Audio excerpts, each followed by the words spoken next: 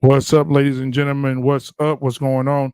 This is Black Men Unfiltered. It's Tuesday night. It's 8:30 Central Standard Time. We're going to start on time and get in and out today. Hey, listen, we got a conversation for you guys today that's going to be a real good one.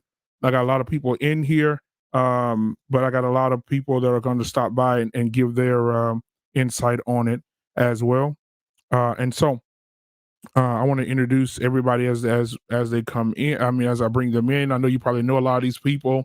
And the first person I want to bring in today, she was feeling a little bit under the weather, but she still decided to come anyway. She said this is a part of her break, and so I know a lot of you guys know her. So I'm gonna bring her in first. We got Auntie TJ in the building. Auntie TJ. Good evening. Good evening. Please bear with me. I'm not going to be on camera tonight because I'm not feeling well, and I look like I'm not feeling well. So just give me some grace tonight for the camera. Not a problem. Not a problem. I'm just glad you're here. I appreciate it. You pushing through to be here, and we hope we hope that you get better soon, real soon. Okay. Thank you. All right. And then coming in, I mean, you probably seen this beautiful face all over the internet. She's everywhere. She has her own platform. You've seen her on the Lapeef Network. You've seen her on our own platform. I mean, we just got to give it up for Lauren Melissa in the building tonight. I appreciate her coming in tonight. Lauren, what's going on? Oh my gosh, hi. I was going to do the intro, but I'm not going to tease you tonight. I'm not going to tease you. All right. And so then, from our regular cast, man, we got CB in the building. Sierra, tell everybody what's going on tonight, girl.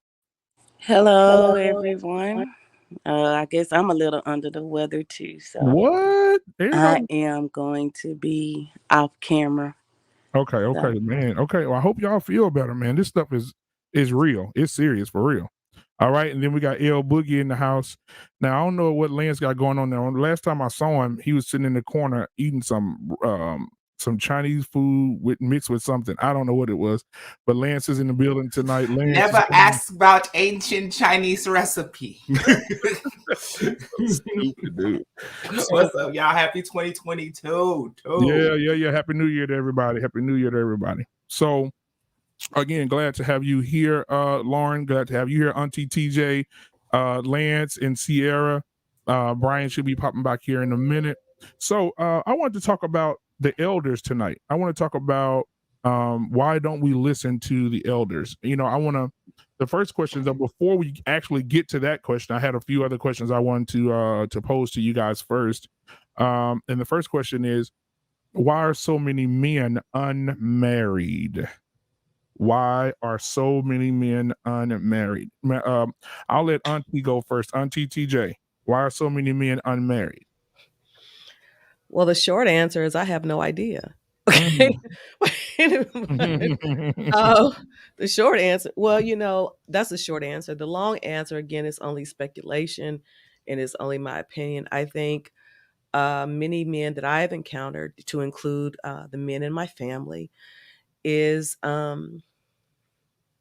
women want particularly younger women, because these I'm speaking, want things that are not necessarily realistic. Again, I think it goes with some of the social media, the social media, the Hollywood, the reality TV, and they have this idea of what they think marriage is, and the average man does not have those type of means. So I think it's somewhat unrealistic. And also some of the feedback I've gotten rather, is that many of our women are just kind of mean. So again, it's speculation. I have no statistics and facts. It's just based on what my opinion is. And again, judging from me, I can definitely say I used to be one of them. So I'm not speaking from a place of being unaware. Mm. Mm. So I'll come to you, Lauren. Why are so many men unmarried? What is your perspective on that? Yeah. When you ask the question, I'm like, you're gonna have to ask the men. But from my from my perspective, though, I've in just my experience, most men say, I'm not at a place where I want to be right now, right? Like I have to have all of these things in place, whether it be money, whether it be property or assets, whatever. And so, most men feel like they have to be at a certain place before they can be married. I beg to differ. Obviously, you do want to be comfortable, but you can grow together. You can grow faster together, like with someone else. But men feel like they have to be at a certain amount of income. They have to have a certain, certain, I guess, place in life before they can be married.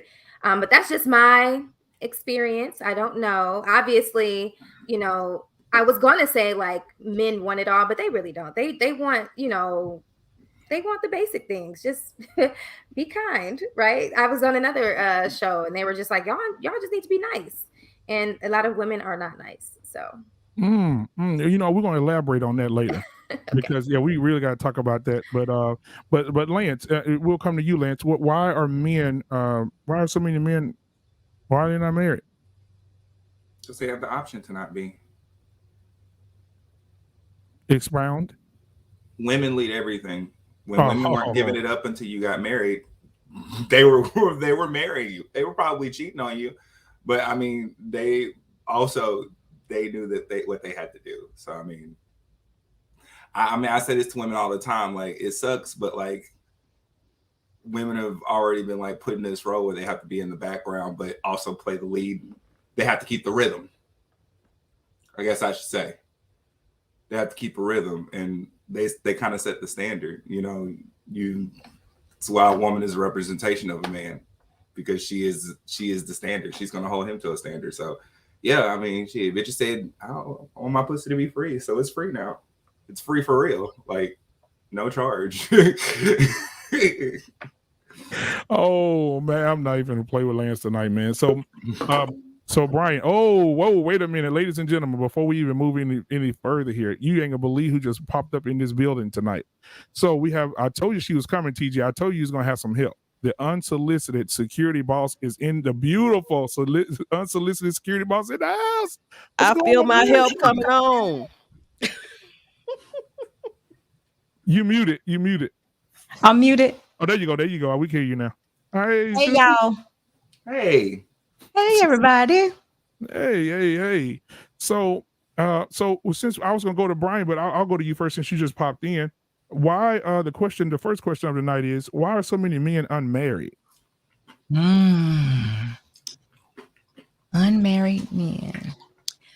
Well, I think that men are having a problem with understanding what marriage is about. I think that they're getting some mixed messages and not having a lot of current examples of why they should do it. And I think that's making them a bit fearful or hesitant, And then too, society these days, modern times, is pushing money. It's all about the money. It's not about growing with somebody anymore. It's all about getting to the bag. So men are just kind of like, maybe I should get with the bag and then maybe I'll find me a wife, instead of still being on their purpose and finding a wife. It's kind of been, you know, the message has kind of been mixed up a little bit. You know, it's just not important. I should say it that way. It's not important to be married anymore. They don't understand the importance of being married. They don't know, you know, what God, our Father, has said about being married. You know? Right. So let me ask him, go to Brian. Brian, so why are so many men unmarried? Men have options now. You know, at one point in time, you know, like when our grandparents was coming up, or even our mothers and fathers was coming up, you know, two people had to come together and build something. Now a man can build without a woman now, you know, and there's a lot of guys out here that's going that route.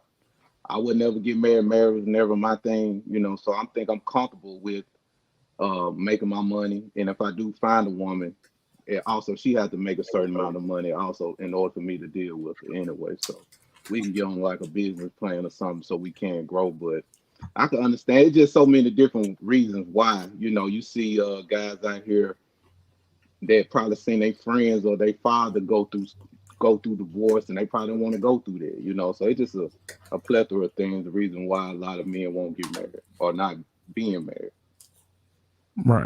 Right. And so, I mean, my personal thing, I mean, I guess I'll put my two cents in. I think that it goes on what you said, Brian, and I think somebody else said options. I think men have a lot of options. I think that some men are fearful of what it is to come. Right before I left Security Boss show, we had a young man on there saying, he said, listen, I'm about to get married, and if she don't sign his prenup, she got 30 days to sign his prenup, or she gone. She not playing with my money. She not, you know, and I was like, wow. Like, so, I mean, I guess he wanted to protect his money, but, you know, Security Boss was, you know, encouraging him, saying that she's going to sign eventually. He said, but if she doesn't sign, she has 30 days to vacate the premises. And he has a plan B, you know, he's going to move on. And so it is what it is. I mean, I mean, Security Boss, if you want to elaborate on that, because he was on your show. I mean, I don't know. I think everybody probably knows Mr. Rucker, though, prenup guy. Yeah, you know, he comes through all the.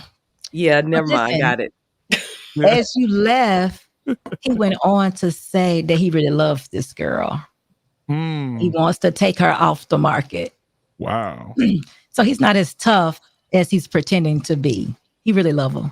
But he does have a fear of them breaking up and him losing his money or what have you.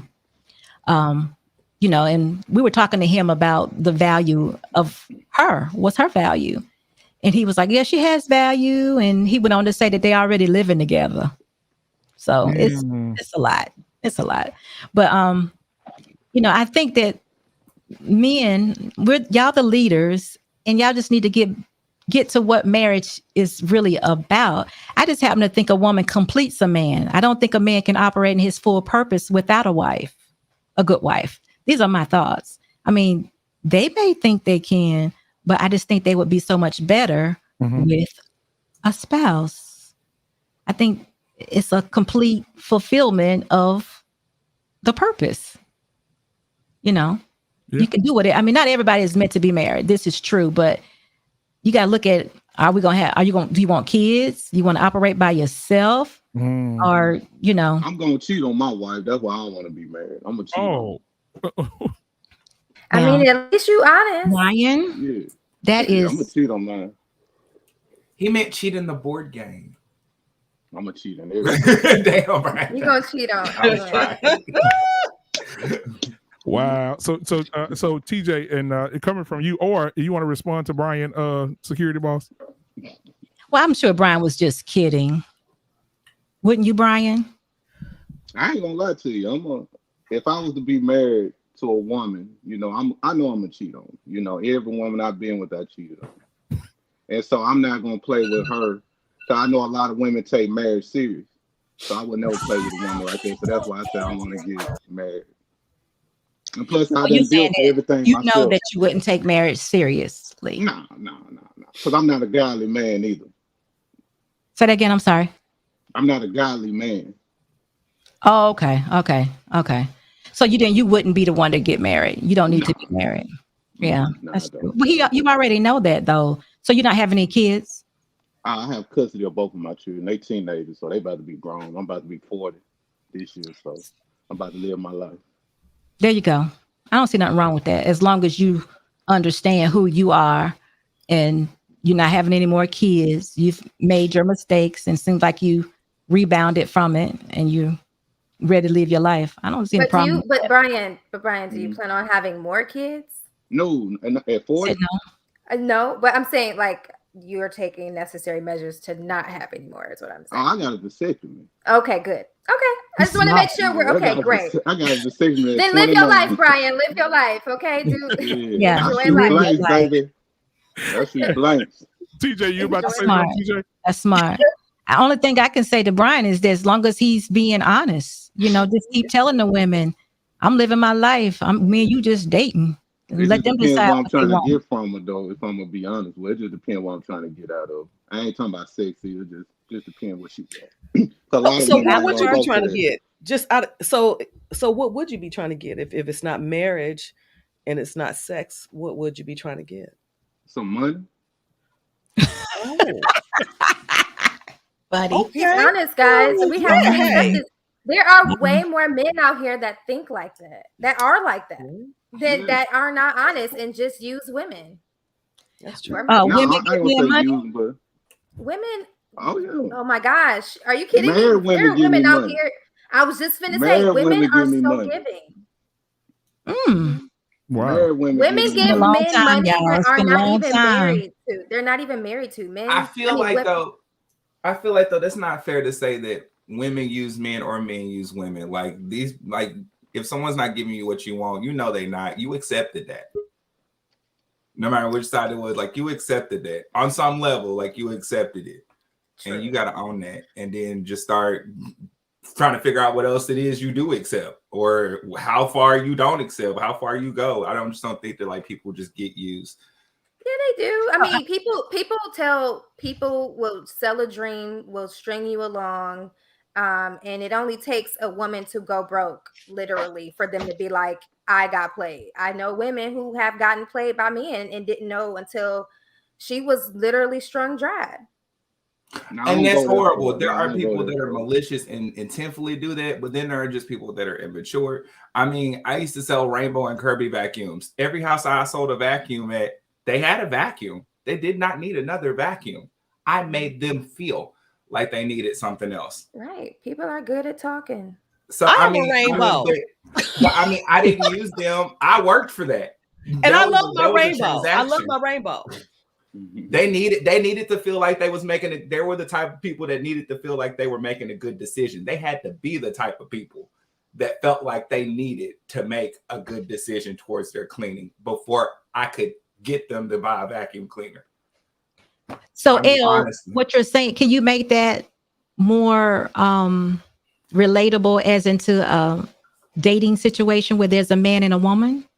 Okay, so I see people who get together all the time and they're like, oh my God, this person knows just what I like and this, that, and the other. But also I see a trend where a lot of women and a lot of men are telling people who they are. Like they don't even give you really a chance to discover.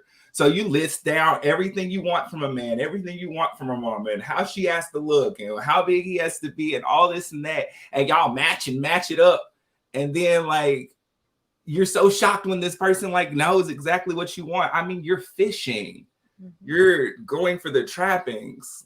Like you're trying to lay like your own groundwork and theirs and the whole relationship. Like you're trying to plan it out and then you're trying to act like it's sent from God. But I mean, like you put that in the ground. Like and there's no purpose there. This person is like so special. And then when they break your heart, like you broke your own heart. Nobody used you. You used yourself because you didn't know what you needed. And that's part of dating. That's part of what you figure out when you date. You figure out what you need and what you don't. So there's no intention on it. You're just dating. You're not trying to find a husband or a wife or anything. You're just dating. No, I'm saying if you're dating without intention, that's putting yourself in danger. Gotcha. You've made that decision to date without intention because you don't want to, most of the time, it's because you don't want to focus on what you want in the first place. You don't know. Are men being honest with women nowadays and telling them what their intentions are? I feel think like we men are. are being as honest as they always have. I don't think there's any man that's ever gotten in a relationship with a woman determined to break their heart. But I mean, I've seen a lot of women get in relationships determined to change somebody. I've seen a lot of women get into relationships and determined to make something work on Or their believe- own, like doing stuff that their partner doesn't even know to try to fix the whole relationship. But that's that type of person that accepted, you know, a 20-20-70 or 20-80 relationship instead of a 50-50. Or women just didn't want to believe what the guy was telling them, right? Like, No, that happens. that, But I you mean, know, that comes with experience. But still, I mean, yeah, I wouldn't say it was used though. I mean, at that time, you thought it was a great decision, and you floated. You floated in it. I talked about this on my channel one day. It was just like, you have a moral responsibility. Like, if you know, like if you as a man said, look, I just want sex, and you know she wants to be married, and you know she won't leave you alone, make the decision for the both of y'all and walk away. Like, why would you know though? What'd you How say? does he know he's gonna leave her alone? I mean, No, it I'm would saying probably be easier for him to cut that off if they weren't fucking. But most of the time, 98% of the time, they fucking. Like, you think even but that's what I'm saying. But that's what I was saying, is that just be mature in that. You know what I mean? But you're fucking somebody who's not mature. So how can you expect maturity from an immature That's what I'm person? saying. Walk away. You can't. That's something mature people do, though. A mature person wouldn't have walked in. I ain't mature. I ain't walking away. If you know you talking to somebody, that's not right. I ain't walking away. I'm saying, like, I need you to put a sign on your chest. If you there's says, a moment that you realize this person run. and you just like, oh shit, no, this is getting real. And then at that moment, you can easily just say, you know what? And some guys do. Sometimes they just don't do it directly, so they ghost your ass. Yeah, and I They're appreciate not the ones dating that out do. there anymore.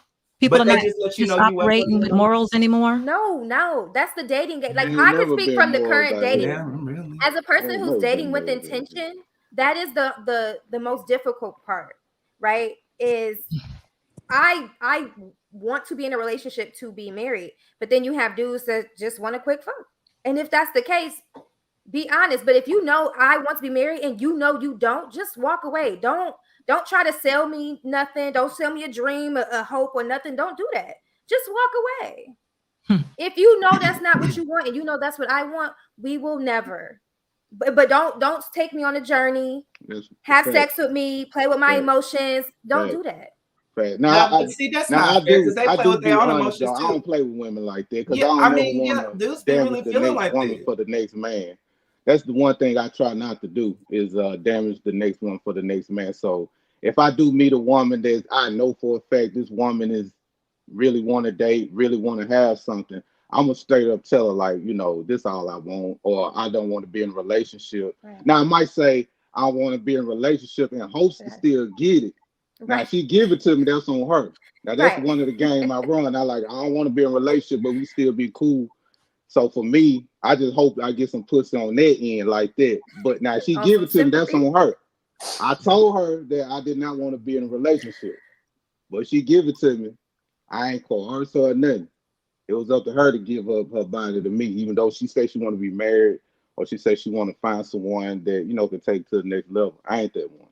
But Just walk away, Brian. Don't do that no more. Don't even try to sometimes get her. I do walk away for the most part. I do walk away. Okay, good. Because if you got that good, you know she's not gonna leave you alone. So then I got a question then. But I have told women that I didn't want to be in a relationship, or this is what it's going to be, and we have sex or whatever. And I don't think it's more so the sex. I just think it's more so the conversation, in my opinion. Mm-hmm. But I noticed that they still, you know, want to be around me, want to still have sex with me and do things like that. So, like, even though I tell them the truth, they still gonna be there. I mean, that's because the people that's trying to be in a relationship be lying. Nah. You're the last honest person they fucking with. And you also got to understand that woman probably already imagined in her mind, oh, well, this is what he said he want, but I'm going to change that. Kind of like Lance said earlier. And yeah. And that's why I said as the mature man in the situation, like you've been honest, you've said what it is, and she still want to be around, just be like, nah, and like take the number out of the phone, because you don't want to be responsible for any emotional distress or whatever. Women gonna blame the next, the past guy for, when they with the next guy. I'm just saying everybody has weak spots. Men have them, women have them. And why would you want to be responsible for someone's like pain, whether it be emotional or whatever, especially if you have no desire to be with them? If it's just about sex, go have sex with somebody who don't want to get married and just want to fuck around. I'll pay for some pussy too, though. I'll pay for it too. It don't matter. I was gonna say, just go pay for it. Yeah. Sometimes that's better. Sometimes Is this the panel that I'm supposed to be on? Man, TJ said this is the panel she's supposed to be on. Let me talk. I mean, is this the panel for that I'm? Was this the one you invited me to? Yeah, I'm on the right one. Yes, if it's not your flight, exit now. So I just want to make sure this is the right one. Yeah, this is the right one. We're gonna get that. Hey, so let me ask y'all this. So I mean, see, Queso came in. So Queso, you see the question at the bottom. Why are so many men unmarried, Queso, in your perspective? Well, I agree with a little bit of what Security Boss was saying. I think a lot of it is fear, based on a lot of the stories that are being told in spaces like these from failed marriages or people who have been done wrong by women, and they're sharing those stories. And I think people are kind of taking other people's experiences and they're either being cautious about it, or now they're fearful that the same thing could happen to them. But I also think that it has a lot to do with a lot of people are getting a lot of the benefits of marriage without being married. For example, the biggest one is sex. You no longer have to put a ring on someone's finger in order to sleep with them, in order to have access to the womb, in order to have kids with that person. So, I think that was more of a standard back in the day where, if you wanted to be with someone, you had to prove that commitment through the act of marrying, or even being engaged, or just some kind of commitment. And now it's just, everybody's down for, not everybody, but there's a lot of people who, they look at sex as just a physical thing, and it's okay to do as a one night stand. And I was going to say earlier, I think that's one of the issues, one of the flaws of dating is that there are so many different purposes for dating. Somebody might go out on a date just because they want a free meal, because they want sex, just because they enjoy the company of people. There are so many different purposes to dating. And this is why I always encourage people to court, because there's only one purpose. And I think when you court, you can kind of vet people out a little bit better, because you're dealing with people in your network. You're dealing with people who you kind of already know and have a relationship with in sort of a way. And then you're not dealing with the lies and the manipulation, because you have already sort of set the foundation as a friendship, or as, whatever, before you even step into the realm of thinking of this person as someone who could be your life partner. So that's just my opinion. So I mean, I like I said again, I already gave my 2 cents on the whole thing. Now this next question here is I want to ask, why is being a single parent more popular than being married? Let's flip it around on the other side now. Why are women saying, you know what, I'd rather just be a baby mama than a wife? We'll start with you, Security Boss. I saw your facial expression as soon as that question came out. I just think that's delusional. That's not real. It's not better to raise a child by yourself than to raise it with your mate. That's just unreal. I just think that's something that they say to justify the decision to have a child without being married or not in a defined relationship, which is the same for me. I don't think it's good at all. It's hard. Children deserve more. But, I hear so many things about how, the federal government has replaced the man and I can do this by myself, but you really can't. I mean, you're doing whatever you have to do. You're meeting the minimal needs for a child, but it requires so much more in order for the kids to be productive citizens, as they grow up. So. I agree. So I Auntie imagine why that's more I popular. can answer that. I can answer that. yeah, go ahead, Brian. From a single father perspective, two parents are needed. I grew up in a two-parent household, even though I was the only child, but raising my son from a baby to now he's 14 years old, I raised him the best way I could, from a male perspective. But one of the things I noticed that my son lacks that feminine energy in him also. That's the nurturing spirit of a woman. And I'm thankful that I made one of the greatest decisions in the world when I moved to Texas when he was like 4 years old. That I met this older lady. She was like maybe in her 60s or 70s, but she would watch my son. But I allowed my son to stay with her mostly for about 4 or 5 years because then, as a young man raised my son, I knew my son needed some type of motherly spirit or motherly nature in him because if he was just gonna be around me, it's just gonna be testosterone and and I didn't want him to get in this world like that.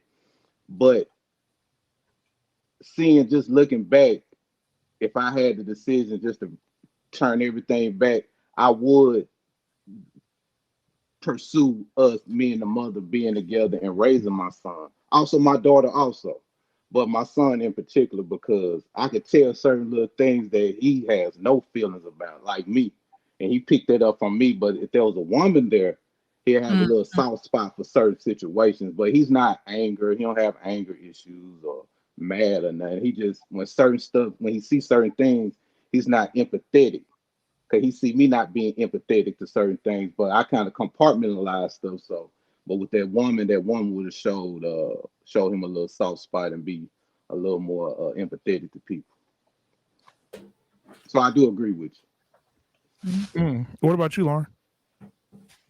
To someone's point, I talked about this on my channel the other day too. I don't think that women or men like intend on bless you, intend on being single parents, right? I don't think that's I don't think that is the planned outcome. It just so happens to be that way because it's not ideal. Being a single parent sucks. I don't have any kids, but I know my friends are, and the ideal way is to be married. Someone else said that being a father is like a greater accomplishment than being a husband. And quite honestly, I think more like men grew up, but like if they grew up without a father, they ultimately want to kind of like redeem themselves and say, I'm going to be a better father than my dad was to me. It was never, I want to be a husband like my dad, or I want to be more, it was never that. It was, I want to kind of just be something that was missing in my life. So it's, more men are just like, I'm going to show them, I'm going to show my mama, I'm going to show whoever that I'm going to be a better father than my father was to me. It's never about being a husband. So I don't think that men even have in their minds what it means to be a husband, let alone have a family structure to bring children up in. Like, that's the honest truth. I never thought about it like that. That's a good point. I'm about to steal that. Damn, that's a good one. I like that. I never thought about it like that. So I ain't got no father issues. I know my dad, but I never thought about it like that. Damn. So Auntie TJ, what you got? Look, you got in his head over there, Lauren. You got him damn. I can rock with it. Real talk. I can rock with it. It's interesting because when I was listening to it, you're wow, I have to agree with you on that, Lauren, because I think about my own father. He didn't know his father, and he had aspirations of being a better father. But I think to that point, my father didn't have or didn't see what a husband role would look like. So I think to that point, you hit the nail on the head. They want to, how shall I say, reverse the narrative of what the father should be, but they don't have anything to compare to when it comes to a husband, because that's not something that we really saw a lot of. So but far as why is single parenting more popular, I don't think, regrettably, I think it's more popular because it's more accepted. And I think that's unfortunate. Um, I raised my daughter primarily as a single mother. I got pregnant with her when I was not married to her father. We got back together when she was 5 and, tried to make it work and didn't. Um, is it something I wished for her? Absolutely not. Um, and and it was difficult, not necessarily from a monetary standpoint, but difficult for being able to give the child what a child needs from both parents at the same time. Because to what Brian is saying, there's a balance that is required, a consistent balance that is required to make that child a well-rounded, well-developed, well-adjusted child. And that is why, you know, um, that the mom has a certain way of doing things. Now, even when I talk about, even when her father and I weren't together, her father could get her to do things I never could by just simply raising his voice slightly. So again, so there's a balance. Whereas at mothers, you just have to go a little bit harder because they're just not going to listen to you. So I think it's more popular only because it's more accepted. If it wasn't accepted, I don't think we would have it as much. Right. I agree. So, I mean, Queso. I mean, I agree with TJ. I think it's very widely accepted, and I think it's popular too. And I think a lot of people think that that people may think it's better to be a single parent just because, and this is more of just what I see. So this is not maybe backed up by any statistic, but a lot of times you'll see where someone has a child out of wedlock, but then they have another one, and then they have another one. So everybody has 2 or 3. So it's kind of hard to present it as this thing where like, well, I don't think they plan to do it, right? And you can understand the first time, right? But then when they have 2 and 3, it makes it seem as though it is an acceptable thing and sometimes even a preferred thing over a marriage 2-parent household situation. So I do think that, just like TJ said, I think that it's just more accepted. And when it happens, you know, I don't think that I've seen people have kids out of wedlock and the people in their family, it's a celebration. Everybody's happy. And I'm not saying that kids shouldn't be celebrated because kids are a blessing. And I wouldn't call them anything other than that. But at the same time, I think that when things like that happen, as we have people in our lives, I think sometimes we can sit down with those people and be honest with them, like, hey,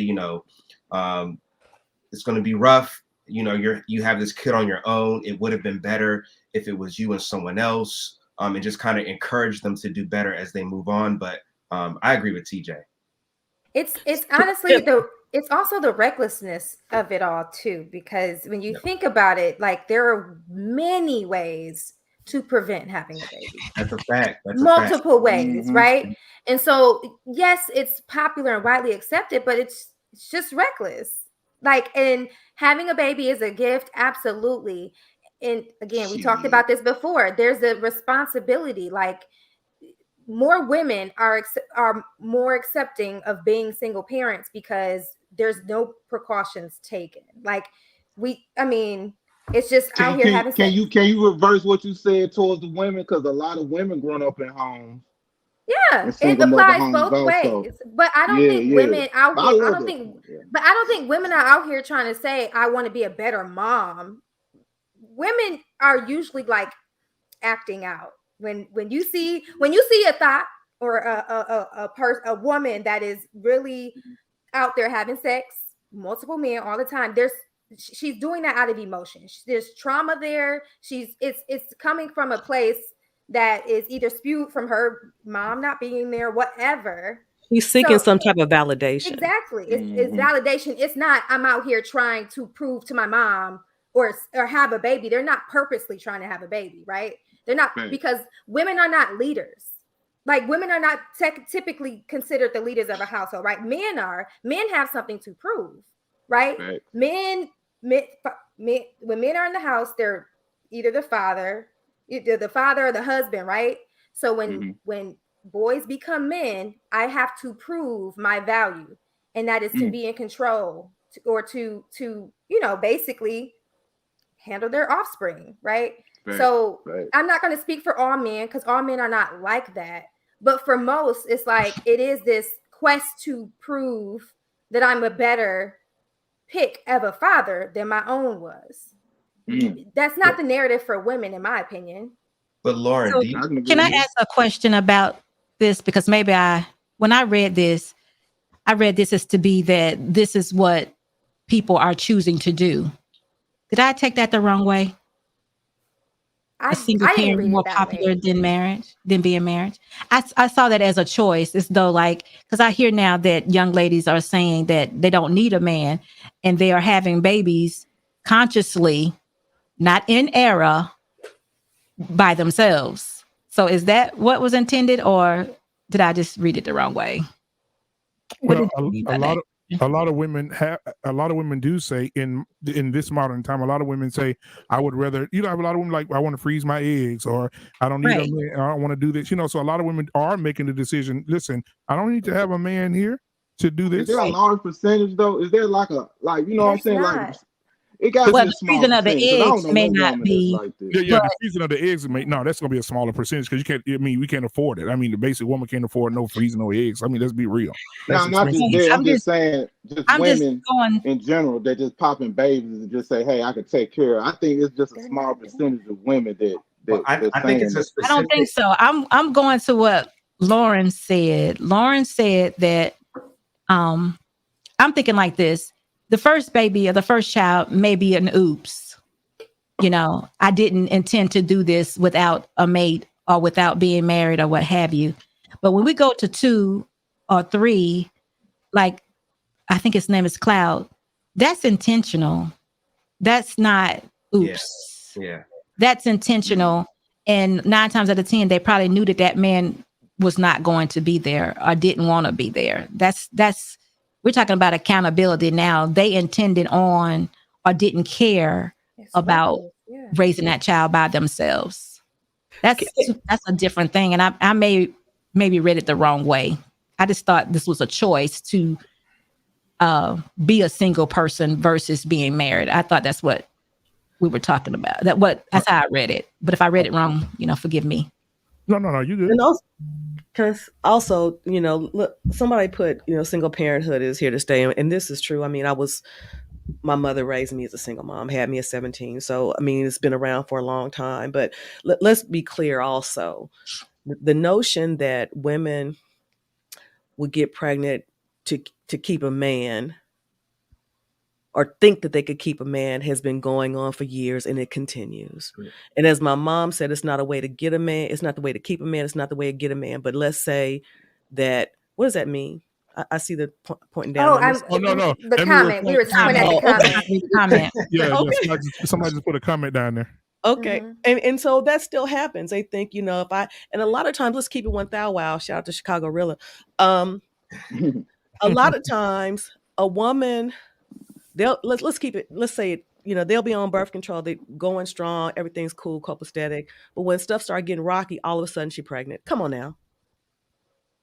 That was intentional. And I use myself as an example. I have 1 child. 1.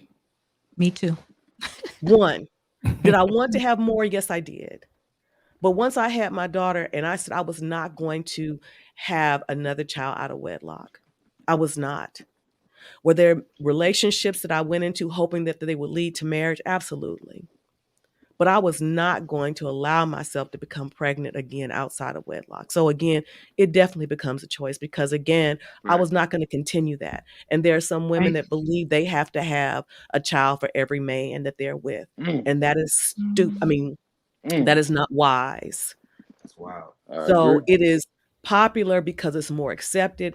It is popular because, like so many women, they think so little of themselves. Let's just keep it 100. Yeah. That they would have a child that they know that they are not capable of providing for because in an effort to keep a man. And that has never, it didn't happen in my mom's era. It didn't happen in my era, and it ain't happening now. So when we say it's more acceptable, what's the alternative? How do we not accept it? What do we do?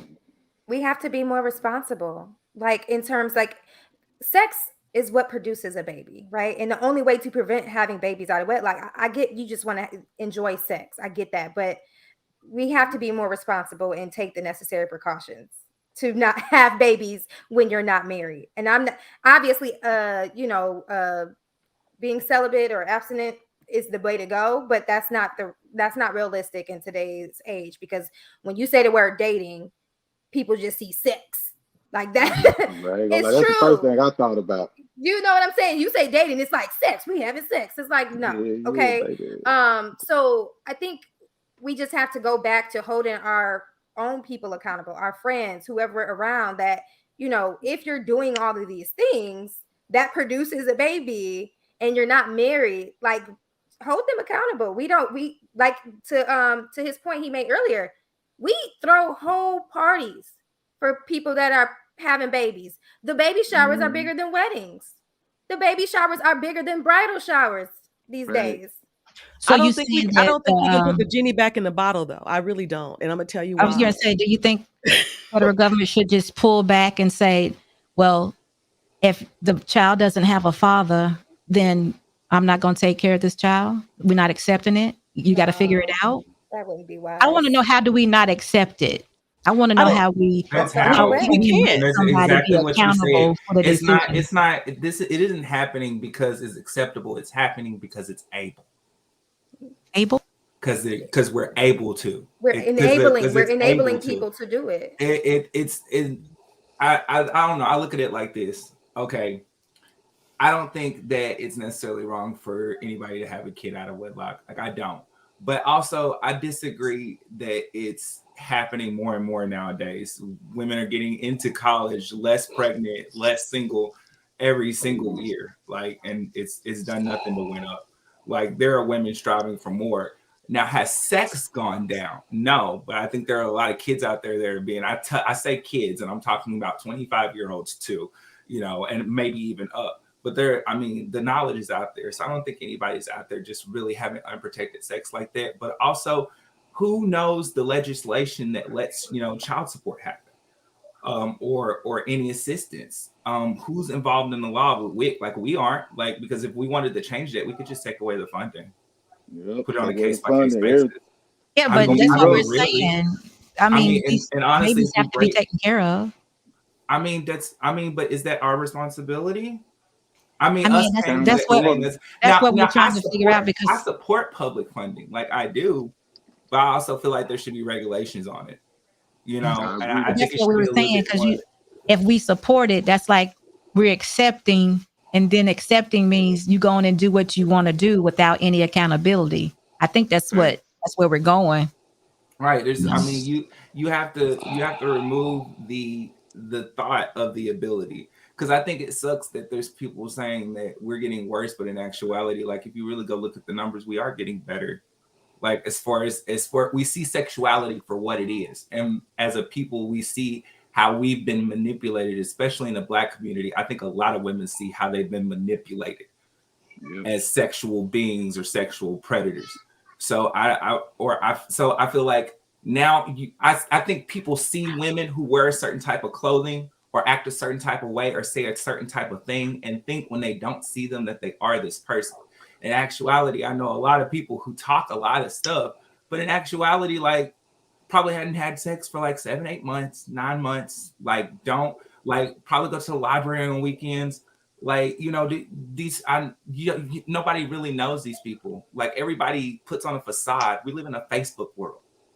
Everybody kind of, like, just like we put a different selves on our Facebook, not all of us, but some of us, we can kind of create and sculpt and mold our life. And when we go out the door, we kind of do the same thing. We always have. But I think now, because it's promoted to be this type of person that fucks around and, like, does this and gangbang and all this other shit they say that we do, I think people go out and do that, but none of these kids really living this life. Not like that. Not all these kids is out here just, like, fucking irresponsibly. There are, like, consensus wise, there are girls getting less pregnant. There are more girls going to school, and guys. So I mean, the stats prove different. That's all I'm saying. Excuse me, one more thing. I and I'm gonna go ahead and yield my after this. I think I don't think that we can put the genie back in the bottle, and the reason why I say that is because the reason why it's acceptable because there's no shame to it anymore. I was And just the gonna reason, say that too. She took it you out of my mouth. know, and I did an interview with my mom. My mom is 72, and I did an interview with her, and she talked about when she got pregnant with me at 16. And again, we're not going to go down the road about the black church, but but she told me specifically how she was treated. She was taken out of everything that she was in because they did not want somebody that was pregnant and unwed standing in front of the church. So, and that she was shunned, basically, that my grandfather, held her close, but it was a shame to the family name. There's no shame anymore. So that's why I say it's accepted. I was not pleased when I got pregnant, but wasn't married. But even then, it wasn't as stigmatized as it was when my mother had me. So that is why we can't put this genie back in the bottle, because as we have progressed over time, there is no shame. Because there was a time that if you were pregnant and unwed, you could not be in a leadership position, especially in the church, because it went completely against to what the teachings of what we should have been chaste. Right. So that's why I don't think we can go back and what we can do for us. And I mean, how can we hold people accountable? We really can't. The only thing I think one of the things that call saved them out. and you can shame them. You said there's no shame. You got to start shaming your friends. The reason why that going to do? Well, the Can I reason ask why it what's mattered wrong to with my it? mom I at the mean, time is because she grew up in that church, so everybody she knew was, because again, church was not just a place to go to worship, it was for socialization, it was everything. So it wasn't, you can't be shamed. People that don't know you, you don't care about, you don't care what they think, right? But people that Black you people do had care what more they pride think, back then too, though. exactly. We had more pride. Yeah, it was also a natural shame. I think a lot of times when people talk about that we need to bring shame back, a lot of times we frame it as like we need to go out of our way to shame people. And I think that's very different from back then, to where if you had the child out of wedlock, it was automatically shame because of the culture and the standard of the community that you lived in. So to answer Security Boss's question of like, well, how do we still accept the child and still kind of hold people accountable? I think you still take care of the child, you still do all those things, but I don't think you need to throw parties. I think that conversations had to be had, not with strangers on the internet, but with people like your family members, your mom, your dad, your brother, your sister, and your friends and uncles and aunties that can sit down with you and have that rapport with you where they can say, look, what you did is not a good look. All right. Still love you. We're going to take care of this kid. We're going to help you do what you need to do, but let's get back on track. And I don't think that's what's happening anymore, because we want to uplift our family members and our friends so much that when they have those kids out of wedlock, we praise it and we have the parties and we go out our way and we say, well, they're strong, independent woman or man. And we don't tell them, no, that's wrong. And actually you're putting your kid in a worse position because of your actions. So you need to do better moving forward. I agree. I mean, is it more wrong that for a 14-year-old to get married and get pregnant and that makes it right that just because she's married? Or is it more wrong for like a 16-year-old to get married accidentally or get pregnant accidentally? Would, like, even if he told her she was going to get married, even if they were both planning on being married, they could have been engaged. I mean, the situation is never just as simple as she's out there slutting. And if you're talking about 14, 16-year-olds, though, they shouldn't be having sex and having kids anyway. But back in the day, that's what it was. My we all went through a period in history where this has changed, like, consistently. And, daughters were, exchanged. I mean, marriage is a contract, not to, diss it or anything. But I'm just saying, like, there was a time when we thought that was okay. I don't get why it's shameful to be a single parent. Like, I don't, because I think no matter what happened, usually if you're a single parent, you were having sex at a point in time where you didn't even understand yourself emotionally. or the world. You know, like you At the you end of the day, a hardly expect it two-parent to make us household is super better than a It's single-parent better. I was household. just gonna I say, just don't think that we would be nobody. I get upset about it too, but I just don't. I think about it. I'm like, would I be upset about it if I was paying for it in taxes? Like if they were taking care of their own, would I really care? And I honestly don't think like I would if they were taking care of their self and their kid. I don't think there's anything wrong with like being a single parent. Some of the greatest athletes and greatest Our minds. children got to interact with these kids also that's growing up in these single yes. parent homes.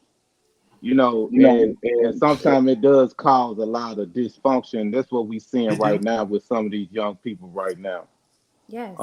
Even though So my children are fine, and I you know don't other know single that. parents are raising their kids, I know I am. but I They just tell you know they that fine. hopefully, I just understand that, and I have seen the effects of a two-parent household can be better Absolutely. than a single parent. Absolutely. And I think when we're talking about like single parenting versus, you know, being married, it's not necessarily whether or not they're able to provide, it's the outcome that I'm Yep. more concerned about, right? Right. It's the how the children turn out as a result of it being a single parent household. I came from a two-parent household until it wasn't a two-parent household, then it was just single parent. So I like till I was 15, it was two parents. And then 15 until I was out of the house, it was a single parent. And I was impacted. So I can only imagine what a child goes through Right. developmentally, mentally, or just emotionally if they were just Right. raised with one parent. And I Right. had both at one point in life. Me So too. it's, you know, I so think we're I starting think to look that generation though, where we have the single parents who are now single parents now, but they know what being a single parent can do when you don't have your like emotional shit together. So I which think is why we got to we hold them look. accountable. Like, you know what I mean? Like if because they were, you know, raised in a single parent home and now they're bringing up kids in a single parent home, like that's the conversations that need to be had, right? Because now But I'm we're just saying it's a different perpetuating. type of single parent home. Like it's a Yeah. single parent home with the knowledge of what your child already like has to deal with. You know, I mean, it still sucks. I grew up in a two-parent home too. So like, and there's a beauty to having like two different sides to educate you to a world that has a whole bunch of different sides. When you just have But one person teaching you a perspective, it tends to just like leave a void in general. But I mean, I'm saying we do have it's rotated now. yes, Are The we we earth talking are about used to the been aware. negative around one side time, and now though? we got single We people talking who about the actually negative know what side that of was single like. parents. Huh? We talking about the negative The though, right? negative. Yeah, okay. Oh, well, Yeah, we talking about them then. Never mind. yeah, we talking Yeah, about the well, negative though. it's still the ratio 3 kids to one mother or 3 kids to one dad. There's Mm-hmm. nothing, I don't see how that woman can successfully do that Yeah, with no. by herself. Oh, we. Most This definitely. just can't be And that's done. the thing. And I know I feel like 30-year-old, and I'm gonna stop talking because I gotta share the mic. But I know 30-year-olds and up, the 30s are like a big talking point. And people in my generation now, we're going to therapy more. Like we're dealing with our stuff. But most people my age already have children. So you're saying, yeah, they grew up in a single parent home, thus they know, but they haven't dealt with their own stuff for Right. them to even be helping their own kids go, you know, or so that's what I'm saying is that the people who are products of a single parent home need to deal with their stuff. They can't deal with their stuff and raise kids and think that they're going to break generational ties if they haven't necessarily conquered their own. Like let's be clear. That's not realistic. No. Yeah. So S Dot just came in. S Dot, I mean, what are your thoughts? Oh, we can't hear you. Breaking up. You breaking up? Yeah, you muted. Go out and come back in. I'll bring you back in. That happened to her last week. That's my girl, man. But I mean, I feel like that too. I think back in the day there was a lot of shaming. I think back in the day, man, if you got pregnant, they didn't let you sing in the choir. They didn't let you come sit up front. You couldn't do nothing. You couldn't help with nothing. You were completely put. I mean, back in it was rough back in the day on women back in the day. So that shame, most girls were like, I'm not finna do that.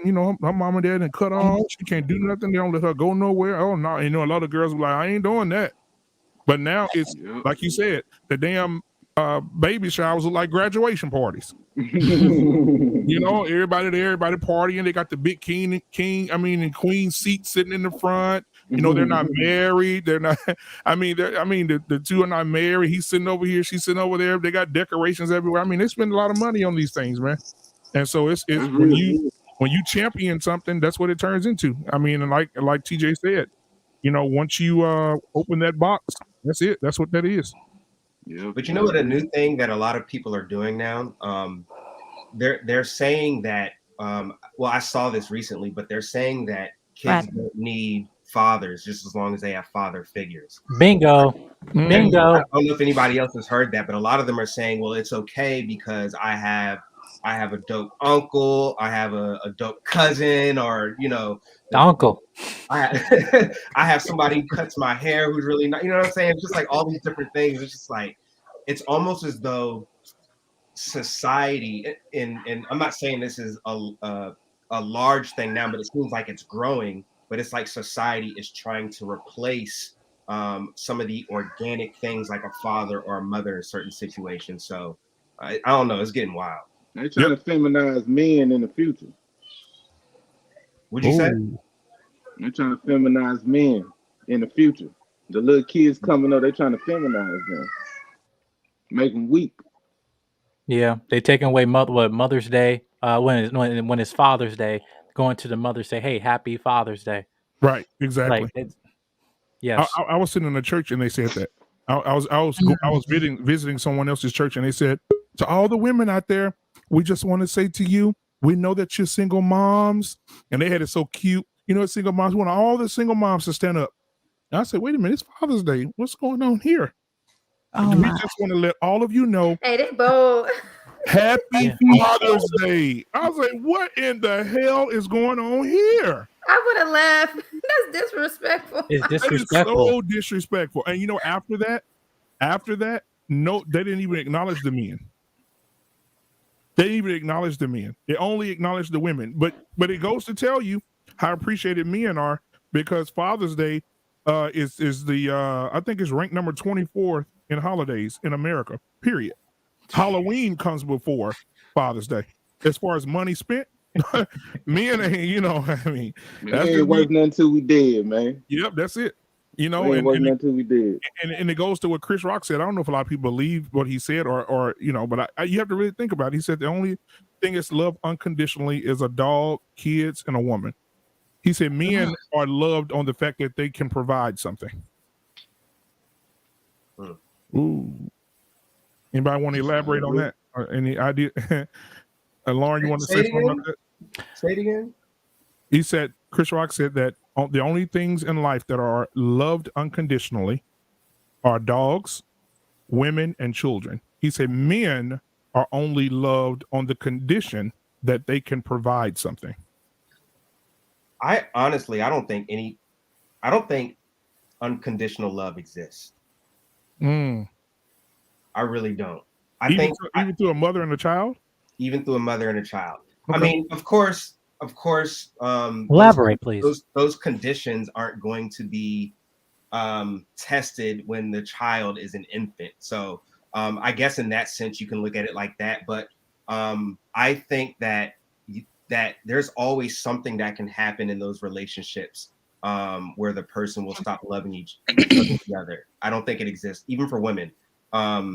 There's people who fall out with their mothers. So, I mean, or their significant others, or there's the extreme examples, like if a child goes out and, you know, it becomes a child, I don't want to say it, I don't want to get your channel flagged, but right. they mess with kids, or they murder a bunch of people. Like, those are things that can break that love, or sometimes even less. It just depends on the person. But I just don't believe in unconditional love. I don't know. That's just my opinion. I could be wrong.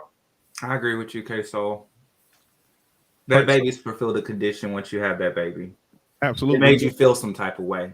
Right. Absolutely. Like, it wasn't a selfless move so you can give another productive person to society. It fulfilled a condition. I mean, if it did something for you, it was conditional.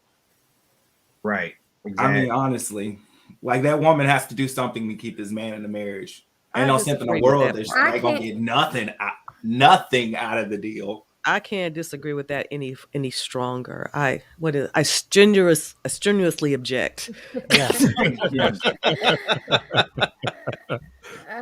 Man. I mean, I don't. Can you hear me now? Yeah, you good. You good. Okay. I mean, I don't agree with the notion. I think men put their money first as providers. Like, that's not all they can be, but I feel like that's what they put first as a priority of what's important to the family. Besides all the other emotional parts that comes with being a man, or showing love, or showing affection, or showing how, just to be a productive person is not just money. And I think, if that's all you think you bring to the table is money, then you will feel short-sighted if that's all you provide to the, to the family. Yeah, Well, y'all saying some real stuff tonight. This is the first time I agree with a lot of y'all. I mean, it's just like I said again. I don't believe there's unconditional love either. I think that now I've seen it in certain cases where a mom with their kids or whatever, and it goes back to, I said this one time. People don't agree with half the stuff I say because I try to be so controversial at times. However, I don't even like TD Jakes, but I will repeat something that he said. TD said he's watched a lot of married couples with their children. He likes to watch them operate at their homes or with their children. And he said he come to the conclusion to understand that women really, really have a connection with their sons, and they love their sons unconditionally, no matter what they do. He said they break something, they break their heart, they lie, they be deceitful. The mom still has that attachment. He said, but when it comes to relationships, he said that he feels as if if wives love their husbands like they love their sons, the divorce rate would drop. What do you guys think about that? I think women do love their husbands, though. Facts. I agree with that statement. It's true. Yeah, that's crazy. Mm-hmm. Yeah. I concur. Yep. I mean, but the issue is the love that a mother has for their son is not the same love that they would have for their husband.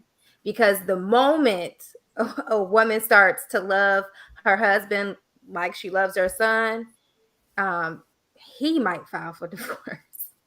He gonna be like, this is too much. You're smothering me. It's the love that she has for her son is a completely different kind of love. I get what he's trying to say. Like, I guess the prioritization. Right. Perhaps, yes, that I get that. But I mean, what I hear is, well, some men be like, telling a girl or I'm not your son. Don't treat me like that. Men like to be treated in a certain manner, or loved on in a certain way. It's not going to be the same as a mother loves her son at all. Okay. Unless you pass the gray and you need to be birthed. Okay, there you go. I just and what I mean. So what do you guys think about the whole? Well, when it comes to that comment right there, how do you feel about the phrase that the men are using in the manosphere about son husbands? The sons that went that the women, son husbands. These are little boys that, not little boys, they could be 12, 13 years old. Your son's age, Brian, my son's age, right? That the mom, they iron their clothes, they don't take out trash, they fix their food, they serve them their food, they buy them clothes that they want to see them wear. They take them out on dates. The son don't have to do nothing. He'll have no responsibilities, no chores, no nothing, and they just sit. Right. And a lot of those, I've heard a conversation on another panel where they're saying when these little boys grow up, they're looking for those women to be dependent on, just like they depended on their mom. Like they're looking for the woman that's going to iron their clothes, take out the trash, do all this here, and they can live off of her. Right. Because he wasn't, absolutely. Yep. He wasn't raised to be a man. He was raised to depend on a woman. Right. Yep. So how do you guys feel about that? Is that something you agree with or something that you disagree with? That's why there has to be a balance of both parents in the household. Mm-hmm. Yes, I because mean, if it's there was kind a of father in there, he would not allow that. Exactly. Right, Thank you. exactly. He wouldn't No, allow I that. don't. No, I disagree. There are a lot of men that would definitely allow that because they believe in a traditional role. Like that would be the type of guy that would not let his wife work. That is her job. It's home. But They want their child to focus on bettering themselves. So I mean, there are boys who are taken care of and they're not forced to be put into anything that produces a better man. You know, like they ain't doing shit else, you know, the and getting taken care of. That's not a good combo. But I know a lot of traditional households where, like, you know, that mom does everything, but also this kid's on a schedule. They have after school stuff to do and after school stuff to do. Like they're aiming for their kids to be like overachievers. So like if it's something like that where it's like an agreed setup thing, like I think that's perfectly fine. It's just that's the ultimate traditional role. No, but even in traditional roles, fathers will go in and saying, "You're not babying our child." It's like there's a level degree where you're coming in Exactly. because there's a lot of things, especially. No, if it's on a level of coddling, no, I'm not talking about the coddling. That's what we're talking. Like yeah, the whole not having as far as chores, doing, though, not having when you get to in-house be a teenager, you got to do some things. Right, And, exactly. right. you know, especially if you are a man child, you know, I know just from talking to my husband, there's no way that no.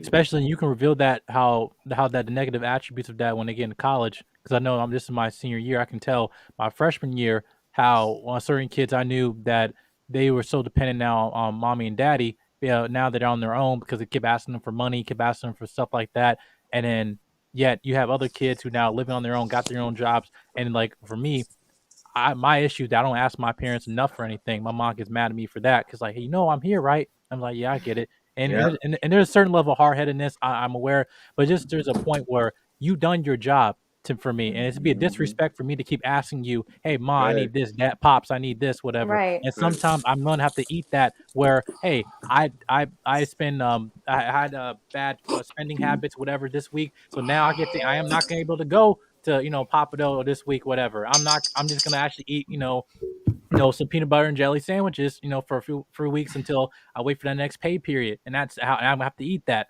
because my father told me, hey, listen, you have to live with your choices and with the benefits and consequences of those choices. So, and I feel like that's where it's lacking, where some of these women are not letting their sons kind of experience these consequences, because within having those consequences, that's where you forge that character of him becoming a man, and knowing that, okay, listen, now my choices have a big outcome, whether it be beneficial to me or detrimental. And that's kind of developing ages of his life where mom, like, that's mama's baby. I understand, especially if you're the only child. Please come on. Jada, I was the same way when I went off to school. I never liked asking my parents for stuff, and I think it's because, and this speaks to the benefit of having that two parents in the household. I grew up in a 2-parent household, and I remember things like I remember when I wanted to go for my first job, right? My mom, who loves me very dearly, was very coddling and very like, well, we need to help him do this, and we need to do this, we need to do that. And my dad was different, where he just gave me advice and was like, no, go out there and get it done. And if you make a mistake, we'll come back. And so there's a difference in style of parenting for both the mom and the dad. And you have that balance to where you have a mom who's going to come in and kind of nurture you a little more. You have a dad who's going to come in and push you a little more, and you become a balanced person. So I think when you just have, that's so true, because for me, Yeah. I have 3 brothers and I'm the only girl. And when you were saying how you never wanted to ask for anything, like I'm that way. I hate asking for stuff. And you would think that I was treated like, oh, the princess. Like, no, I literally hardened up because I was just like, I got brothers. Like, I'm gonna do this on my own. I'm gonna grind. I'm gonna do what I gotta do. I hate asking people for anything, even my mom or my dad, like anybody. Yep. Yeah. So it's crazy. That's a fact. Now I ain't gonna say I'm masculine, because I'm not. I definitely have feminine qualities, but just different things about it. I could totally see. I was from a single parent home. I never asked for anything. because honestly, I couldn't ask for anything. So I worked 2 jobs and went to school full time. So it wasn't even in my mind to reach back like that. Yep. Like I just had to grind it out. I mean, Work, And study. I do y'all think fully, as women Fine. who hate asking for anything, do you think that type of attitude may be one of the things that's contribute to the state of some women now, like that independent kind of mentality, like having a, because my dad always spoiled my sister. I mean, she is strong and independent as well, strong as fuck. But I mean, he spoiled her, like, and you know, he did that atypical protector spoiling role. And I don't know, like, I personally don't have kids, so I'm just like asking, like, from a girl's perspective, like, do you think that maybe little girls should be spoiled? You know, so they know that they should be spoiled. I don't know, or does it depend on what kind of household you want to have for them in the future? Yeah, don't get me wrong. Just because I don't ask for anything doesn't mean I'm not spoiled. Like I spoil myself, and I mean, so I want to put that out there. But I do think that the way I am is not benefiting me. Like I'm gonna be 100%. It is not benefiting me because I have men who try to get my attention by way of like trying to throw money at me or be like, I got this, I can do this. And to a typical woman who, you know, likes to ask for things and is swayed easily, it works. But for me, I'm just like, gotta come harder than that, bruh. Like, I'm sorry. And it's not that I'm saying like, you know, I can do bad all by myself. That's not it. Because I want to be married and I want a man to provide and make all the decisions and buy everything. Okay, let's be clear. But that is not benefiting me because how men present themselves or throw themselves at me is what they can do for me, and by way of like money and flashy things, and it's not it don't work for me. And so That's why I asked one, what can you do for me? What can you benefit? How can you benefit me? wait, what? That's why I asked a woman, how can she benefit me? I don't think that's a good question to ask either, but I mean, I think as a wife or coming from a single parent background, I had to learn how to accept help a little bit more. And I had to learn how to be okay with getting help and like kind of relinquishing that. And I like being in my masculine and my feminine. I like both of them. I think they balance out a human very well. I don't think anyone should be just one thing in a relationship. But I do believe like you really have to know yourself and kind of have to heal. And I've done a lot of work just in general with therapy, with just all of those things to be able to accept what my husband brings. He's a great provider, things like that. But that's not all, you know. And I don't want just a provider. And I think Lauren, like I can take care of I love spoiling myself too, because there's some needs that you won't ever be able to meet because it's a me thing. Like it has nothing to do with anyone else. It's just something that I do for me or I like to do for myself, just as a woman. So can I ask you a question? And I mean, and if it's too like personal, you don't have to answer, but does your husband and maybe more so because you've been married for a while, I think you told me. In the beginning, was that ever like an issue for you guys with him being like, well, you're not letting me do things for you? I'll tell a story. I don't mind telling a story. I'll keep it like when I was like single on my own and had my own house, had like all that stuff. And I was getting ready to get married. And we went through marriage counseling and we were combining assets like bank accounts and stuff. I cried when I had to close my account. I cried. I'm like, why? Why do I have to do this? Like I cried so much because I had did so much work to be self-sufficient. So it felt like it was just seeping out. I just struggled with that for a while. I struggled with it. And so I trusted God because I'm a faith walker. And I was like, you know what? I'm just going to do this. But it proved that I could trust him more than anything, that he could have that part of me. And, you know, so I did it. We were able to be super blessed. I mean, I could tell you a million stories, but I just opened my own account, like, again, because I'm getting ready to like start a business and all this. But like, I was like, God, like, thank you, like, for being, I had to be obedient in that moment. And that's a whole nother time. Thank you. Yeah. So thank you for sharing. That was so, Yes, ma'am. I'm not married or in a relationship right now, but if that emotion happens, now I know I'm not alone. But so thank you. That's a great story. I'm glad I heard that. Shout out to you. Shout out to you.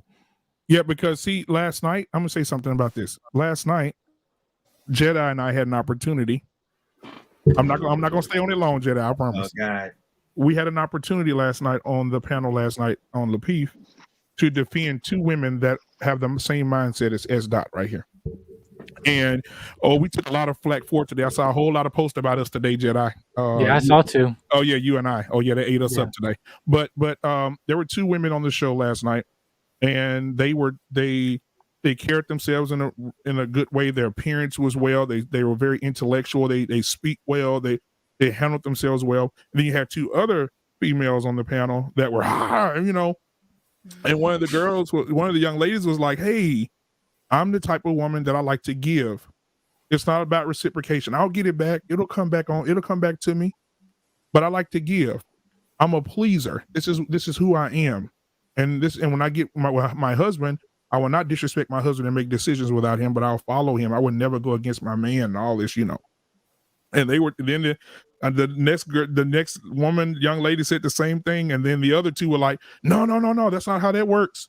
It need to be reciprocated. If you do something for somebody, it needs to come right back to you the same way.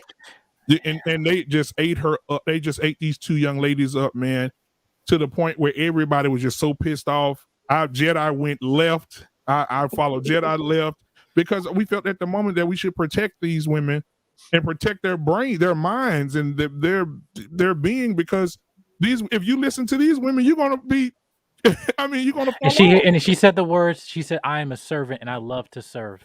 And they would not accept that. Yep. And it wasn't it's a thing of being a servant leader. Like that's a yes, ma'am. And the point was they kept questioning it and questioning and questioning. And it wasn't the fact that the fact they were asking questions, it was the fact that they weren't accepting her answer and just let it be there.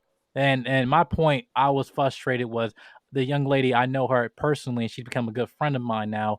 And the point is the level of what women with a certain type of spirit, right? We can get all biblical whatever all we want, but just the level of you holding your frame for you being a kind person, right? And it's not nice. Niceness is an act, right? Manipulators can be nice. Kindness is who you are. And there's a certain level that spirit that women, that us men, we can never have, that when you are a kind woman, especially coming from a black woman, there's a presence that you bring that is level of peace unlike no other, that when you have that type of spirit about you. And then we have women on this panel who exhibit that, right? And so when we have a level where women keep pushing and yet they're saying they're asking questions, right? And yet they weren't attacking. But when you're putting someone in a corner and say, "Listen, I'm a servant, let it be," and it's like, "Well, nah, you shouldn't be doing that," blah blah blah, and then kept going on and on and on.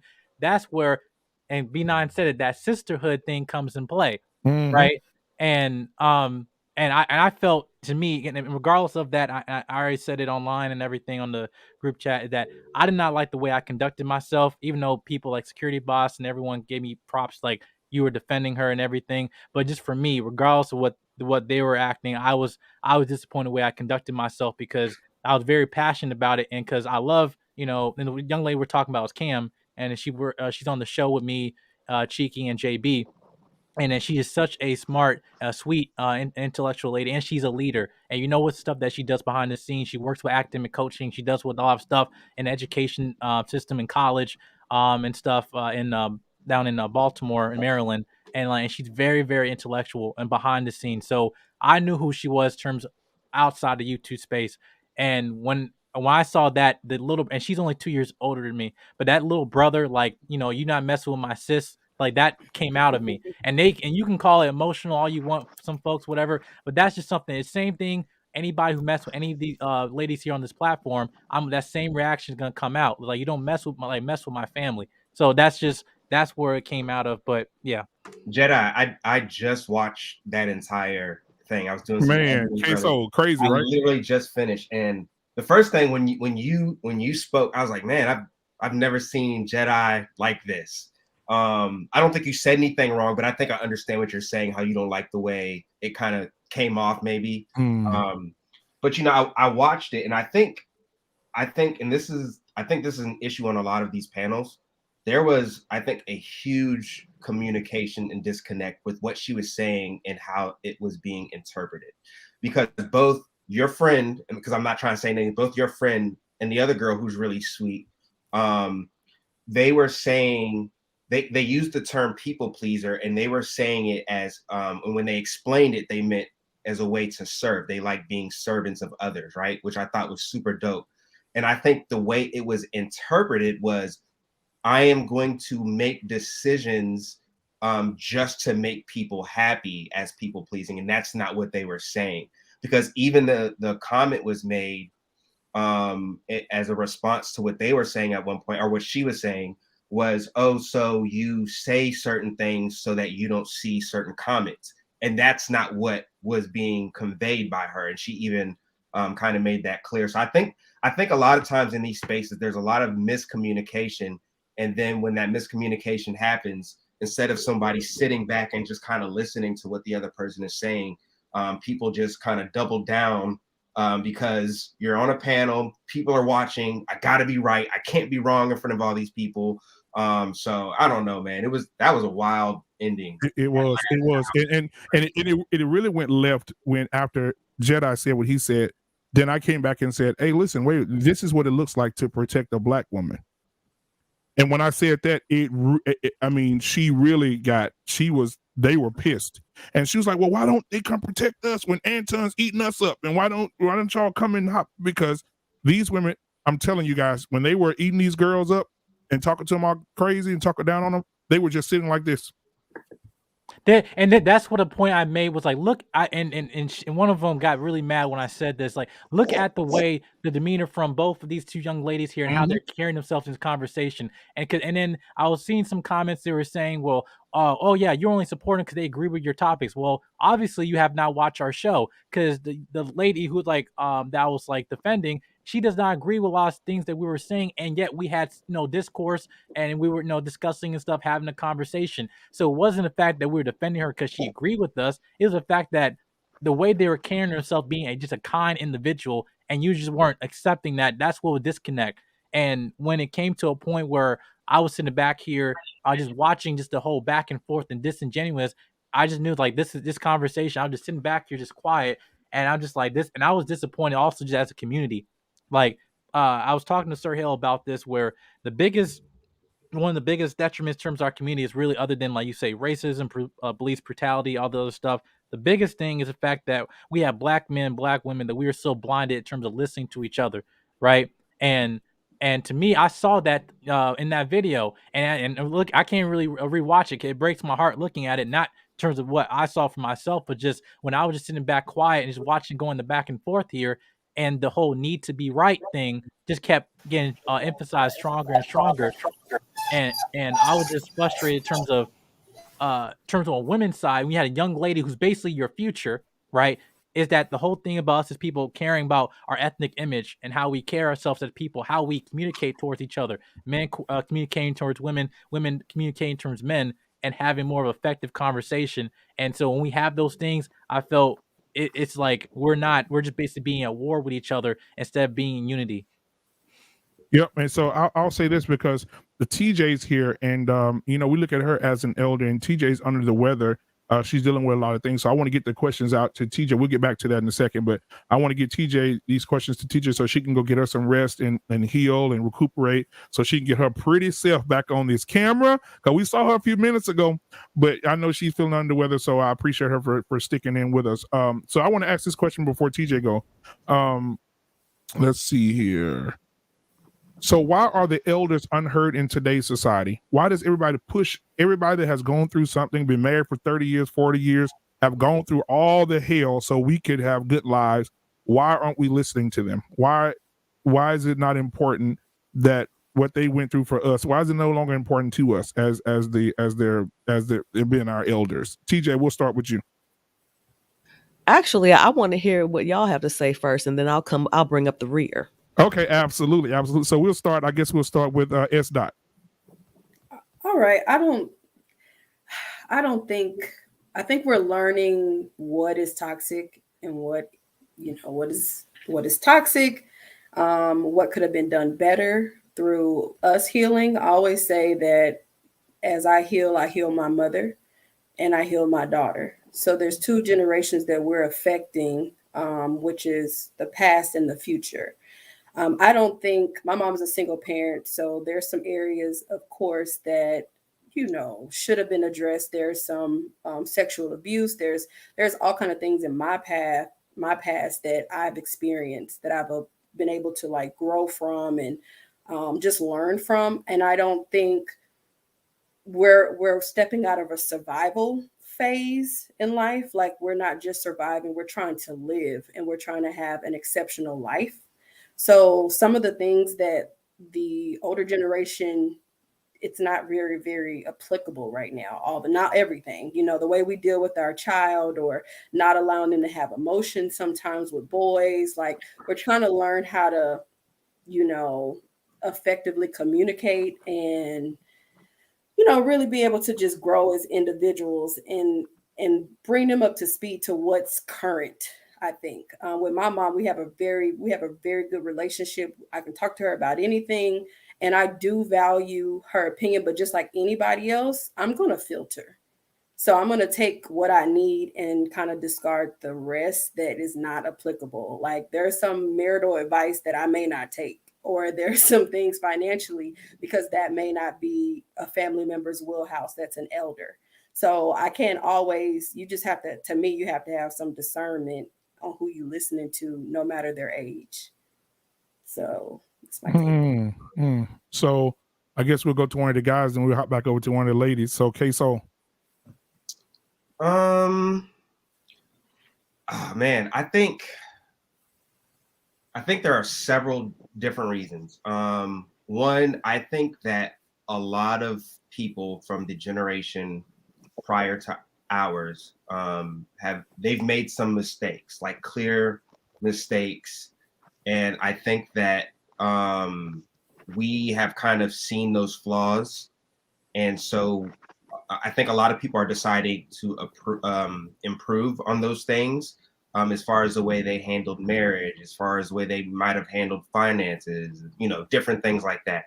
But then I also think that it's just not the fact that they failed in a lot of different ways. I also think there is a lack of respect that has been taught to have for your elders. Because what I've always learned is, even though I got uncles that sometimes come to me, and I don't want to say that, we're on the internet. I'll just say this. I've had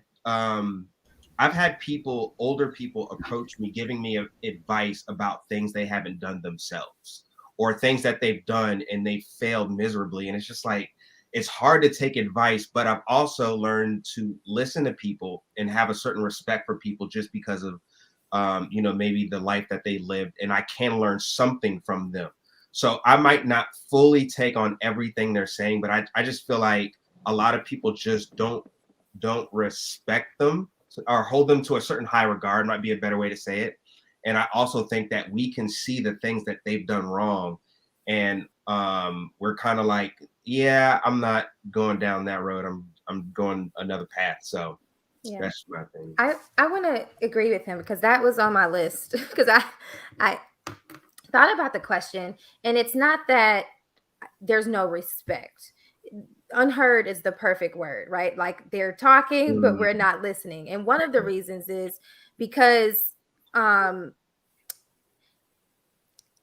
they didn't do the work to heal, right? So you're telling me so I have an example, right? So I love my mom dearly. but there was something that happened, and instead of her saying like don't do X, Y, and Z before it happened, she tells me like after the fact, well, that's why you shouldn't have did. And I'm like, well, where were you before? Like, and so, and then some will argue like, well, if she had said it before, you wouldn't have listened. Well, that's not totally true.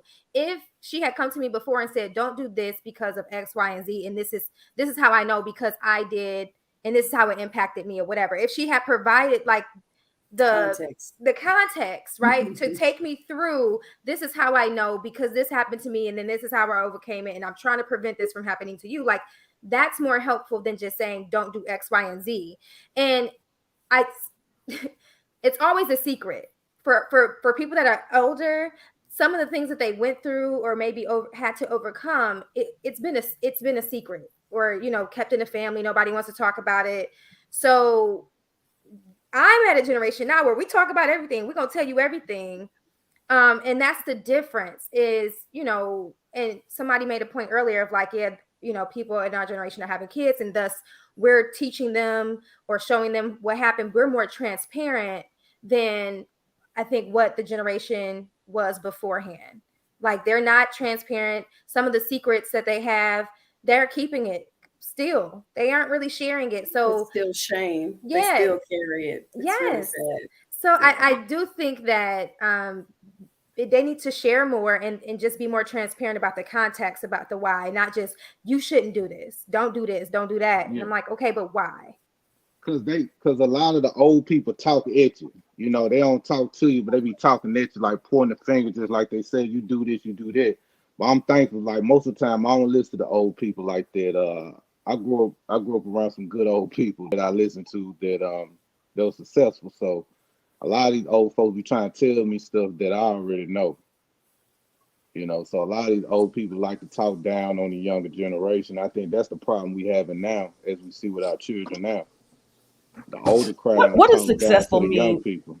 I'm sorry to interrupt, but I've seen it in the chat, and then Brian said, so what exactly does successful mean as I get ready to respond?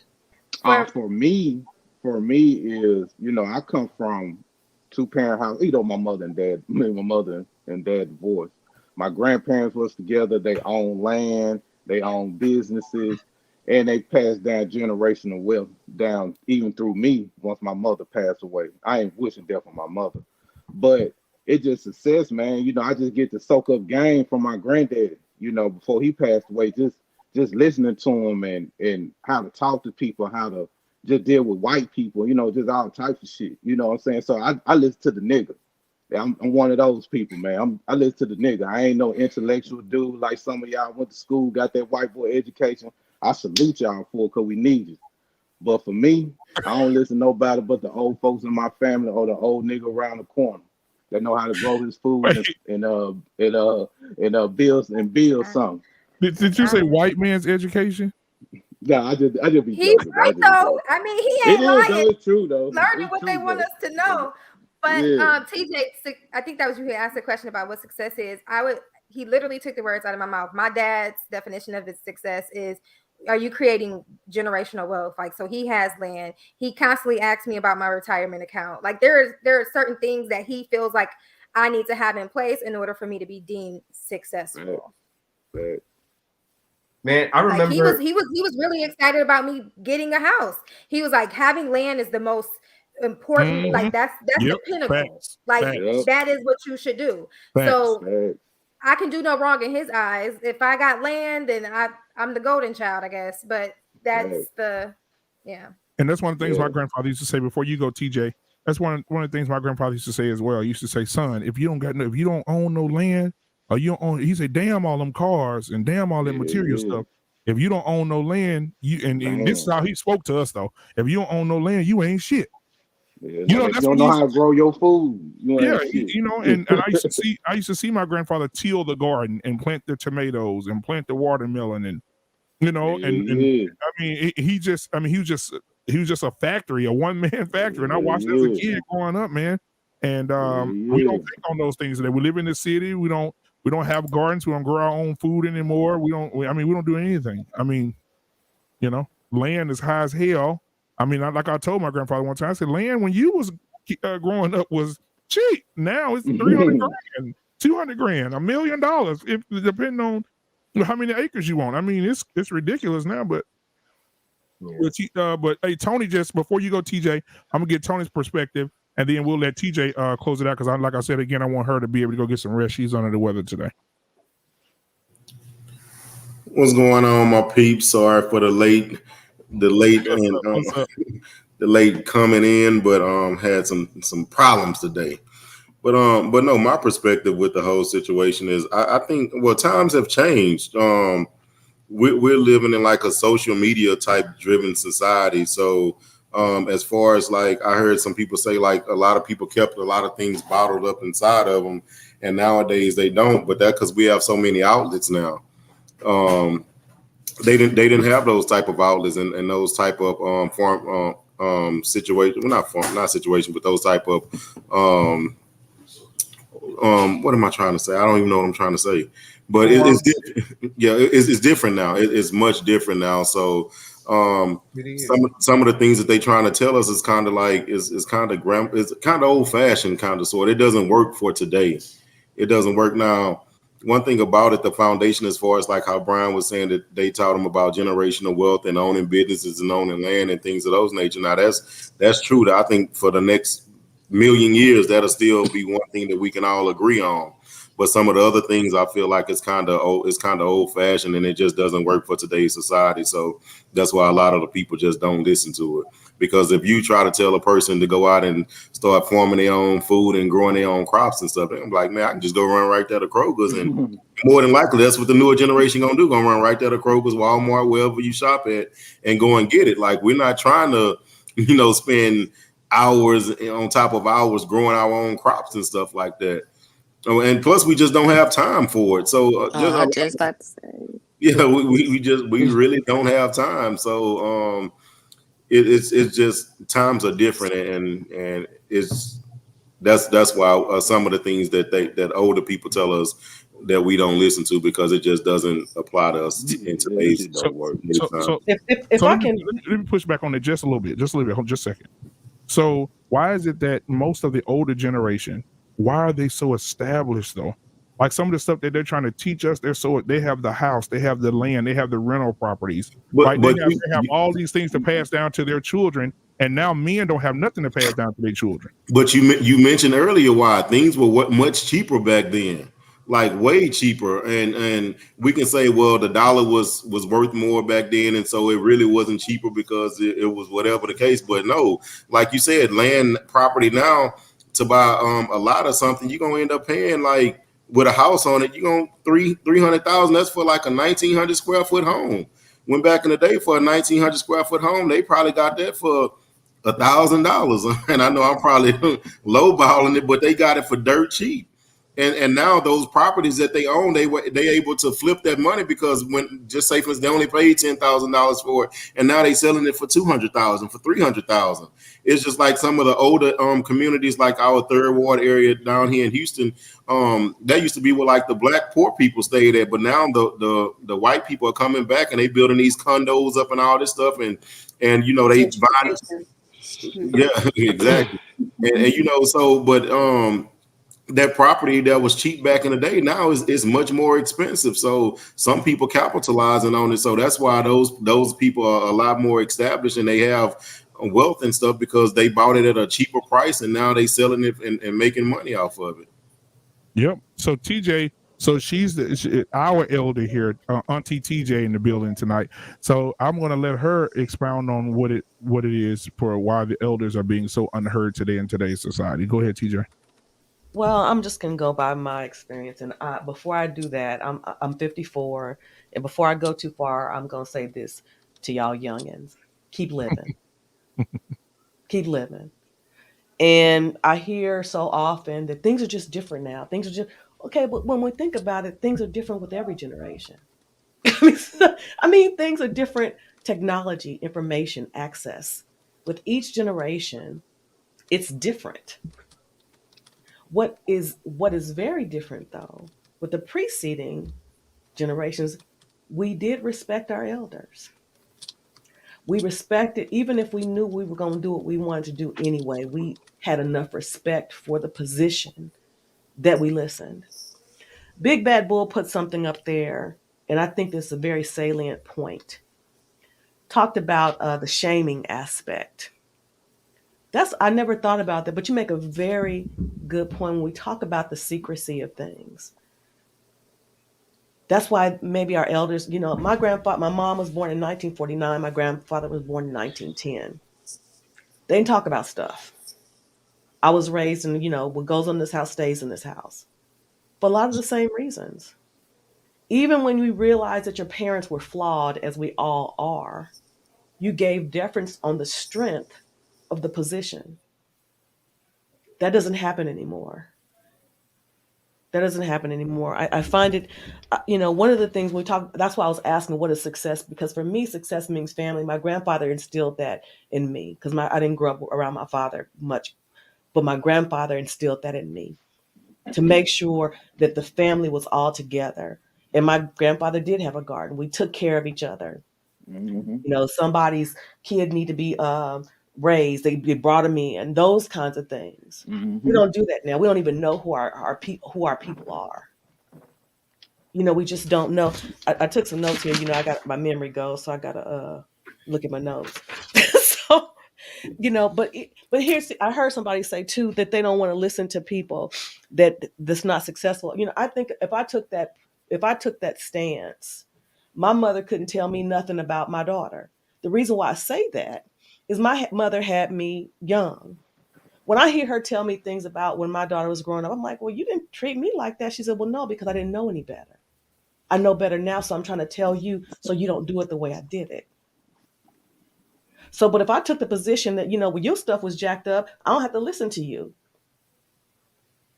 I wouldn't have made the advances as it related to raising my daughter, because everybody has something to contribute. And it's because of those mistakes, because of the failures, if you will, that enabled her to help me be a better mother.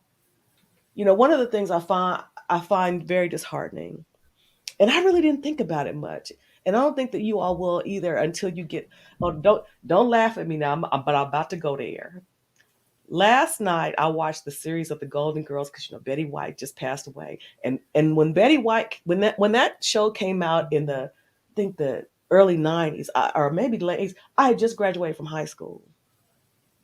I couldn't have envisioned thinking about the stuff that they were talking about in that show. It didn't apply to me. It applies to me now. It applies to me now. And we only think about where we are. We don't think about who else is out there. I'll give you another example. My mother just she visited me here in the DFW and was going back to North Carolina. Well, she missed her flight.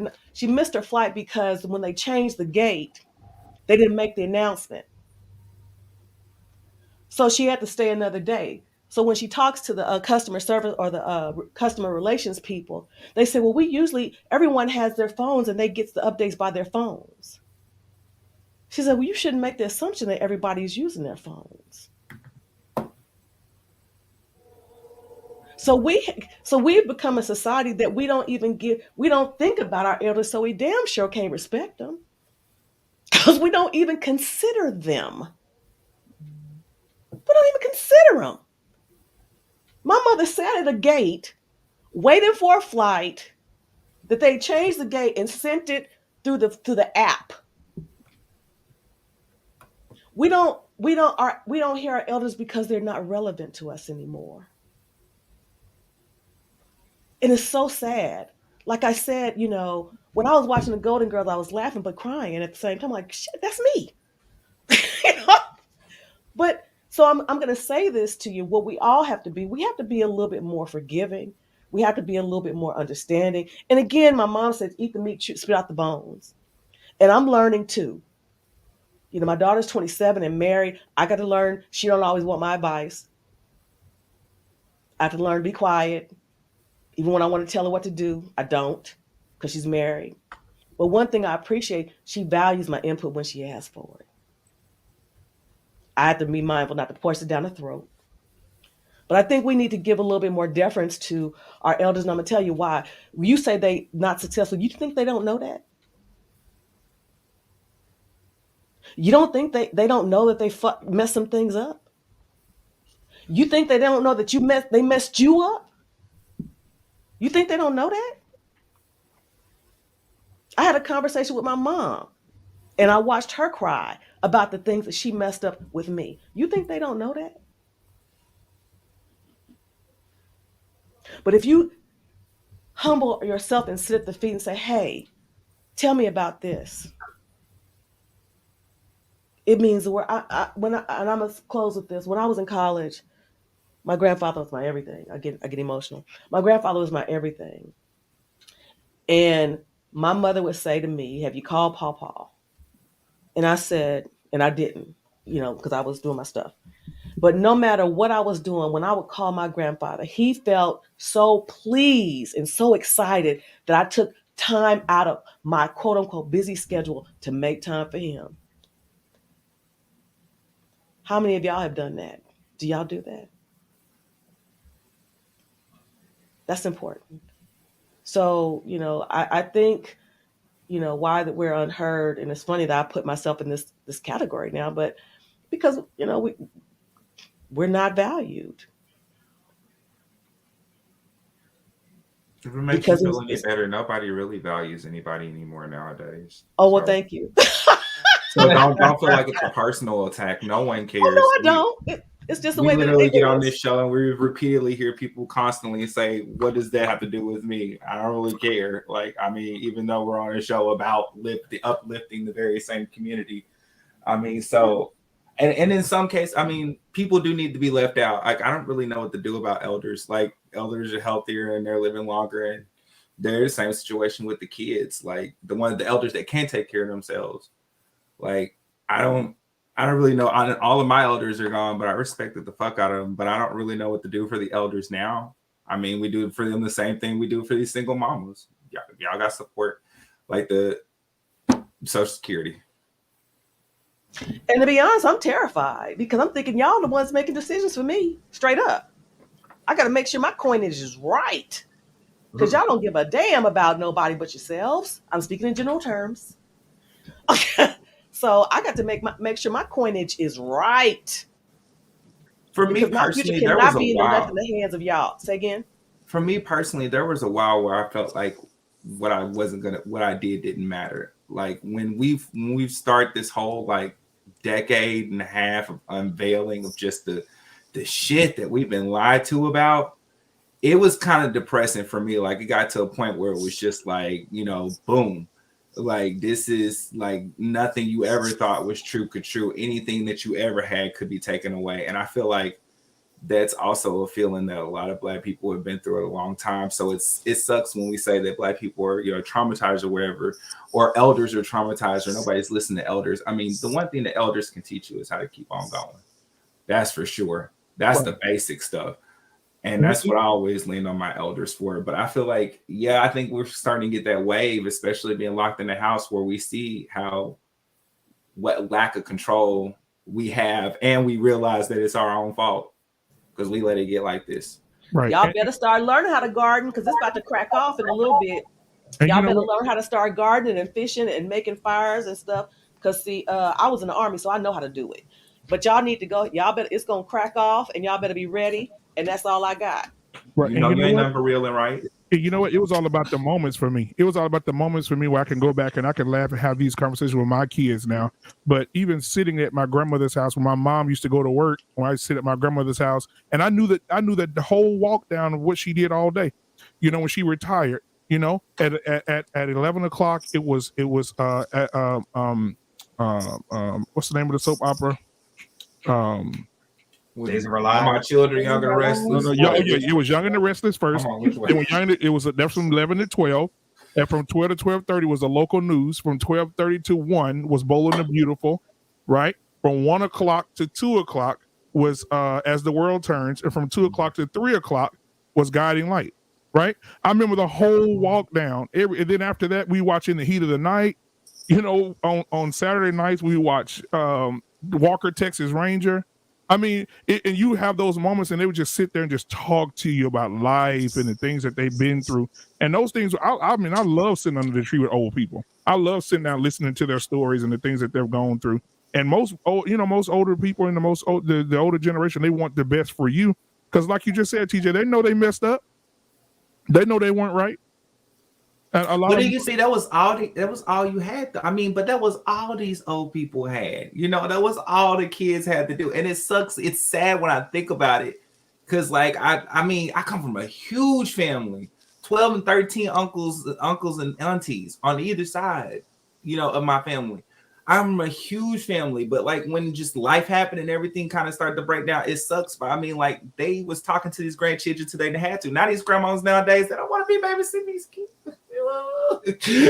Grandma trying to go out, mama trying to go out, hell, daughter trying to go out. She just made it 18. Like it's a different world, you know. And yeah, this is partly shame, it's partly opportunity, it's exposure, it's internet, it's knowledge. Like, but people, that's why I say, like, anybody that's stupid right now, you're choosing to be stupid. We just like you have the opportunity to go and take trips now. Like your grandma never knew that she could do that. She never knew she can go find a place in Cabo. Like, you know, your son can get on there and learn, or a daughter can get on there and learn everything, or a parent can get on there and learn everything. We got free access everywhere. Like, I know reason for the people just be ignorant. And I think that's one of the things, like, I think that's the thing that makes being single bad, or being dumb bad, you know, or being uneducated bad, or, you know, unemployed. It's that we all know now that you have the power completely in your hands to change anything you want to. We're choosing not to now. Can I also respond to TJ real quick? Yeah. Just one little pushback. And that is when she a little earlier, she said that she was sick, right? And she looked sick. And then when she cammed up, she was glowing. TJ, why'd you lie? You look awesome. You know what? You try see. This is why we listen to the elders. They're not telling us the right stuff. Yeah, go ahead and cam up, TJ. We want to see you. Go ahead. We know you don't feel good. We know you're dealing with that old ratchet COVID crap. But hey, there you go. Hey, sure. That's what's wrong with you. You got COVID. Looking amazing. Okay. She on mute. Oh my gosh, Lance. You on mute. No, I don't have COVID. You don't? Oh, he said it. I was asking. No, I thought I did, but I don't. I thought I did. But No, but your skin is beautiful. I just will say that. Like, it is beautiful. Okay. I thought I did, but I don't. Yeah. But Okay. thank y'all for having me on. It has been a pleasure. But I think I'm gonna go night. Oh yeah, I know. You gotta get your rest. For my southern, y'all know what a hot toddy is. Yes. We love you, TJ. We love you, Auntie TJ. And you feel better, sweetheart. Mm-hmm. All right. Yeah. So, yeah, man. Auntie TJ, man. It's a quick recovery to her, man. But you know something, I definitely have to agree with something that was said though.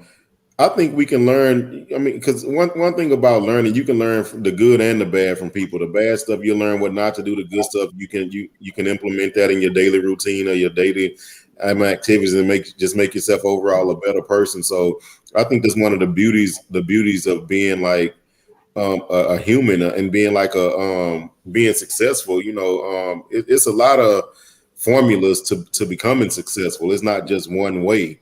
You know, some people become successful through real estate. Some people become successful through, you know, getting a higher, you know, becoming a CEO or something like that, you know, at their job or whatever. So it's a lot of different formulas that can actually be utilized to becoming successful. So, and one thing that you can probably ask anybody that is successful, I'm sure they've learned some stuff, some good and some bad things from people. They've learned what not to do and they've learned what to do. So as long as you can decipher what to implement into your daily walk, then I think that, you know, that's what can make you an overall better person. But I wouldn't just say, well, no, because he's successful, I wouldn't listen to him. No, I'll listen to him because you might just learn something. You might learn something that you don't, you know, that you didn't think you would learn. And it may be something like, hey, I ain't gonna do that one. But it may be something, you know, like, hey, you know something, let me try that. That might just work for me. So that's just my perspective on it. And I want to say this too. Thank TJ for coming. Also, I want to thank Boss Lady for dropping by tonight, man. She came in looking all eloquent, man. Listen, and she listen, man. Security boss is what? How old is she? Jedi Mike? I think she's 51. 51. Security boss is beautiful, and she knows it. Yeah, security boss came in this thing tonight. Black So women age so beautifully. I'm just so proud to be black. Just everything about it. Like we are just the bomb. Like everything about it. Yeah, these other races be spoiling like milk. So I mean, listen. So when men say, I don't prefer to date black women, I'd be like, that's fine. That's okay. I mean, they're missing out. And I want to also thank Lauren because I know she has a busy schedule. You know, she's a celebrity now. So I mean, What? if you guys want an autograph, she's giving out autographs after the show. But no, seriously though, I appreciate you, sis, for coming by and hanging out with us because I know you got to go because I know you got to do your own thing. So we're gonna holler at you too, Suge. Bye. Thanks for having me. Bye. Have a good night. Watch out for Lauren. Now, listen, as all the old, watch me tomorrow. Oh Yeah, yeah, watch tomorrow. I'll be there. Yeah. What time you on? Tell everybody your channel and what time you're gonna be on tomorrow. Yes, Lauren Melissa is the channel, and I have it's 1:15 Pacific time, so it'll be like what 4:15 Eastern time. So gotta do math, but Right. Got you. All right, got it. All right, we'll be watching tomorrow. All right, sis. Bye. So as we let the elders leave out, but I got one that's in here right now. They just popped in here. The OG herself, OG Patrice, is in the building tonight. OG Patrice, what's going on, girl? Hello, what's good? Happy New Year, everybody. Happy New Year. Yeah. OG. I know she got something to say, but before you do, I'm gonna let the guy that came on my show Friday night and said that Kim Kardashian on a scale from 1 to 10 is a 0.5. I'm gonna allow him to come in. This man, OG Patrice, this man said that Kim Kardashian is the most unattractive woman he's ever seen in his life, and on a scale from 1 to 10, she's a 0.5. But he said Gabrielle Sidibe is a 3, and the whole panel turned their cameras off. But we're gonna go ahead and let Black David speak. Go ahead, Black David. Black David. Hey, how you doing? I'm glad. I'm loving that introduction. Keep it up. I'll be that unicorn. Yeah. But real talk, this is a very, very interesting conversation because I heard so many juicy topics. I wanted to jump in. The one about yesterday, there was a hidden agenda while they were doing that. And I've seen that several times over. And I mean several times over.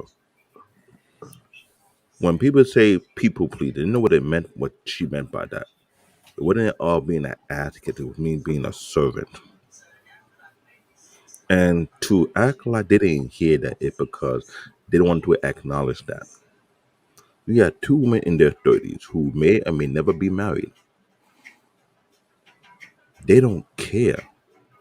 Because you know how embarrassing that is that you in your 30s and you have two young ladies on your platform who demeanor is what most men are looking for, what most men will protect instead of you, and if you have a problem with that, and you're afraid that it'll get to the altar before you get to the altar by the time you hit 40, like Kevin Samuel would say, you buy a dog and be alone. That's what the problem. When I saw a black man and Jedi Mike were about to lose it, I say, you might want to crack a little door open. Let me come in and just bulldoze everybody, like literally, because it was ignorant. And when Chicago will ask that in-depth question, why are you here? She avoided the question. She ignored the question. And she was being disrespectful. That's what the problem with today's society. No one will be faced with the truth. They want to be with their own quote unquote truth. That's why I'm gonna be that unicorn. Black and be man. blunt about it. Yeah. I want to kind of acknowledge a little something from yesterday, but it goes back to topic about elders here because I know I second what she was saying, right? Because I want to just for respect on this platform. I just want to stay on topic. So things that from my generation I get kind of so frustrated from, especially you come from Nigerian culture, whatever, just that elders are held to the highest standard, right? And to me, I get so frustrated just as a generation, especially as Black people and African Americans, is that we basically spit at them, in a way. Yes, obviously some people make mistakes, and and there's a little bit some forgiveness we have to have from each generation. Shout out to Uncle Stu talking about we just have to give each other grace. But I don't want to say it because with me, what reason why I'm like so hard on myself for what happened yesterday, because my grandmother, this past year, just a few months ago, my birthday, like my grandmother passed away on my birthday this past year, and she was heavily influenced on my father, right? So much as I am a byproduct of my father, I'm a byproduct of my grandmother as well. And a big thing to emphasize much is just terms of, holding, talking about self-control, also, especially us as people, how we fight and get heated, arguments and stuff like that. The thing they always tell as a man, just way, you just cannot lose your cool, not just for your sake, but the sake of the family, being the leader. So, so that's what I'm saying with elders is that we don't listen to them.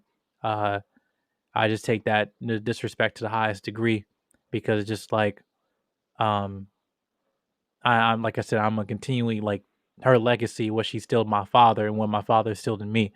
And when we don't do that, when we we act like we don't know nothing, because when she said, when TJ said that, with her grandmother or whatever, her grandfather, her mother said, "Hey, make sure you go call him today. Did you call him? Whatever." And how many of us do that today? And I got so pissed off, some of my cousins, because my dad, he's the middle of, I think, 7. Yeah, right. And the amount of disrespect some of my cousins had to my grandmother, um, I just can never really understand. And they're at my age. They're my age, right? And I just think that we kind of just take them. What Sir Hale said, we take them for granted until they're dead, right? Because now, after the funeral, and everything, and they sit here all hollering and crying and everything like that. And which there's one thing, someone has a lot of unforgiveness. Watch when when someone's at the funeral, the person's that really hollering and crying the most is when they, you know, they missed their shot, when they were living. And uh that's what to me, I just want to, I hope to me when I move forward just in life, and what I do on terms of my presence on YouTube and everything, and when I have conversations with folks like Uncle Stu, Miss TJ, Miss Security Boss, or Miss OG Patrice, whatever. Just like I want to kind of bridge that gap from people my age, my generation to yours, because I don't want longer see that type of behavior, especially in our community, continue. You know. And we'll do a follow up on that, man. I was talking to Jedi Mike about it, so we'll do a follow up show on there to actually discuss that. But OG Patrice is in the building, and I'm so excited to hear what she has to say, because guess what, OG is gonna give it to you just like she give it to you, and I love every bit of it. Mm-hmm. And I've had some time to be on some platforms with her on several, and every time she speaks that real. She has this story about her son and the child support system. Oh, that'll make you run. And oh man, yeah. Woo. But OG Patrice, come on, let us know what's on your mind tonight, sweetheart. OG, you still there? OG, there she go. Hold on, here's something. There she go. Can you hear me now? I can hear you. Yes, we can. Yes, we can. All right. Respect to everyone on the panel. Some of you guys know me in these YouTube streets, and some don't. And I got the name OG Patrice because OGs raised me. I'm from South Side of Chicago. I'm 57 years young, so I got a little bit of years on all of them, right? I've been in the entertainment industry for over 20 years. I've traveled and toured and performed with some people I'm sure you guys know. But I come from a generation of activists and warriors and fighters. I had 2 uncles that were in the Black Panther. I grew up under that system where there was a sense of community and pride in the Black neighborhood and in the Black culture that we don't have anymore. And now my way of giving back as someone that grew up in that era was to stand in the gap for the Black men and women that look like you, that are dying every day by the hands of the police officers and the systemic system. So it hurts me as an OG to hear younger Black generation say they don't care, they don't want to listen, because growing old is a privilege for Black young men and women that are denied many. Many are denied this in our Black community because y'all dying young. That's powerful. So when I hear y'all say that, and I know that I was out there standing on the front line fighting for you all, because see, they weren't killing people my age. They was killing Black men and women y'all age. So as my way of giving back is trying to bring that back into our Black community, that sense of pride, the sense of care for one another, because it's gone. Black community, Black culture is on life support. Let's be real. When you have people like TJ and Uncle Stu that fought for the country, for you all to have the freedoms that we all take for granted right today. So it hurts me. Yeah, it hurts me. But I keep pushing. I keep coming on these YouTube streets. I keep coming on these platforms, and I keep having these conversations. And I'm going to keep doing it until there's no more breath left in my body. Because I would like to see the younger generation, who you guys are more intelligent, technology, innovation, has allowed you guys to be privileged as to what we didn't have. So when I stand before you on these platforms and I speak in this manner, just know that I stood on the lines. I marched, I protest, I went to Congress, I'm a part of ADOS. I fight for my people. That is my way of giving back. Yes, we don't have all the answers, but the answers that we do have, we try to lead by example. We try to say, don't go down that road and make the mistakes we did. I have a 104-year-old great grandmother that's in a nursing home. And every time I go home to Chicago, she still got her faculties. Thank God. I still go and listen to her stories. She just won a 100-year fight with the white master that stole property from her great grandparents who were slaves. She just won. She may not live to see the fruits of it, but she know that she won that fight. And that's generational wealth for my family. So tell them a little bit about that, OG Patrice, because we got to, I don't have enough but time, and I want people to understand what it is your family just benefited from. So please start at the beginning of that and explain to the audience what you're talking about. So my great aunts, great grandparents owned land in the state of Mississippi, and they were slaves. And then her parents, their parents before them were sharecroppers. So when you talk about legacy, generational wealth, everything that was ripped from us, they stole land, they stole property, and y'all know what else they did to us. Right. And see, if we don't know our history, how are we going to know how to move forward into the future?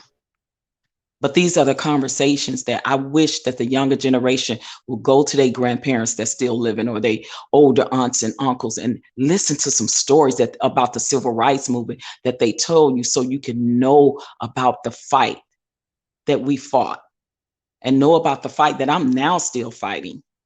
I'm fighting for ADOS. I'm fighting for civil rights. I'm fighting for the goddamn Emmett Till bill to be passed, because everybody is protected but Black people. So when it hurts me when I hear the younger generation saying we are being ignored, we're not being listened to, because there are some of us out there fighting, and we're fighting for men and women that are your age, not ours, because we got more days behind us than we do before us. You guys have more days before you than you do behind it. What you do with it, it's going to make all the difference for your future generation, for your future legacy, and your future generational wealth that you build. My great aunt, she may not live to reap the benefits, but she kept that deed of that land that was stolen from her great grandparents over 100 and something years ago. And she passed it down and passed it down and passed it down. And now she got at least over 100 and some great nieces and nephews that's going to reap the benefits of that. That's what's worth fighting for our people. And I just wish that our generation of people and your generation get that spunk back, get that pride back in you, get that Black culture back in you, that sense of self-knowledge and self-awareness back in you. Because if you don't fight for something, you will fall for anything. And I close with that. And again, I just want to thank you for that, because even sitting here reading the comments, we had some people say that they disagree that they see the community coming together a lot more now, more educated than entrepreneurs. I put it at the bottom. Kaylin said, I see our community coming together a lot more now, more educated, more entrepreneurs. But I think you were talking more about the fight. I think people that are out fighting for something, like they did back when, when they hit the streets, when they went to the Capitol buildings, when they went to the, things happened, when they got on that bus to Selma, when they when people sacrificed. And I just watched a documentary because I wasn't born in that era, but I want to learn more about it. And I watched a documentary when they were down in Selma, and all these white people got on the bus and rode with them, and they were in the house. These white people were living in these shacks, in these shotgun houses with these people, and the buses would come down there and they would load them all up in these houses. They'd be all cramped up in there, and it was white girls sleeping on the backs of black boys, and it was black boys piled up in the back room. I mean, just fighting for something. So were you more talking about the fight, or how did you want to address what Kaylin just said in the comments? Yeah, I'm definitely talking about more of the fight, and I would love to, see more of the community coming together, mentorship. I still mentor young, underprivileged teenagers. They're younger than you guys, and so they're the next generation behind you guys. I mentor them because a lot of them are broken because they come from broken homes, single parent, single mothers, in the foster system, a lot of abuse going on. So that's my way of giving back, for the things that I feel like to a certain extent, we definitely failed you guys in. But we're trying. When you see Uncle Stu and TJ and Unsolicited Boss Security, when you see us on these platforms, I love the mad love and respect you guys give us. But just know that it's real, that the ones we are fighting for are you guys. OG Because I have a son you guys age, my only child, who had an incident with the police. So that encouraged me and instilled in me to get up and stand for my Black son, my two Black brothers, my black father, my Black husband that I was married to, my son's father, that are all Black men. I haven't forgotten any of them men, and I haven't forgotten you all. OG Patrice, don't say that y'all failed us. Don't say that y'all failed the generation that's following. If the message isn't getting across, that's not necessarily a failure. It's just a loss of language. That's something different. To call it a failure would mean to say that you guys have stopped, that you guys stopped working. And what you just said right after the failure was that we still have people like you, we still have Uncle Stu, we still have elders that are influencing the way that the generation that wants to listen are paying attention to. There's a respect that we have for y'all, and the respect is there for a reason. And that's and that needs to be a part of your message as well. Not to make you sound wrong, because I agree with a lot of what you said, but I just don't like you saying that y'all failed us, because the work is still being done and we still have work to do. So and there's people that I appreciate that. And it may be more mistakes, right? Because I come up in a generation of the crack cocaine era that almost annihilated our community. I came up in that community, you know what I mean? So it was a lot of things that were perpetuated and allowed. So that part of that is where I'm taking some onus on that, because I grew up in that era. But ultimately, we know who was the mastermind behind that, because we didn't have the drugs and the guns. Automatically, we didn't have the funding for that in the Black community to bring that to the forefront. So we already know who really is the culprit in that, right? It's bigger than all of us, right? But it was perpetuated and then accepted. And I look at the people that came up with me during that era that are still right today, just now getting their lives together from coming back from that, right? And how it destroyed the Black community. So we definitely got to get the community back together, get back stronger, be active in your communities, vote locally to get the laws changed, the things that affect your community on a local level. get involved, young people, because you got somebody coming behind. I stood on the shoulders of the ones before me. You guys are going to stand. Now I'm standing on yours. You guys are going to have one standing on yours. And that is our responsibility to do that. And I so appreciate y'all. Y'all OG, before you listening. I go, really OG, before you go, hold on, OG.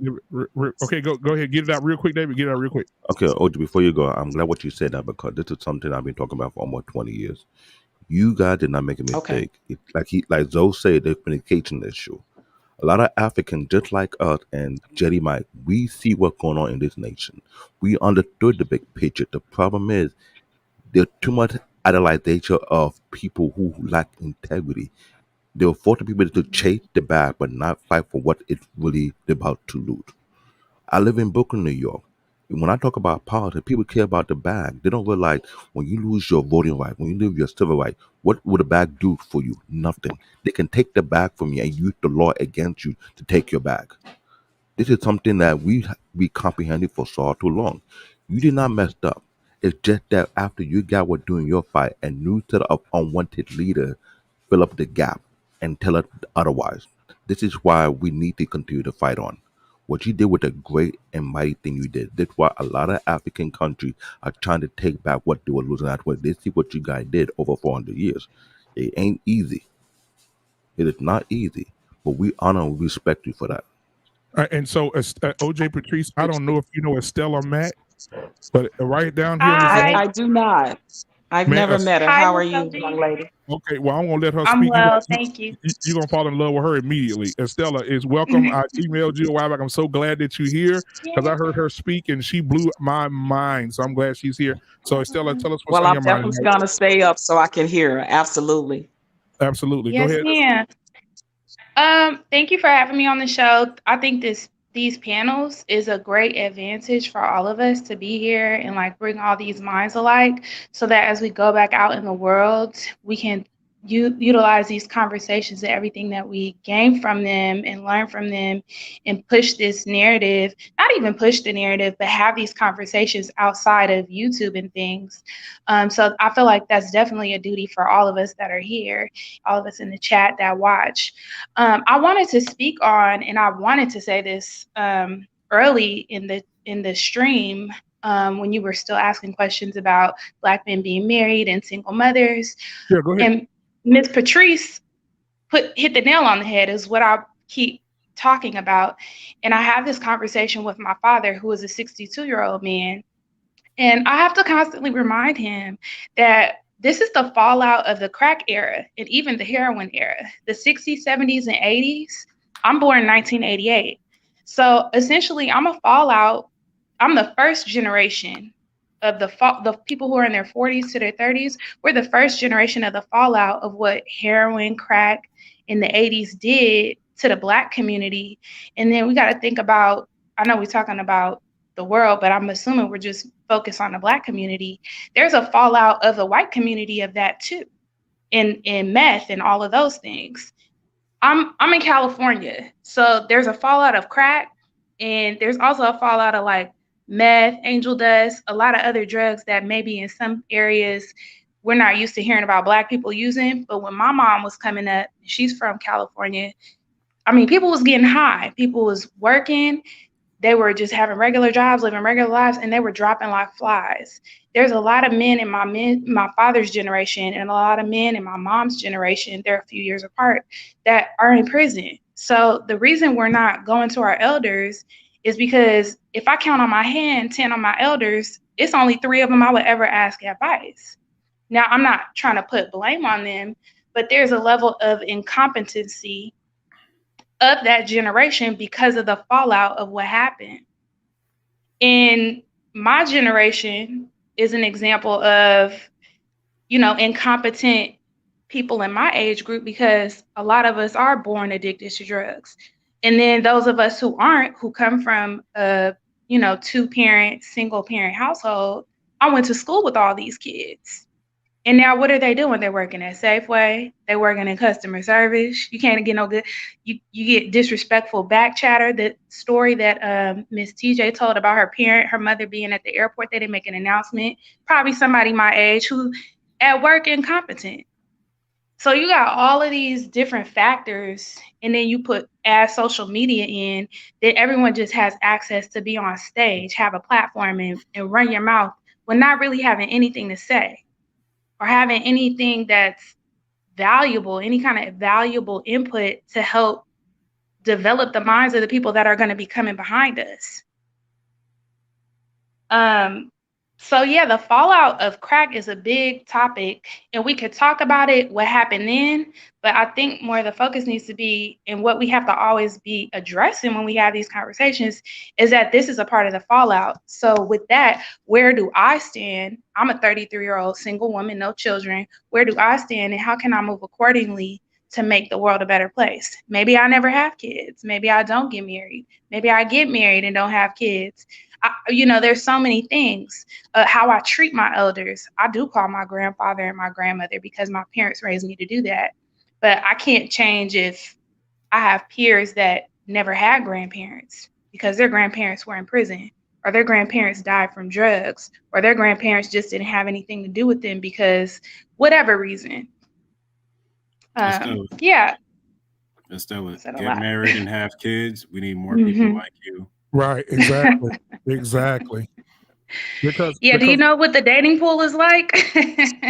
You know what, Estella? I'm glad yeah, right. Yeah. I'm glad you said that, Estella, because like what Kaylin said here in the comments, we'll go back to it. She said that's why let me go back. She said that's why we can't bash our black men and women, because a lot of our people didn't make it through that. Now, when my thing is this, for this generation, the word that really makes me cringe is when I hear black women say bashing. Because to me, because I had this conversation with you, Estella, when you on the other platform, bashing does not mean what bashing is. It means the A word, accountability. And so what we do is we take a bad word and we take bashing and we make bashing, bashing bad. If we say that, then we can get people from stopping holding us accountable. No, it's not bashing, it's accountability. If a black man is out of line, when I say something to him about his behavior, it's not bashing him, it's holding him accountable. If a black woman is out of line and she's out here having sex, unprotected, no birth control, having 3, 4, 5, 6 kids, 3 baby daddies, she needs to be held accountable. And when we say something to her, it's called bashing. Oh, we're bashing her. Oh, we're making her feel bad. No. She needs to be checked. I mean, how do you, Stella, what is your mindset on that from a woman's point of view? And then I'll get OG Patrice's mindset on that too. Specifically on the word bashing, what is my perspective? Yeah, like today, bashing. I think bashing is they're trying to take a accountability and make accountability the word bashing, right?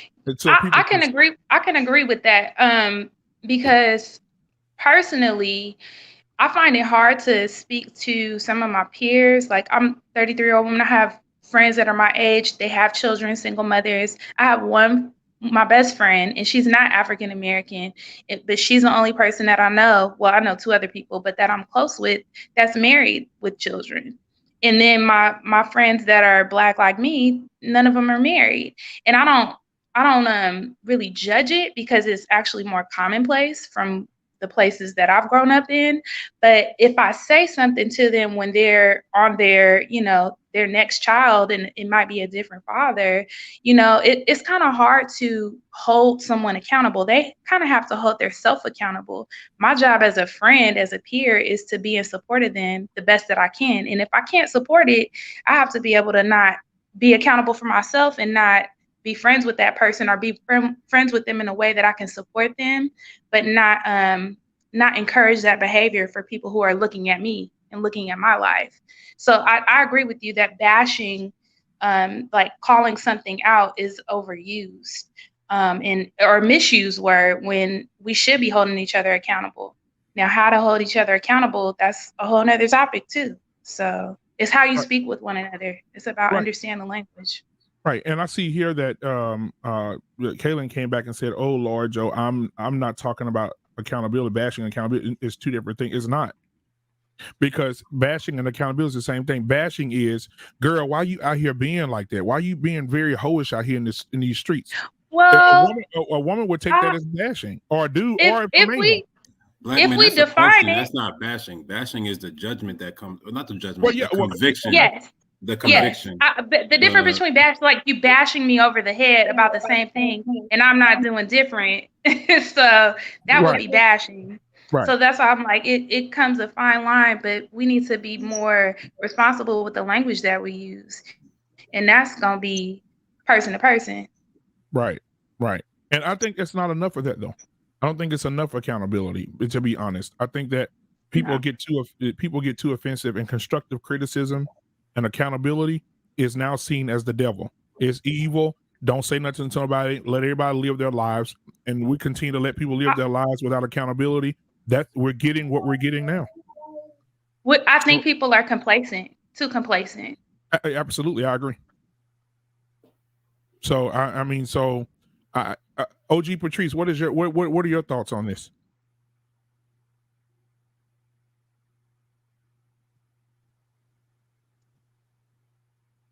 No, you muted again. You muted. There you go. You got it. There it is. Okay. I do think it's two different terminologies for bashing and accountability. I mean, I came from that generation of accountability. Like I had a circle of girlfriends, and right to this day, we still hold each other accountable when we know they be on some BS or they ain't doing something right. And like as Stella said, it's like calling them out. Like, girl, you know you're wrong for that. Girl, you know this is going to be the result of that. Or you ratty out here doing this or that, or you know better than that. You know, that's a sense of accountability. And I think that certain things when it comes to the girl code and the womanhood need to be broken. They just need to be straight broken and called out on. Like, it's a lot of young ladies out here know that their girlfriends, they got cousins, they got nieces, and they got these females in their lives, aunties and stuff, that's being raggedy when it comes to not letting these Black men that want to be in their children's lives be in their children's life. They won't hold them accountable for that. So it's a sense of like certain codes that you used to uphold. Certain things just need to be not upheld no more. Like, there literally needs to be more accountability. I see a lot of selfishness, self-absorbedness, and self-centeredness a lot in the younger generation. And I'm including some of my own family members that I'm calling out on stuff, right? My nieces, some of my younger cousins. It's like, no, that's selfish for you to do that. Like, why would you do that? You know, things of that nature. So definitely I agree with what Estella said, accountability, but you can't make grown people do something. Sometimes I had to learn the hard way by experience. Make that bed hard, my mother say. Now you got to lie in it. You got to have to deal with it. When you don't listen, you can go out there into the world, life will whoop your ass enough. I think what Kaylin was talking about was the difference between shaming, which I do believe is necessary, and judgment, which if you look at it as just by itself, it might seem something, but if you look at it in the context of our justice system, when you go before a judge, you make your case, someone makes their case against you, and a judge decides who's right or wrong. And that entails a conversation, which is why when you said what you said, Black man, and you asked it in the form of a question, that starts a conversation. It doesn't mean you're bashing them. It means you might think they did something crazy, but you're asking to find out what was the cause of it and where they went wrong and how they went wrong, which is the conversation, which allows you to, if you're going to convict them. But if you just convict them outright and you just bash them and you just bash them, and you're saying, "Oh, you're just wrong because you did this," you go from point A to point B too quickly. You make it that black and white without going through the story of what happened. Then you're not taking part in helping them understand why what they did was wrong, or why other people see what they did as wrong, and why they're going to be judged for it accordingly, whether it's going to be shame or whether it's going to be help or aid or, a payment plan, whatever you might go through in court. Something that happens in that way is a lot different, a lot more understandable of a process when it comes to judging versus when it comes to bashing, where it's just like, "Oh, she slept with that man, she's a hoe." That's bashing versus what the process of what he said to her, how she reacted. That'll make you have to understand if what she did was hoish behavior or if she's a hoe by default versus, you know what I'm saying? Like there's levels to understanding the depths of what somebody's crime is. And if you can tell somebody exactly, I wouldn't say exactly, nobody's perfect, but if you can tell somebody why what they did was wrong and you can come to an understanding, then even if they don't fully understand, they can see the line of reasoning that you're on and why and the why, which is important. And also, stop being a part of perpetuating it, right? Because that's a big thing in the Right. Black community. Like we uphold and perpetuate and accept, submit to, permit, allow all of the wrong things in some of our family and friends. We also need to call that out as well, because that is the big problem that has been a detriment to the Black community. Exactly. Wow. And so E-Man just came in. I saw him shaking his head. So E-Man, what are your thoughts? I strongly believe that we got more excuses than anything else, in my opinion. And I think the one reason that we really can't grow financially is that we always got something that we can look back in our past. I really think everybody, every color, every race can look back in something in their past to say this is the reason why they're not successful. Until we really start saying, hey, this is what we're going to do to move forward. I think that is the biggest key. Yes, we should. You can call it bashing. You can call it accountability. If a person is doing wrong, we need them to feel that. The problem is you don't feel it. A woman can go out and have kids by 6, 7 different dudes, and she get rewarded it. She get a bigger house from the state. She get more food stamps. She get more of these things. And so what happened is the people that's holding people accountable, we are the wrong people, but they rewarding bad behavior. And that's why we see more and more of that continuing on a day-to-day basis. I'm not saying that the crack epidemic didn't hurt the Black community. I'm not saying slavery didn't hurt the Black community. We understand that we came from a pretty messed up past.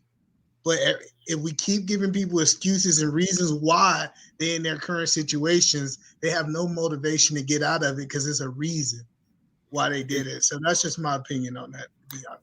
It's only an excuse when you tell them that their current behavior is okay because of the past. It's not an excuse if you let them explain what their past was, or let people explain what their past is, and then say, even if that's the case, this is the right path for you to move forward, not just sitting in the hell that you're going through and thinking that, you can have an excuse every time. People don't just need to have something behind them that is scary, that they can say, oh man, there's a reason why I'm running in the direction that I'm running. They have to have something that they're running towards that makes them say, but even though there's that, I want to get to this place. And if you stop them where they're at and say, I just understand that why you're running, then yeah, you're enabling, you're causing them to have an excuse. But if you say, well, look, where you're running to isn't really any better than where you're running from. What you need to run to is in this direction is important. And for that, you do have to listen to people speak their piece. You just have to be able to correct them and have the correct conversation with them, at least in my opinion. And it's a reason we don't listen to Generation X. Believe it or not, this is factual data. Generation X is the biggest failures in mankind history. They failed bigger than we have ever seen before, and you can look it up. And so these are our parents. This is Generation Y parents. And I get it. Like people say, hey, they supposed to be an elder because they got a house, but I haven't had a house since I was 20. That's something. My question is why their house ain't paid off. You 60 some years old still with a house? No. So it's certain things that we just really looking at, and we saying you just can't take advice for everybody, because I tell people all the time, if you take their advice, you bind their lifestyle. So I strongly think you should find people who got what you want, and those are the type of people you should get advice from. So that's why people ain't listening to their elders. Anybody want to respond to that? Well, I was just going to say I definitely agree with E, and that's kind of, I was thinking in terms of a lot of financial things when I was speaking about how sometimes I'll have people come to me and say things, and I kind of look at where they're at. And, even though just to show them respect, I'll kind of, sit there, nod my head. Sometimes I'll give a little pushback, but for the most part, it's hard for me to take advice per se from someone who hasn't done the right things in their lives. Especially like he was talking about the house thing. You know, I've had people give me financial advice who are still in debt. They're still paying off student loans. They still have a house note, like E said, and they're a lot older than me. And you know, I'm like, okay. And then I'm like, you know, I'll go back and I'll tell my wife, we're not doing none of that because it doesn't work. And it's apparent that it doesn't work. And even I would even say in that way, you can even learn what not to do from the older generation. So, and that's not saying you can't learn other things. They've had a lot of experience. I still think they're valuable, but I just think when it comes to certain things, it's just like they didn't do things the right way. So you have to be wise about not following that path, that same path. So, OG? And that is why I think that you can learn from the mistakes of them as well, because for the most part, they came through a very, very weak financial backing. A lot of them probably had to take second and third mortgages out. That's probably why they still have house notes in the first place. A lot of them did come through the crack era as well. That was another hurt. It's taken 30 plus years to bounce back from that. You know, a lot of them lost a lot and had to start over again too. So a lot of that has to do with it. So we have to look at a lot of different angles on those sides, but they still could be relevant because they can tell you how to not make the mistakes they did and how to do it better. And maybe that you won't have a house note even after past 30 years of what the average house you should be paid off for by now. Believe me, because some of the Generation X was doing a lot of the bailouts of their children in the school to prison pipelines, the crack epidemic, and all of that. A lot of them were addicted themselves and had to literally start their lives all over again. So, well, just OG, want to end with that. I just want to say, OG, you can't tell me something you ain't doing. Like, I think that's the worst thing we could do. If you're not practicing what you preaching, if you telling me to get out of debt and you still in debt, if you telling me that my house should be paid off by this age and you still paying your house off, I get it. It come to a point. It come to a point where it sounds like you just barking some stuff that you know because you have no proven evidence that you applied any of these things to your life. And that's the Generation Y say, hey, how can you expect us to listen to you when you talking about how to have a successful marriage and you on your second divorce? It's just crazy. Like, we just can't, me personally, I just can't listen to somebody who's not applying the principles to their life, in my opinion. I mean, you say applied the principles, man, and I hear you. It's not what you said just now that I disagree with something you said earlier, where it's like, just because somebody is trying to tell you to go on the right path and they haven't accomplished the end goal doesn't mean you can't learn from the lessons that they've learned from along the way, and they can point you in the right direction. It's just if they're in their own ego, for them to act as if they know it all. You know what I'm saying? If they act like they know it all, but they only know so far, you gotta be able to have the discernment to say they only know so far. But if you don't have that discernment, that person is still wrong for acting like they know it all. Their correction would be for them to only speak on the lessons that they've learned and be at the point in the right direction, or in the point in the general direction of somebody who knows better that they're following, or that, you know, has the results that we would all be looking for. If that makes sense. And in turn, kids finding the elders to be important. Like, I mean, not necessarily you listening to an elder is for you. Sometimes it's for the elder. Like, sometimes you were giving them value. There's absolutely nothing wrong with that, because all those elders have been listening to kids all their entire life and not having to, being annoyed as shit. listening to kids talk forever. I mean, and now they've gotten to that age where, you know, the cycle is starting to kind of like repeat itself. But at the same time, if you start to devalue, you know, one elder, you know, and the other elders are going to look at you like you're disrespectful, then the knowledge is going to end anyway. And I feel like a lot of that's what's happening right now. But I don't like referring to elders as like the mistakes they made. They did fucking good.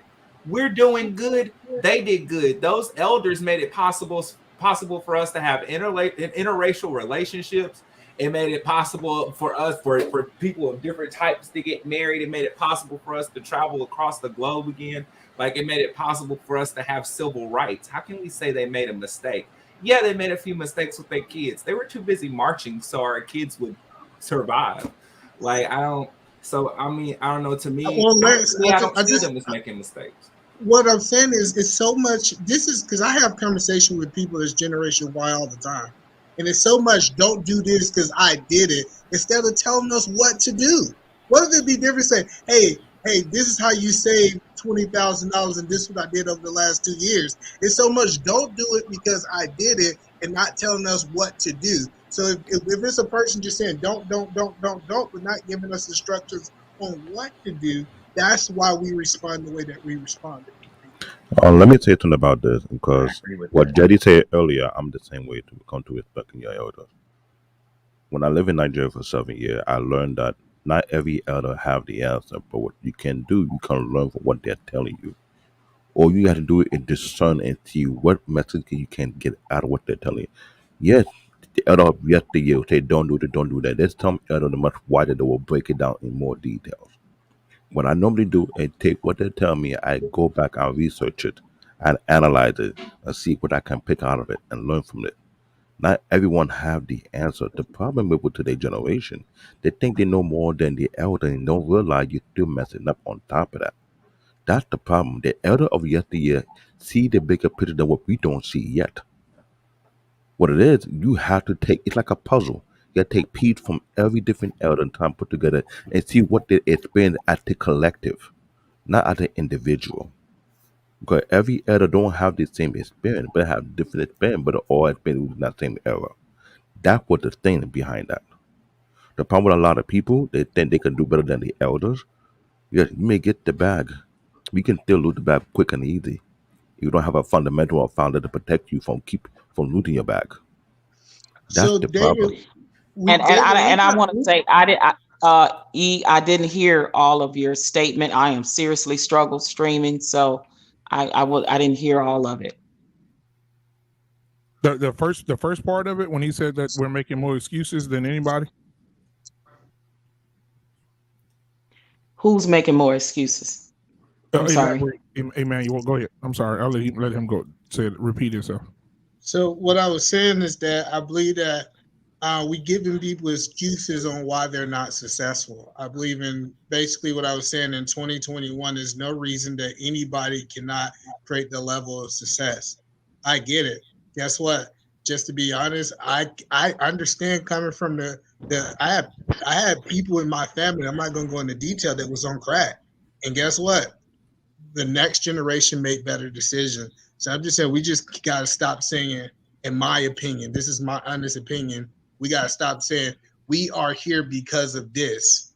And that's kind of the part that I think you cut out. I think you heard the other part. What should we say? We should say like that's the reason. Well, we should say, hey, forget all excuses, and this is how we're going to be successful moving forward. I we really don't know think how because of what happened. But no, we do know why. We live in a digital world. Anybody that really want the knowledge, say the stock market, for example, it's enough information out there to understand how the stock market actually moves if you study it. You could take hours and hours of YouTube and classes to learn how money works. Like I said, right now, I think back in the day, we said, hey, they didn't have access to this information, but we have access to it today. And one thing I want to say to Canadian-born Nigerian, I'm not saying all elders you don't listen to. I'm saying only listen to people who got fruit on the tree. For example, if I want marital advice, I'm going to talk to somebody who's been married for 30 years that are successfully married. I'm not going to go talk to somebody who's been divorced 3 to 4 times. How about we start looking at what fruit they have on their tree that to be able before we listen to them? Because I think it's very dangerous for us to start trying to pick the information we think is right to apply to make it to see. That's just dangerous in my opinion. I agree with you on that. In the aspect of, I don't think we're picking the right information. Like, I feel like we're not really asking them the pertinent questions on, like, the shit that has to do with like what makes us and builds our character and our integrity as a person. Because you building your life financially has nothing to do with it reflects how you're built internally. So if you're not built to be steadfast or to desire education or to be hungry for it, like if you're not built to be that person, then there not only will you not receive any money, there's not going to be anything you're going to receive in abundance if you don't have a desire for abundance. And that's what we're saying. It's not an excuse. A lot of Black people have been raised to accept what they have. Literally, it's been in our Christian and our school and our scholastic education. I mean, they even started building the schools like prison. So I mean, I'm just saying it's not an excuse. Yes, of course, I agree with you completely. We all have the opportunity to improve at any moment. And now more than ever, we are one decision away from changing our entire life. I completely agree with you. And that's anybody. There are 7-year-olds, 10-year-olds running charities. So I mean, like I feel you, but at the same time, we can't just not acknowledge that there is an internal damage to people who are our shade of color, where we've been fit into a box, put into the water, and then distracted for hundreds of years. I mean, we can't ignore that. We just now got to the point, like maybe just like 17 years ago, that we realized that we really can't do some shit. We finally started breaking some more records other than fucking Tiger Woods and Arthur Ashe. So well, I mean, yes, I want to bring it home. Do you feel that you're financially affected today from slavery in the past? And I want to ask this question to all the panel. Do you feel like slavery is why you in the financial situation you in today? Let me answer that one. For me and Jada, we didn't come out of slavery. That's one I can say. We came out from a different era, which was more colonization. It's not even close to slavery. The thing is, we had to fight for our own. A lot of people lost their life to fight for what was right. And to this day, they're still doing it to this day. The problem is those who were not ready to fight, but they gave up and they died because they watched their family and family member die through the process. They watched someone trying to escape through the border. So I understand what you're trying to say. But let's be real, though. But answer my question. Do you feel like you financially, or don't you feel like, do you feel like your past before your lifetime is the reason you in the financial position you in today? Our history empower us to be hungrier than ever. Let me just say it that way. Any African, but besides from Nigeria, people from Ghana, from other African countries, when they come here, the first thing they do is take any little opportunity we can get on and capitalize on it. But that have been a thing. This have been going on since the early 80s. My father used to work for the cities. He used to help people come here to get their paper. I'm not going to mention how they do it, but they were doing that. As for from there, people start to build their wealth from that. And when they build the wealth from that, they send the money back to build their empire. So yes, our history, you're hilarious, bro. I want to drop this on you real quick, Emmanuel. On last year, October 23rd to 25th. A lot of people didn't know this, but there was an International Tribunal on Human Rights Abuse against Black, Brown, and Indigenous people. And they actually found America, the U.S., guilty on like 5 or 7 charges of human indecency. America said that America was wrong. America said it. So I don't know what to say. So, but Lance, can you answer my question? Do you feel that your financial state is based off slavery? Like I don't absolutely. I did not get an opportunity to learn financial stability. I didn't know what financial stability was until my mom died when I was 19, because she didn't have the health insurance that she needed, and she had to accept the doctor that they gave her, and they didn't treat Black women with any kind of care. So my mom got breast cancer, and she had a tumor, a part of tumor in her lymph nodes being the area where the duct actually carries like the food to the baby in the titty. And it's a normal to pull that out. Because she was a Black woman, they mistreated her. They didn't check it. She was already a custodian. We already had the disadvantages against us. I didn't Okay. have time to worry about being in college. I failed my first 2 years because I was dealing with her death because of the suppression that she felt from an economy and a society, and that carried over to me because she couldn't teach me financial stability. She had to teach me emotional compassion and the shit that she was good at. So, Okay. I mean, absolutely, yes. I think I was directly and indirectly affected because it's not like I don't have the desire. Like, there's plenty of times where I look at stuff and the only reason I'm not doing it is because I don't understand the words.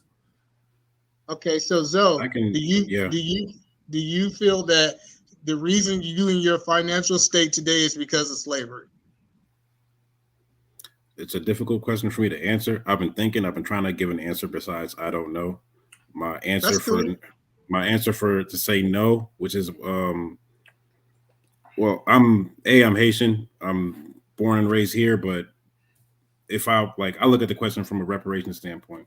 So if you feel like Black people were supposed to get reparations from slavery, and that would have helped the overall general state of Black people from slavery to this point, then you would have, because that'd be a part of the natural process, then you would have to say, yeah, because if Black people did not have the stigma of crime of that since slavery, and were and had the finances to go to court throughout American history, then things would be different for me somewhat. I think financially, I feel like I'd be in a better financial space. I feel like people that I know will be in a better financial space as part of a community. But me individually just wants to say no because I like whatever my situation, I feel like I can come out of it regardless. I feel like I was raised that way in particular. So like to say slavery had an effect on it, it'd be something I couldn't think about. I couldn't think about slavery. Not the same way that people from here can. Thank you. So So do you feel like your financial state, I don't know where you at financially, but the reason that you're not where you're supposed to be is because of slavery? I would say directly, no. Indirectly, yes. But I think the point that you're trying to make, and I sort of agree with, and you can tell me if I'm wrong, is the fact that we are living in one of the, a country that has a lot of opportunities and things like that. Why do we bring up these topics without adding a solution to it? Or why do we continue to make, why do we continue to say, well, this happened, instead of saying, well, this is what needs to be done? And I think that's your kind of whole overall point. Because I think, okay, all right. I'm gonna get there. So, Miss Mack, do you feel that your financial state is because of slavery today? Did you call on me? Yes, I said Miss Mack because it said Mack. Can you hear me? Okay. Yes, we can. No, I'm having a poor connection. So I heard you say miss. Okay. Yeah, absolutely an indirect impact, because, if I think about my grandfather and my grandmother, that's just 2 generations removed from me. They come from poor backgrounds, which is typical and average for Black people in America. And they're only 2 generations out of slavery.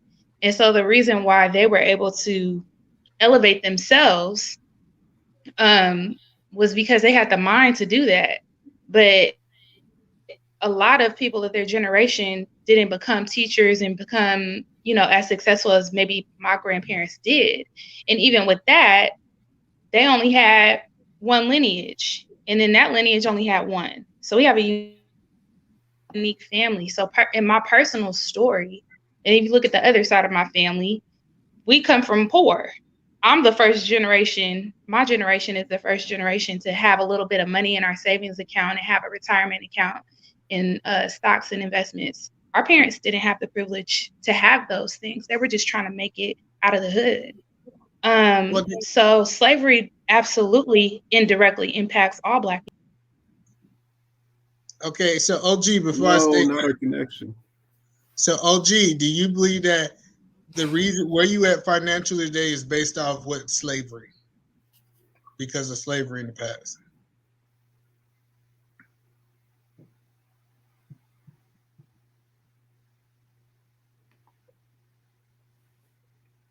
No, can anybody else hear OG? Is it just me?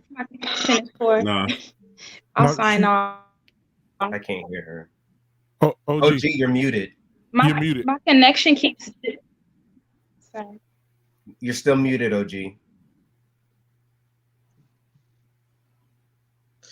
All right, so I want to say this right here. I personally believe that everywhere that everybody on this panel, everybody in the world, the reason where you at financially is because of the decisions that you have made, point blank period. If you look at the millionaires today, most millionaires are majority of the There she go. millionaires are. There she go, E-Man. Go ahead, OG. Oh, nope. Can you hear us, Estella? Stella, can I think they're talking to OG. OG. She going off and on. Oh, yeah, mute button going off and on. She probably has a mic issue. Yeah. So let me answer your question because you didn't ask me. Yeah, I'm I can hear you all. Okay, yo, go ahead, OG. That was Mac. Oh, that was Mac. Okay. You know, Yeah, so- I was having trouble turning my mute button on and off. Oh, I was OG's having doing the trouble same- earlier with that. Yeah, OG's doing the same thing. Yeah. So maybe she can go out and come back in. But anyway, so let me answer the question. I think so as well. I think that yes. Let me tell you why.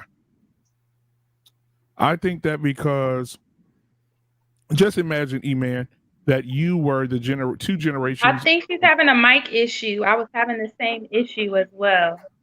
Okay. Thank you.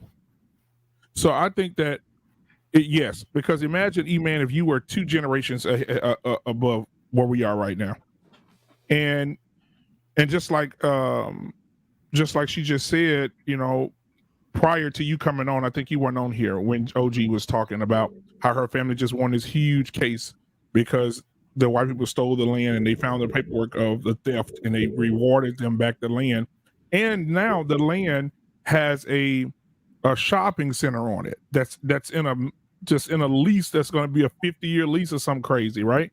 So their family, she said that's generational wealth for their family. Not necessarily. That's not true. Because if they don't have the knowledge, they'll lose it. Right. Okay. See, right. knowledge is so important. But go ahead. I'm gonna let you cook, and I go after you. Okay. Cool. And so what she was saying was, you know, imagine if that was you, and you had that generational wealth, and you could pass that down to your daughter. You know what I'm saying? Your daughters. And then when your daughters get of age and then you pass away, then that money's with your daughters. And then when your daughters grow that some more, then when they pass away, they give it to their daughters and it grows some more. That's generational wealth. And so I think that a lot of Black people put in a lot of work back in the day. If I read it the other night, 13 to 20 trillion dollars worth of free work from Black people. Do you know how much generational wealth that is if that's passed down from family to family? 13 to 20 trillion dollars of free employment, working in the fields, building the entire Washington D.C. area was built. All those buildings you see, the White House, the monuments, all that was built by slaves. Free work. Oh, trillions of dollars. Imagine if they would have got paid for that, how much generational wealth they could have passed down from child to child, and what we would be right now if we were to get the same thing. If I got 18 years old, my dad said, "Hey son, here's your part of the business. Here's 200 grand. Live your life. You know, here's the business, the keys to the business. I'm going to retire. Live your life." Can you guys hear me now? Yes, ma'am. Okay, I had to hook up to another system, but I absolutely, if you're asking me that question, I absolutely say unequivocally yes. Generations that are still passed down from your grandparents, your great grandparents, and so forth, and the disparities that still now that are perpetuating our Black communities to systemic racism when it comes to financial institutions, banking, housing, when it comes to the educational system, when it comes to the health disparities for Black women, All of those things are systemically from slavery. Back then, Black women were used as guinea pigs by the white slave master to test on Black women to make the OB-GYN uh, uh, instruments that they use right today. When they use those things on the Black slave women, they didn't use anesthetic. Our women were murdered, they were maimed, they lost children, they bled out, all because they say that Black people can stand pain. So when you're talking right now, the health disparities of a Black woman can go in there in to have a baby right now, and she's 8 times more higher to have stillborns. She's 8 times more higher to have deletions of her of the babies bleeding out. All those things are still systemic right today. We are still disproportionately uh, have biases and systemic racism against us in the housing when it comes to buying houses and in the Black community when it comes to starting businesses. And these are people with good credit. Yes, redlining, absolutely, Estetta. Exactly. We're still getting certain cities are still getting reparations that was done from rebuilding Black Wall Street. You know, Asheville, North Carolina just got 2 point some billion for the atrocities that was done in their city. Rosewood. So everything, even the mental health, even the mental health issues that is hereditary that has been passed down from our ancestors. Facts. We are still suffering from that. That's why the Black community suffers more with mental health issues than any other race of people when it comes to PTSD, when it comes to depression and things of that nature. And you don't think it wasn't passed down from those atrocities? So absolutely, right to this day, we are still feeling the blow of that. So the first thing I'm gonna say after hearing all y'all guys' response, the first thing is the reason that I never get on the other side of this argument is because how most Black people, Black Americans, what they do is they tell the story as in nobody in their generation would have messed up. It would have been perfect. If we had generation wealth, it would have made it to me. Like nobody would have fumbled the bag. When our culture is designed around fumbling the bag. Most people who get money in the Black culture fumbles the bag. And so the biggest thing that I want to say is this right here is that everything that you see what this, look at the comment.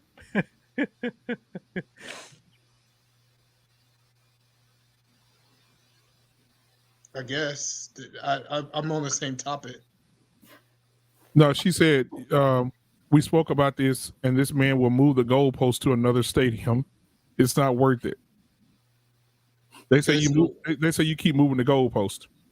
Yeah, not to even mention the land, all the land that was stolen from our ancestors. My case, my great aunt's case just now. Y'all guys are the ones moving the goalposts. I asked how would be financially, and I'm talking financially. Everybody else actually moved the goalposts. Because you're over 400 and something years behind the 8 ball. That's how. Do you know how many generations that is, and how many generations that we're not there yet? The average Black household right now makes $840,000 less than our white counterpart households. Do you know why? Because they benefited from the backs of our ancestors, and they're still benefiting right now through the banking system, through the insurance systems, through the housing, redlining. I can go on and on. It's still affecting us. I'm gonna kind of agree with you just a little bit. I see where you're coming from.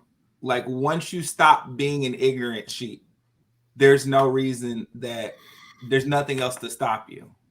Like once you realize, even if this is the truth, I think I don't know about anybody else. I think the resistance I'm feeling from you is that you speak of these atrocities as if they aren't true, or if they weren't powerful enough to manipulate an entire race.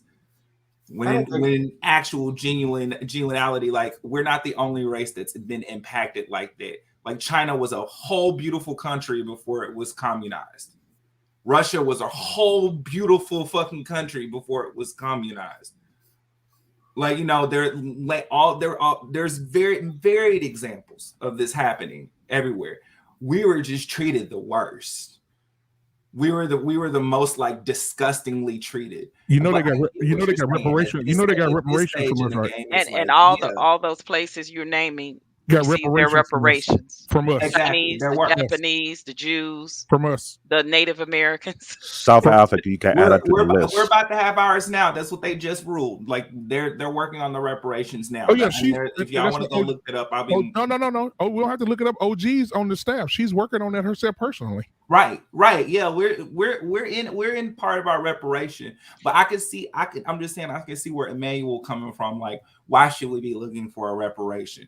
And I feel like he's more on the integration side of it. Like he's just like, let's just get over it and let's just make the best out of it. But I think what you're forgetting though is that that's what Black people have been trying to do for years. They're not giving us the opportunity to make the best out of it. Even if we were just right now to say, you know what, fuck it, clean slate again, something would happen. Not because they're even racist, but because we are public enemy number one. We've been the fan favorite to be chosen when anything goes wrong in our economy. The first distraction they go to are Negroids. Or at least that's what people think of us once they get the word out. And I hate that you don't see that. It's sad, and we will overcome. We're fucking survivors. That's all we do. That's what we learn how to do first. And in that fact, I think our parents and our grandparents did not fail us, because that was the first thing that they taught us.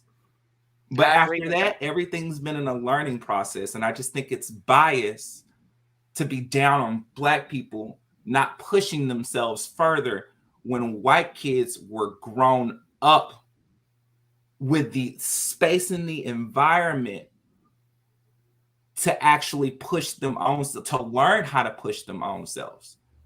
Most Black people grew up in an environment that was so tumultuous, they didn't even have the space or the energy to even think about themselves in a selfish manner. They didn't even get a chance to be selfish, to think about goal orientation until they got out of high school. They didn't get a chance to think about grades, like really think about grades, until they got into college. Like it's little things like that, little opportunities. And I even want to add just 1 second. I just want to elaborate even on our allies that comes from the island communities. Let me speak on that, because when you look at the atrocity that was done in Haiti, when you look at the atrocities that, listen, we had our Jamaican ancestors, their reparations is on the table right now for them to get it, because their ancestors was dropped off on these islands. So they deserve theirs, just like the American descendants of slaves deserve theirs, and Jamaicans is on the table for getting theirs. So let's be real about it. Is owed to all our Black people around the globe for the atrocities that was done. And let me So add let's on just be top of clear that. about I'm that. about to go. So y'all guys have a good night. I have a question for E-Man before you go. Go ahead. Oh, hey. So E-Man. I got a question for E-Man too, Black man. All right. And so you're, say for instance, for example, if you found out just tomorrow, someone came to you and said, "Hey, Mr. Williams, I need to speak with you about something concerning your father." And you sit down with this man, he has all this paperwork, and said, for years, your father worked at this particular establishment and they didn't pay him. And they say, you know what, E-Man, all the money that we didn't pay him, the company, we wronged your father, and we want to retro back all the money that we owed your father, and we want to give it to your family. Would you accept it? So I'm not saying that we shouldn't accept the money. That's something totally different. Okay, that's a whole different conversation. Okay, cool.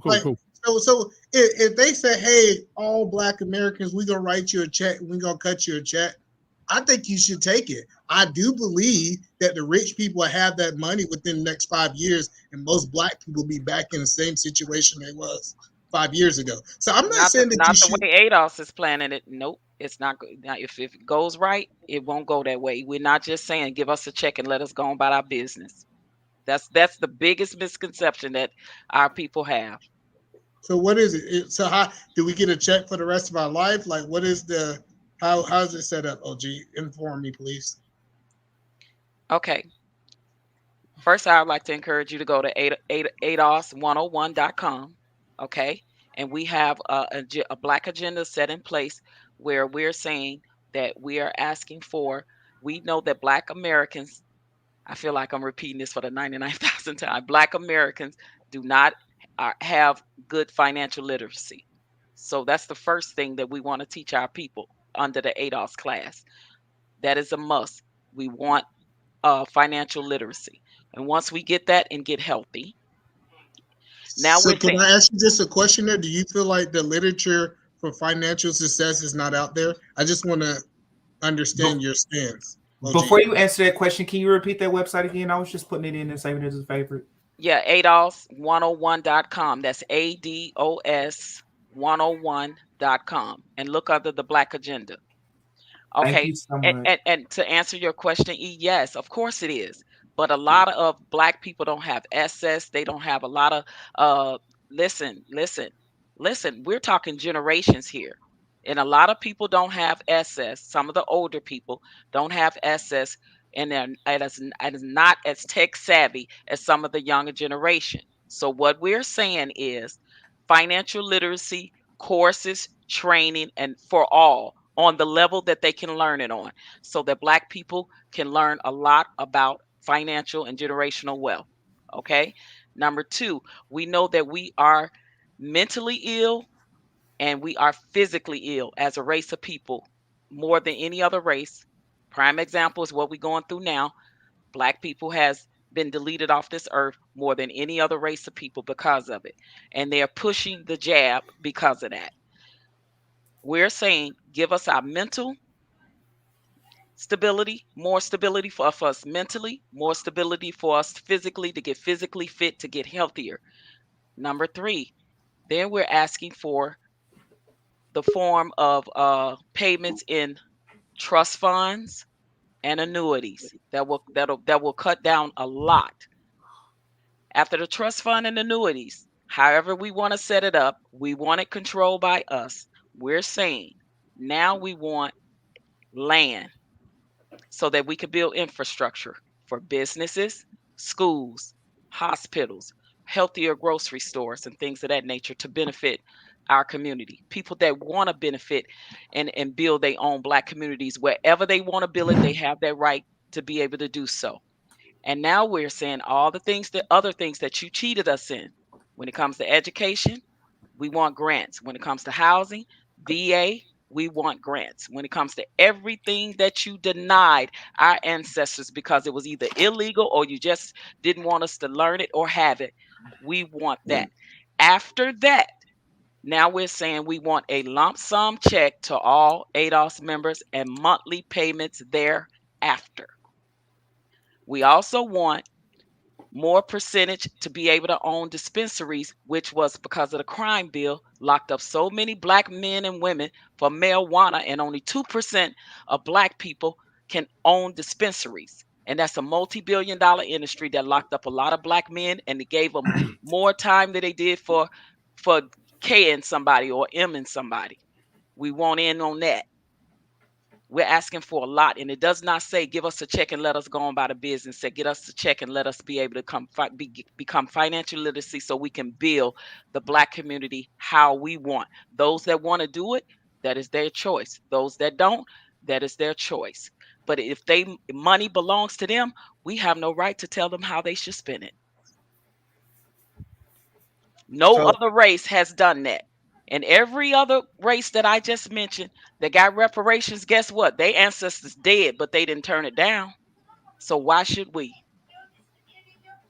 So I do think that E makes one good point, and I think it's something that I wanted to say earlier, because I feel like when E makes these kind of these points, we start going back into like the history, and it's almost like people are trying to teach him. And I really don't think he's denying the history at all. I don't think he's ever had a comment that denies it. I might not necessarily, I wouldn't approach it the same way he's approaching it, but I do have an issue with when we discuss these things, a lot of the time, it becomes these hours and hours of conversation about our history, which is good. Like I always learn stuff and I like learning stuff. And then we never talk about solutions. And I think that's the main point. And I know OG just kind of, she had a solution, but that's a rarity in these conversations. You talk about the history of Black people, and that becomes the meat of the conversation. And nobody ever talks about what to do from here, because we can say that we're affected by slavery financially. We can talk about the things that were done to our grandparents. We can acknowledge those things. And I think it's important to talk about those things and acknowledge those things. But at the end of the day, now what? Because either we continue to talk about what's happened, and then we have another generation and they do the same thing, because ever since I've been a kid, we've been talking about our history. And it's just like, so I think with our generation, even though we can still talk about the history, it needs to be followed by solutions, and the solutions need to be a huge part of the conversation, because it hasn't been. It's been a very small part, because we'll say crack epidemic and we'll go, well, that's why things are the way they are. And then everybody goes, good night, see you on the next talk. You know what I'm saying? Instead of saying crack epidemic, this is why we are. Now let's talk about where we're going. We don't have enough conversations about where we're going. And we even have a generation behind us coming, and like, so they shouldn't even have to have these conversations. You know what I'm saying? As far as solutions go, the solutions should be put forth by us, so now they can just live in those solutions. So that's just my take on it. And you're right. And that's just part of some of the solutions, the Black agenda that we've come. I mean, it's so much more. We need ownership and so much more that we're denied. So that is a huge start. And that's what ADOS is working on, and we're trying to get take the bill to Congress, get it passed. So that is the goal. You think redlining is still happening in 2021? People denied getting houses? Absolutely. Yes. Evanston, Illinois just got paid for redlining done to them. And yes, absolutely, it's still happening. Amen. If you watch one of my Unfiltered, they still going on to all last year in multiple communities across the country. They brought article how people have been downgrading the value of Black people's home when they want to sell it, and when they had a white person come over there and they upgrade the value. This thing been going on for so long. You can't say it's not happening when it's still happening to this day. In Long Island, they had that throughout last year. So hold on. So let me ask E-Man. So E-Man, what he's talking about is, I know what he's talking about. What he's talking about is there was this lady that set up this what you call them when they come out to look at your house? My brain froze. Appraisal. Yeah. So they had these people come out and appraise the house, and they set up the house, like all the Black pictures, the family pictures, everything. The white person came in, did the appraisal, left. The appraisal was low, right? They was like, man, what? So what they did was they called the same appraisal people. They sent a different appraiser out, and they changed everything. She put all her best friends' pictures in there. The white family, the white this. They put the white pictures up on the wall, them playing with the dog, and fixed the house up real nice. And when the lady came back, it was a $50,000 increase. $500,000. $500,000 increase on the price of that house, the worth of that house. Well, Black man, this is my industry. Like, this is my industry, so I know how this works. This is not something I think. This is something I know. The first problem with an appraisal is that it's 100% opinions. It's an opinion. So if that person who walked into that house is racist, it doesn't matter if it's that person, it's not the system. And the great thing about how appraisals work, I can fight it, or I can take my money to a different bank at any time. So if I'm working with a bank and I feel like they undershoot me, I just go to a different bank and get another appraisal. So I get it. We have checks and balances in the real estate industry. It's checks and balances in place where you do not have to worry about this. But I get it. So you say a white racist dude walked into somebody's house, they gave a low appraisal. Then they had a totally different person who might not have been racist, and they actually took the actual value of what the house was, is a totally different thing. I'm saying that racist people are not out here. No, I'm not saying that. It is still racist people, and there's gonna be racist people for the rest of our lives, and the rest of our kids' lives. E-man, I E-man, hold on, hold want on. to say though, E-man, hold on, hold on, hold can on, I hold on. I expound want on to say, how the history plugs back in there to that though? But the reason we don't have more real estate appraisal friends, I do. or we're in I a have a whole real bunch estate of. appraisal network, is I do. because we've been lacked of the education to It's a actually lot. be knowledgeable. So you say you're only, this is only the stuff that's been earmarked, right? This is only the stuff that we know. How many Black people have sold their home and it was their first Black home, you know, or their first home, and their first appraisal, their first time they're even selling their home, you know? And how many, you know, how many people It got, is your fault if not you even just lack Black people, education. not even just Black people though, white people too. I mean, white It's people weren't your the only fault people if that you lack the education. It's your fault. It's nobody else's it fault was if you don't have the but education. you're I'm saying E-man, you're making the missing the wrong attack. point. It wasn't just Black people that were affected though, and it still happens to this day. We wouldn't be talking Because about it. it's somebody's E-man. opinion. E-man, Anytime it's somebody's hold on, opinion, hold on. Let me say something, Hold on. E-man, real gonna quick. affect other people. It's I no factual wanna, bias. Hold on, hold on. Let me E-man, say something. Let me tell you real We quick. had a nurse on E-man, there last hold on. week, and she was all fact and E-man, experience E-man, and opinion. E-man. I agree with E-man. Hold I on. think he's just making the Hold wrong on. point right now. I think Hold on. E-man should be making the point of what we just spoke about, what K-Soul just spoke about, what I spoke about earlier is what he's saying is there is a solution to that anyways. So if we're talking, if the conversation is about moving forward, then what E-man just provided is a way to move forward. Even if it's not what anybody likes, it's still an opportunity to move forward. So it's like, I'm still pro, let's talk about the history. But what E-man just gave was a solution, and he said he's an expert in the field. So to some degree, what he just said, even if we don't like it, we should listen to it. And No, I I'm hear not him, and saying hold on, hold I'm on. not even saying that you have he's to do wrong. the I'm internal just saying build that too.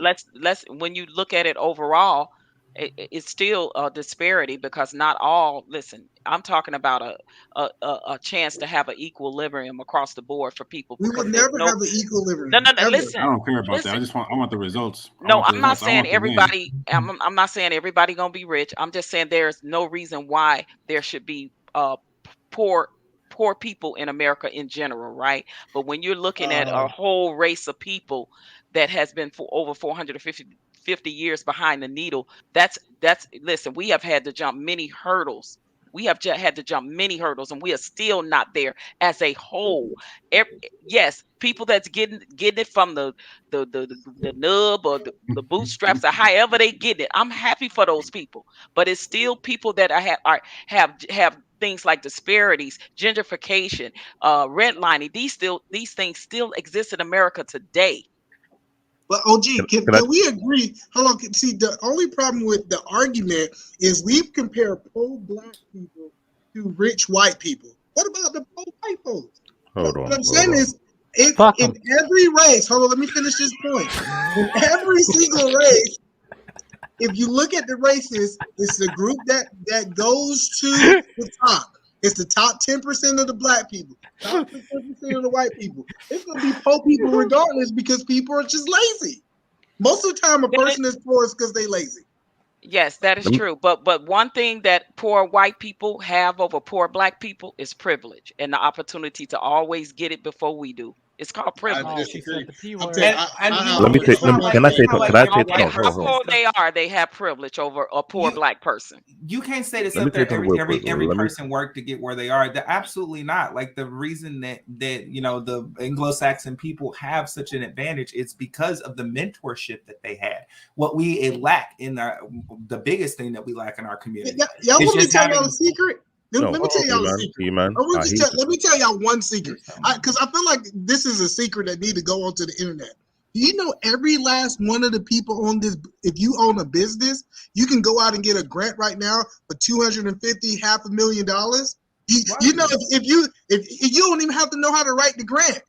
Matter of fact, just because you Black, you can go find somebody to write the grant for you to get ahead. So we can play that game. We just so worried about the past that we're not even trying to get in the grant game. E-man, I know E-man, E-man, hold on, That's not please. true, though. Give me a moment. E-man, I understand what you're E-man, I understand what you're saying. You do have a point. But you need to understand this thing. The present Secretary of HUD said it very clear. The laws, the check and balance that were put in place was not being enforced. They allowed these things to slide. It's not that what you're saying is not wrong. It's right. But at the same token, you are one of the very few who were able to make it through. whereby we have what are called a downgrade of the education system have been going on for more than 50 to 60 years. The ever of Martin Luther King Jr. were very self-sufficient. They didn't have to work for the white collar job. They were tougher. They had trade to make their own money. When you start to water down the educational system and take that and put it in the private school system, and whereby if you look at the private school curriculum, it's much higher and more effective than the public school system. Now, on top of that, you're blocking the creation of charter school that trying to bring a better education for the black community. So you can just say this one thing and leave out the other. I don't know what you're trying to put out. But we African, we see the big picture quick and easy. We see the game too easy, what's going on. This is why we say what we say about you guys. Because yes, you're going to get each other time, but you don't move back and look what the hell is going. They're playing you guys like puppet. Have you go and get your own self? I'm not Monopoly, playing against the nobody. puppet master. If African this folk, was we the know what's internet, we going wouldn't on. even be having this conversation, to be honest. Like, I refuse to talk to people about the past. Like, it's crazy because we had all through school, they told us about our history. Why are we still talking about it? No, they didn't tell us about No, this they didn't type of teach that in my history. school. E, come on Because now. they were wrong. That's why we're talking about it now. We did All right, not that's learn cool. that. Hold on, OG If Patrice. y'all, We don't but hold talk on, y'all about can have a one. good We night. don't talk about 1 + 1 being 2 because it's not debatable. Once we get the real truth and the real education, we don't go back and forth over that stuff over and over again. Yes, we do. But the Yes, we do. so we go We back did over it on 1 this + live. 1. So we go back over 1 + 1. We done went over our Do we history go 10 back over times. 1 + 1? Here we go. But that's just, Answer the question, please. Do we yes, go back and forth over 1 + 1? yes. If we, And yes, if we so believe, how, if so we how do don't we believe go? that, So how do we go back and forth over it then, sir? if somebody believe that that is not the right answer, they'll continue to go back and forth over and over and over. I'm trying I'm to just have saying. an actual. So I'm actually trying to have an that's the intelligent. truth. No, it's the truth. You're right, but I'm actually trying to have an intelligent conversation with an intelligent man. If that's not going to happen, I can go elsewhere because I have a lot of respect for your intelligence and your intellect. But I But need you B9, to can I say actually this? act. No, I need you to actually have an intelligent and try to and be sincere with the conversation because you know what 1 + 1 is, and you know that it's not a debate to anybody that we would talk to. And if it is, that's the end of the conversation. So let's be honest here, please. So be not what I'm saying is, if everybody agree on something, yes, we can come to an agreement unanimously. No, The problem with it's history, right. If it's right, we agree on it. 1 + 1 = 2. That so is be right. That's why we agree on it. We don't agree on colors. We don't agree on foods. We don't agree on other things because those are preferences. But there are facts that are indisputable. You said that yourself, that other people have their truths and then we have the truth. I'm quoting you, sir. So B9. live by your words. So B9, can I ask you a question? Is it a fact and is it true that we can't do nothing about the past? We only can focus on the future to go ahead. Yes. Is that the truth? Yes. All right, so if that's true, if we all can say that we can't do nothing about the past, the only thing we can focus on is the future and how we can change the future.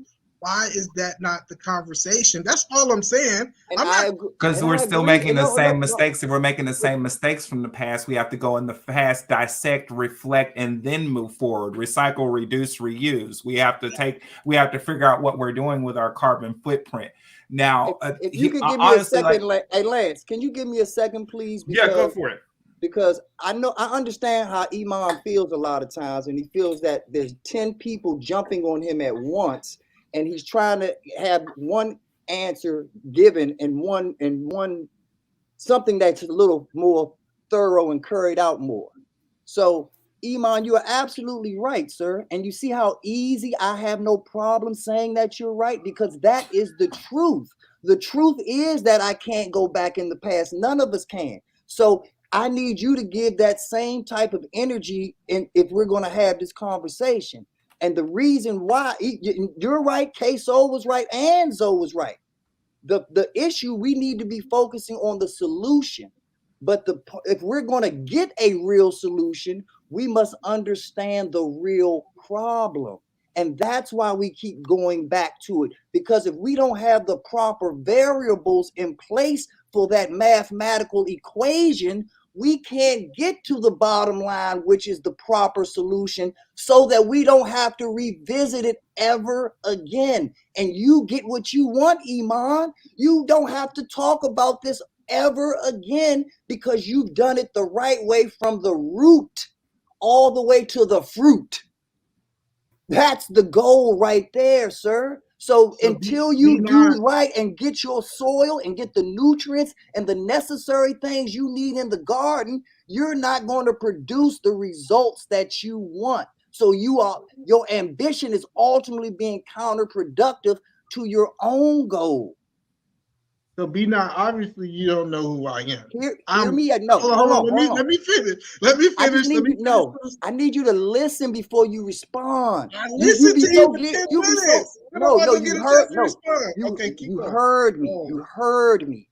I need you to listen. Not one thing do I say to you. Do I see your body language soaking it in? I hear you I see you basically looking at your watch like, okay, is it my turn yet? Okay, is it my turn? Is it my turn? Rum.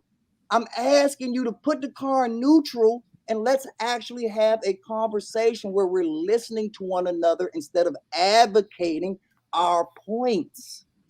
Converse. Okay, you're right. Well said. Okay. All right. The floor is yours. I just wanted you to soak it in, but I'm listening. No, you're right. Keep focusing on the people past, and if that y'all feel like that's gonna get y'all result. No, I'll let you talk. I'll let you talk, B9. You're right. Like I said, this is where I'm at with it, because it's really important where to get to the solution. If y'all guys think that the solution of how you're gonna deal with things today is to continue to talk about things from the past, keep doing it. Keep doing it, because while we keep talking about the past, all these other races are talking about the future and moving forward. And they're moving forward. And the gap is getting bigger. And the gap is getting bigger. And the gap is getting bigger. And until we start as a race come together and say, all right, cool, how are we going to start moving forward? And we understand. This whole time I never said, don't understand your past. I understood it. That's the first thing I did is I sat down with my grandfather. I said, tell me a little bit about your father, because he was a slave. And he started talking about this. And then, at the end after we finished the conversation, he told me, Emmanuel, that's the end of that story. We ain't gonna talk about it no more. Let me tell you how I created a successful business. Let me show you how I own 20 acres in Atlanta. Let me show you how I own 20 acres in Savannah. Let's talk about how you're going to get it, because we understand where we came from, but that's not going to dictate our future. And that's why I keep telling people and saying something that my family instilled in me was cool. We had an effed up past, but until we start talking about the good, kind of what Lance was talking about and what people did correct, let's start focusing on those things, and that's how you ain't going to get ahead. So I agree. My grandpa told me to lock that. He told me that. I remember he set me down. He set me down at 15 years old. He told me to lock that past up. Lock it up. Because yes, it made us to the people who we are today, but we got to move forward. And I'm cool. Y'all can keep talking about it. Y'all think y'all gonna get a solution, keep talking about it. But I agree. You got to lock that up and you got to move forward. Because I agree with you, Iman. But the only problem of what you said is that you said even if they gave us what we were entitled to, that we would have messed it up by now anyway. And that's the part where I have to say you're dead wrong. I agree with everything that you're saying as far as moving forward, but you are not being genuine when you say that, because you know how generational wealth is built. It is built over time. And so when hold on. Let me ask you this question. So B9, you telling me if after slavery they gave them resources and we had the crack pandemic, you think a lot of people still have that money? Do you really believe that? You're putting two questions in. What resources are you talking about? Resources today, or are you talking about the resources that were supposed to be given to us when we got our freedom? So listen, after slavery, they said, hey, we're going to give you reparations for all the work you did. And they just gave all the slaves all the money. They gave them all the land. And they said, cool, with your third, with your, maybe your first, not even first, but we'll say first grade education, here is all the resources. You truthfully believe that that generation wealth would have lasted into now? Yes, and let me tell you why. Because we had all of the skills that built America to that point anyway. We had already done all the work. The only part that was missing is you didn't pay the bill. You ate the steak, you ate the shrimp, you ate the salad. And then you tried to sneak out of the back door and not pay the bill. All we're doing is we caught up with you and said, this is what you owe. So with a first grade education, we made tobacco one of the greatest industries in the world. With a first grade education, we made cotton one of the biggest industries in the world. With a first grade education, we even helped win a civil war against the quote unquote more educated. With a first grade education, we became the croppers. With a first grade education, we ultimately became sharecroppers. With a first grade education, our backbone built the stock market. There is a jail under the New York Stock Exchange right now that was built only to keep black people, to sell them as stock and bondage under chattel slavery. So every financial system that you are kissing ass to is built off of us, and they owe us for it. Do your history. That's why it's important. The difference is, see, me, since I run a business, I know the difference. See, it's hold on. I'll let you spit, B9. Who isn't kissing these financial institutions' ass? Well, no, that was just a stereotype. No, that was a stereotype for his point. B9, I was rocking with B9. I ain't gonna hold you, but who isn't? I feel that's you. a figure of speech generally, but yeah, the banking institution. Every joke ain't gonna go over, Zoe. Okay, this is for the whole crowd. This ain't just for you, Zoe. Okay, man. Well, listen, this is the difference. The difference is this right here. Since I run a very successful business, I understand the guy who's working, doing the grunt work. Yes, he's running the business, but it takes a whole different level to run the company. Like when we start talking about running the company successfully, making those connections, it's a different level of skills. Yes, you might know how to pick the tobacco, but how do you sell it? Because if you pick a whole bunch of tobacco and you don't have the right, if you don't have the right knowledge to sell it 10 times over, you still can fumble or mess up that business. Financial literacy for our people. I just spoke on that. But see, that's an egg before chicken type of argument, because I can come right back and say, how can you be the greatest salesman ever? And if you don't have the tobacco, what are you going to sell? So like I said, that's a circular argument right there. That's not the point. The point of it is that we were the minority back then. If the resources and the money that were supposed to be given to us were proportionately and properly given to us, America would look totally different today. And the Zoes and the Quesos and the people such as yourself who grab success out of the skin of our teeth as a race, you would be a billionaire right now, Iman. Because your work ethic, if your father had the same work ethic and your grandfather had the same work ethic and your grandfather's grandfather's grandfather had the same work ethic, and they all got the same payoff that you're getting now, when you put inflation into it, you would be a billionaire. You would have generational wealth right now. It doesn't work that way, B9. See, what happened is the reason how did it work for the Rockefellers? How did it work for the Rothschilds? How did it work for Chase? You're talking to a very intelligent man here, sir. But this is what I'm telling you. It's easy to go look at the few families that are successful and say, hey, it worked for a handful of people. What I'm trying to explain to you is every generation, this is the truth, every generation that has it easier, they have less drive. I can tell you right now, at 18, if you would have gave me $200 million, there's no way I'll work as hard as I work today. It's no way. And so that's what I'm saying is that we make it seem like I'm going to work as hard as my grandfather. My grandfather's going to work as hard as his daddy. If they have money, it's going to happen. That is proven that if you give them something, you typically don't respect it if you went out and earned it. That's why most millionaires today are first-time millionaires. Right. That's all I'm saying. B9. And I understand. So B9, Yeah, OG Patrice has she want to say, then I'm gonna bring somebody in. We got three people in the back that want to ask a question to everybody. So I'm gonna bring them in one at a time. So black people is 13% of the population, and only 1.2% of us are considered millionaires and billionaires, and majority of them are celebrities that ain't giving back to the community at all.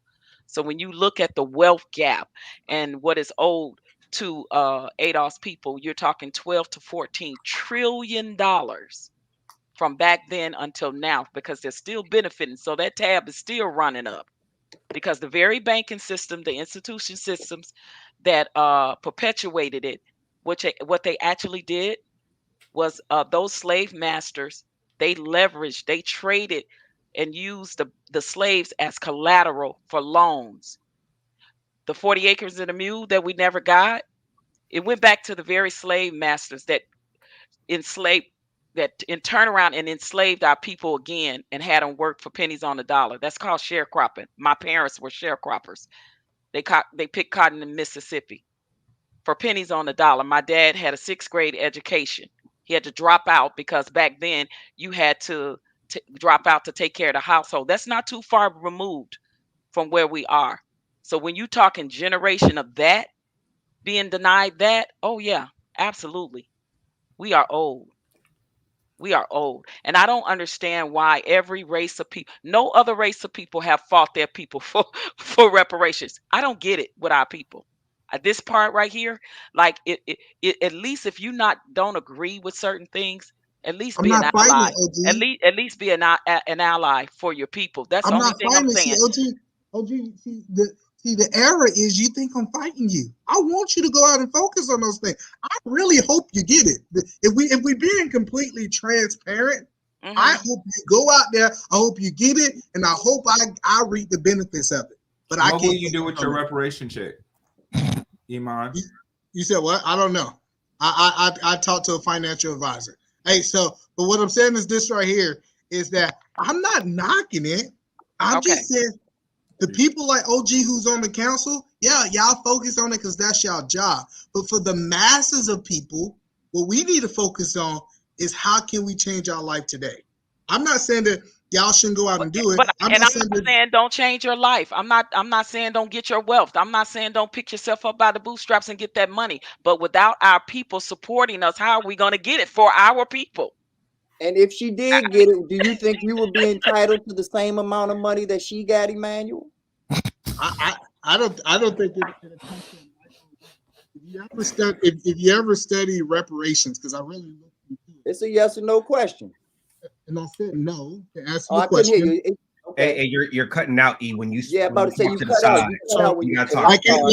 Let me answer that. So no, I don't see the problem with how reparations have happened with other people. People done had their own country, so they had money to give back to that government or to the top of that system. What happened is in America we don't have our own country, so it got to be some organization that represents us. Then the question is, we know people are greedy. How's it going to really go down to each person? But that's not my fight, so I don't even want to get into that. But I don't think each person will really receive the reparations. This is going to be really hard to determine. Now, that point, I agree with you, Iman. And even though we're having an argument, I agree with you ultimately, Iman. I think reparations is about as tangible as us riding a unicorn in our lifetime. So I know that I might not get it. Why would I focus on it? It's like that's what I'm saying. It's no reason for me to put energy there. So E-Man and B9 trying to build my business. So E-Man and B9, Tamika just came on. I think she has a question or response to you guys conversation. So welcome to the show, Tamika. Thank you for coming on tonight. What do you have on your mind? How you doing, everybody? Hey, Tam. How you doing? So it's not even a question. It's just a statement to Iman. It was more or less like you were talking about the land, or what would happen if we did have the land. And actually we did get land. So we did get land, but we all know what happened with that land. We were killed on it, right? So when you talk about it, you have to look at, okay, here we go. We talk about Lake Lanier. I brought that up the other night on a live when we're talking about it. Lake Lanier, where that lake is at, was black owned land. It was 1,100 families that was on that land, and because because the surrounding cities was running out of water, they killed them and ran them off the land. 98% of them, and the rest that were there, they flooded the city. They flooded the entire town. So therefore, if those people were still there, it was called Oscarville. You can go look this up. If they were still there, maybe, just maybe, I don't know. Maybe we could have had some billionaires. Maybe we could have had some generational wealth handed down. I don't know. Again, So, you're talking. so what's the But hold on, solution hold to on, what you hold on, just said? hold on. You keep saying what would we do if we had that? It's not a question about what we would do. It would be the question of what could we already have. You don't know. You really don't know. You don't know if out of those 1,100 families, 600 families still had that wealth. We don't know. You're only speculating. You're only speculating because you Well, said, I'm not about. I don't play the what if game. Okay, We well let's always be say real. what Well, if. let's be Like, real then. I'm Hold not on. about to Let's play be that real game. then. Let's be real, You Iman. just, what do you mean you don't play the what if game? You I want to literally just add on asked to what everybody Miss the Tamika question: do said. you think your life would be the same if Thank we you. weren't? But But let's that's not add the on what to if. it. No, what Let's if? add no. I'm sorry. Let's I take interrupted. what if out of it. One at a time. Let's take what if out of it, Iman. Like you said, you come from this industry of either home loans or banking or whatever you do. So you should know this. We talk about Tulsa because it was burnt down, but every other black affluent city, it lost its wealth through eminent domain. So if you know about real estate the way you say you know about real estate, you know what eminent domain did to our people. Central Park in New York City right now was one of the largest, biggest thriving black neighborhoods in the world. You sure right? And they took that land to put trees there, and so that people could walk dogs, and so that white women could run in the park, and then they could set up black men in the Central Park 5. And so that's what happened to our land. That's where we would have been. We would have been on the most expensive real estate in New York City. If you know about Washington, D.C., Georgetown, the most expensive land in Washington, D.C. was slave land, black owned. So if we still own that land and we passed it down generation to generation, and we got smarter, because like you said, we did that with a first grade education. Then the next generation got a third grade education. Then the next generation got an 8th grade education. Then the next generation started going to college. Now the next generation is getting master's and doctor's degrees. Now you add that on with the money and the land and the knowledge and the internet. Oh my God, B9 must be crazy. So can I respond, or somebody else want to jump in? PhD. All right, so the first thing I want to say is eminent domain have happened to every single race. That it is proven. Oh that my God. Why is the deflection on other races when we are specifically talking about our because race? we the only That one trying kills to me be a every victim. time.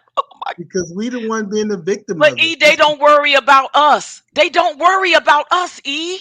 They never do. And for real, I talked And they about never Sir will. Hale of this, and Sir Hale even admitted this. And I need to talk to you about this too, Iman. Every time we bring up any other race, whether it's white, Asian, or whatever, we don't take the time to compare them to the black race. But every time we bring up the black race, we always take time to compare them to other races. That and you part. are subliminally downgrading yourself because you're saying that they're the standard by always comparing yourself to them. And you're not saying we're the standard because you don't do the opposite when speaking of them first. Don't talk to me about what a white person's doing unless you're going to talk to me about what a black person's doing when we speak of a white person first or an Asian person first. Based off You history, you compare cross-reference black people both ways, please. Be fair about it. When the Jews got Okay. theirs, they didn't worry about black folks. When Japanese got theirs, they didn't worry about black folks. When the Native Americans got theirs, they didn't worry about black folks. When Okay. China got theirs, they didn't worry about black folk. We the only one that worry about other races. So Tamika, Because did you have that's our anything else you want to standard. say? Yeah, I was going over because I guess for me it, you know, I I'll see you understand. guys later. Appreciate y'all guys letting me on. Yeah, go ahead. All right, E. I See you understand. later, E. Right. Right. E. I understand the fact of we don't want to have the conversation of, or you know, what happened in the past, this, that, and the other. Go ahead and decide there, Jedi. It's all good. You can breathe again like Tony Braxton. All right. Wow. Well, that's the song. Breathe Tony Braxton, again. breathe again. Yeah. Cause I'm with we ain't signing ish. Black people exhaust you sometimes. It's just the truth. Yeah. But Tamika, I don't think most of us have a problem with discussing the history. I no, think it's no, like what K-So said no, is no. Listen to what the I'm saying. solutions as Listen to what well. I'm saying. Listen to what I'm saying. I'm saying what I'm simply saying is when we talk about it, right, and we talk about it from we want a solution. All we're simply saying is this: don't deny that it happened. The way he was coming from, he denied that it happened. Again, if we want to throw away history, we should throw away the ability to read and the ability to write. If we're gonna throw away history, again, we're not saying, hey, dwell on it. That's gonna be our pain and our struggle. I'm not saying that at all. I'm saying give credit where credit is due. That's it. You don't even have to do nothing else. Like, I acknowledge that. What can we do once we learn something else? Every generation learns something new. We were talking about, y'all were talking about Gen X earlier. I think Gen X is supposed to be the angriest generation. But again, like I stated in the comments, Gen X is responsible for taking care of their parents and kids as well too. They call them the squeeze generation. Is that an excuse as to why they don't have any wealth? Well, the wealth and the things that we're doing right now, YouTube wasn't created when Gen X was kids. You all got things now that we didn't get. I'm part of Gen X. I have no excuse as to why I can't create wealth. That's never been my thing. My thing is always move forward. People laugh at me because I want to have every black man and every black woman in tech making 200,000. People laugh at me. People laugh at me when I talk about we should be creating accredited investors and hedge funds. The next thing that gets laughed at is like, oh, what is that? And that's across all generations. Why do they laugh though? They laugh because they don't have the understanding. They don't even know what it is. Can I chime in on that? Joke. They think it's a joke. That's not because it's not reality to them. Exactly. Go ahead, Wealth Engineer has something you want to say. Go ahead. All right. Happy New Year, everyone. Happy New Year, OG Patrice. Happy New Year, Wealth Engineering. Happy New Year, B9. So, hey, it's all fun and games. I hope we can still hug at the end of the conversation. It's nothing personal. We will. It's just business. With that Ain't no said, emotion here. I understand where you're coming from. And sorry, what? What did B9 say? I said ain't no emotion here. Sure. I didn't have the gunshots. You are a ready, mess, B9. I should have had the gunshots ready. I didn't have them ready. So with that said, right? With that said, I understand exactly where you're coming from, and exactly what you said also about Tamika. It's not about. I don't think I would disagree that Emmanuel would approach it as denying it. I don't think any black person anywhere in the world can deny what was happening in the last 500 years, right? We can't really deny that, right? It's literally a part of our culture. We have, regardless of how old you are, at some point you're going to be exposed to that history. You can't escape it, right? With that said, I wanted to talk to B9 about that a bit, because you were talking to Emmanuel, and you were saying the importance of history, right? What if we had all this land, right? You brought that to Tam, and I get it. We don't need to worry about other cultures, although they could have, although we could have learned from how they got there so that we can get there, right? But we don't need to worry about them. But let me ask you this. This is the reality. Whether we like it or not, this is the reality. We have white people having all the power, they have all the money, they have all the influence. And then regardless of how we're in lower in numbers, right? We are a minority on their land because they have the power. We can complain as much as we want, but unless they want to give it to us, right? We don't have the power to take it away from them. Now, let me ask you this. Would the solution be continuing to rally, like march, or talking with online about all that? Or would the solution be actually building power, building wealth, so that we have influence on lobbying the government and all that? You were mentioning, Tam, about actually raising black debt. I think that's a great idea.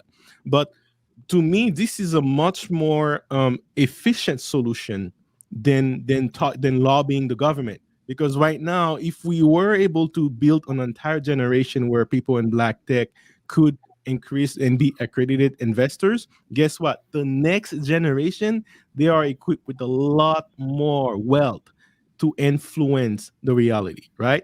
And then with that said, they can pass on more wealth. We can also control how we approach the government, right? We have much more influence, right? So we can there is so many, it's a complex problem, but to be honest, it's a simple solution. We just have to focus on which one we do first, and we have to focus on the financial education first and understand the leverage that can give us 10 years down the line. So that's what I'm saying. When we talk a lot about the history and what the land, let's say, we had that land 100 years ago, where would be now? Maybe we would be billionaires. Maybe we would have this land, keeping it be a ratchet street, right? We don't know. But what we do know is, with financial education right now, with cryptocurrencies, where we don't even have to hold the US dollar. We can hold other currencies that hold other values. We can build our own system when it comes to financial economy and in communication, all that. We can rally around the way and build together and focus on one vision. And I think that idea right there, Tam, I would definitely encourage you with that. And I want to support you on that part. Well, see, I love what you said. And I actually, like I say, what you're saying is the same thing that I'm saying, Jedi Mike saying, Queso, Lamar, Zoe, even Black David. We're not disagreeing with that. Progression is the solution. There's no such thing as, anybody working toward regression. There's no one working toward going backwards. So of course we're naturally working toward the future and working to move forward. But the issue with what you're saying and why it doesn't work and why we can't leave the past out in this process is because we already had wealth. We were already rich. It only took us 20 years after slavery to take over the government, to build Tulsa, to build all these other places that we had built. So basically, we built it on a sinkhole, and they found a way to take all of the land that we built on that sinkhole and sink it. So if we're going to do the same thing and we're going to be the intelligent people that we claim we are, we have to get away from the definition of insanity. Doing the same thing and expecting different results. I disagree. Whether we get money, hold on, let me finish. Whether we get the money through crypto, whether we get the money through anything else, we don't own the electricity. The second they decide to put, especially now they're going all electric, they're going all chips, they're going all this and that. If they pull the plug, it does not matter. The infrastructure is what matters the most. Now, what you're saying is the best solution and the best option for us. However, we have to be very meticulous in building our house on the right land and then building it with brick. So when the big bad wolf comes by, He doesn't do what we've already did to our wood house and our hay house. Which is And why this is it's what history important for can us teach to us. know This is our what history history. can teach us, right? History can teach us that we know for a fact the big bad wolf is coming. So I agree with you. We can In learn what from the past, form? but it does not mean that if we do building well that we're repeating the same thing to expect a different result. What I'm hearing is you created wealth, but you did not have any power, right? That's basically what I'm hearing. You created wealth, but you had no ability, no influence to enforce it. And of course, in any countries, in no matter which time you look in history, right? If you have a country or a group of people that cannot protect their lands, you're going to have the big bad wolf always coming and ready and take it, right? So this is what we can do. We know we know to build anything. So You need money, you need influence, you need wealth. So now we can focus on building that wealth first. Then second, we know, okay, last time this happened to us, let's make sure that we have, okay, now with this wealth will come influence, we can protect ourselves. And guess what? Now we also have technology on our side, because you say they own the electricity. Well, guess what? It's not necessarily true. There are technologies now to be independent, to be off the grid. If that's the solution, if that's one way to protect ourselves and have a backup system when they do unplug that plug, then that's a way that we can sustain ourselves, right? So That's not there a are many macro ways that solution. these are technologies that our previous generation did not have, that we do. We could try it, and just trying it with a different solution, it's not necessarily repeating the same thing over and over. all right, Well, so here's you're the thing. Before you can start on E9. E-Man got some. E-Man still in the comments. Y'all see it? E-Man Yeah. said, "B9, should we leave the country then?" Can't go where? Hold on. Before you answer You got that, it, Miss Tam. You got it, Miss before you Tam. answer it, I believe it's a multi-pronged approach. I've always believed that you can't have such a big problem and not think that it's going to be one solution. It's just not. It's not even mentally feasible. I agree. The other thing is when we're talking about power, which I do agree with, it's still some of the old guard in there. And when I say the old guard, it's some of them that look like us that are still in there. I say this before, I said it again. If you go to every city, there's a 10-year plan for every city. So you know where to buy real estate at.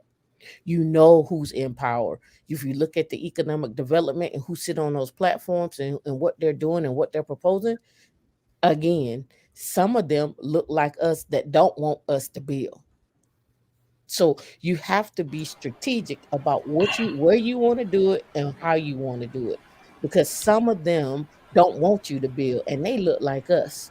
They're not interested in helping you build that mobile home community or have a windmill on this land so you can supply energy to it. You know, some people don't care about that. So we just have to be strategic when it comes If to we that. are focused with one vision, we can put our own people there. That's period, right? And that's what won't happen. Yes and no. Yes That and won't no. ever happen. We're way beyond the point of focusing on one vision, because if we would have really been focused on one vision, we could have shut the government down in a week if we would have just Have we refused tried to this work. yet? We're all playing checkers on a chessboard, ladies and gentlemen. Have The we game, tried the to focus game on is one vision? different. We don't understand, number one, wealth engineer, that the people that we're trying to elevate and quote unquote get freedom from and match financial wealth with, they're slaves themselves. That's what you have to realize in this system. The only reason that Christopher Columbus gets honored to the point that he gets honored is because all other Caucasian races and their countries pay Rome. They pay the Vatican because that flag that he put in there meant something. Every time you are born, every time there's a birth certificate, every time there's a social security card, it is printed on bonded paper.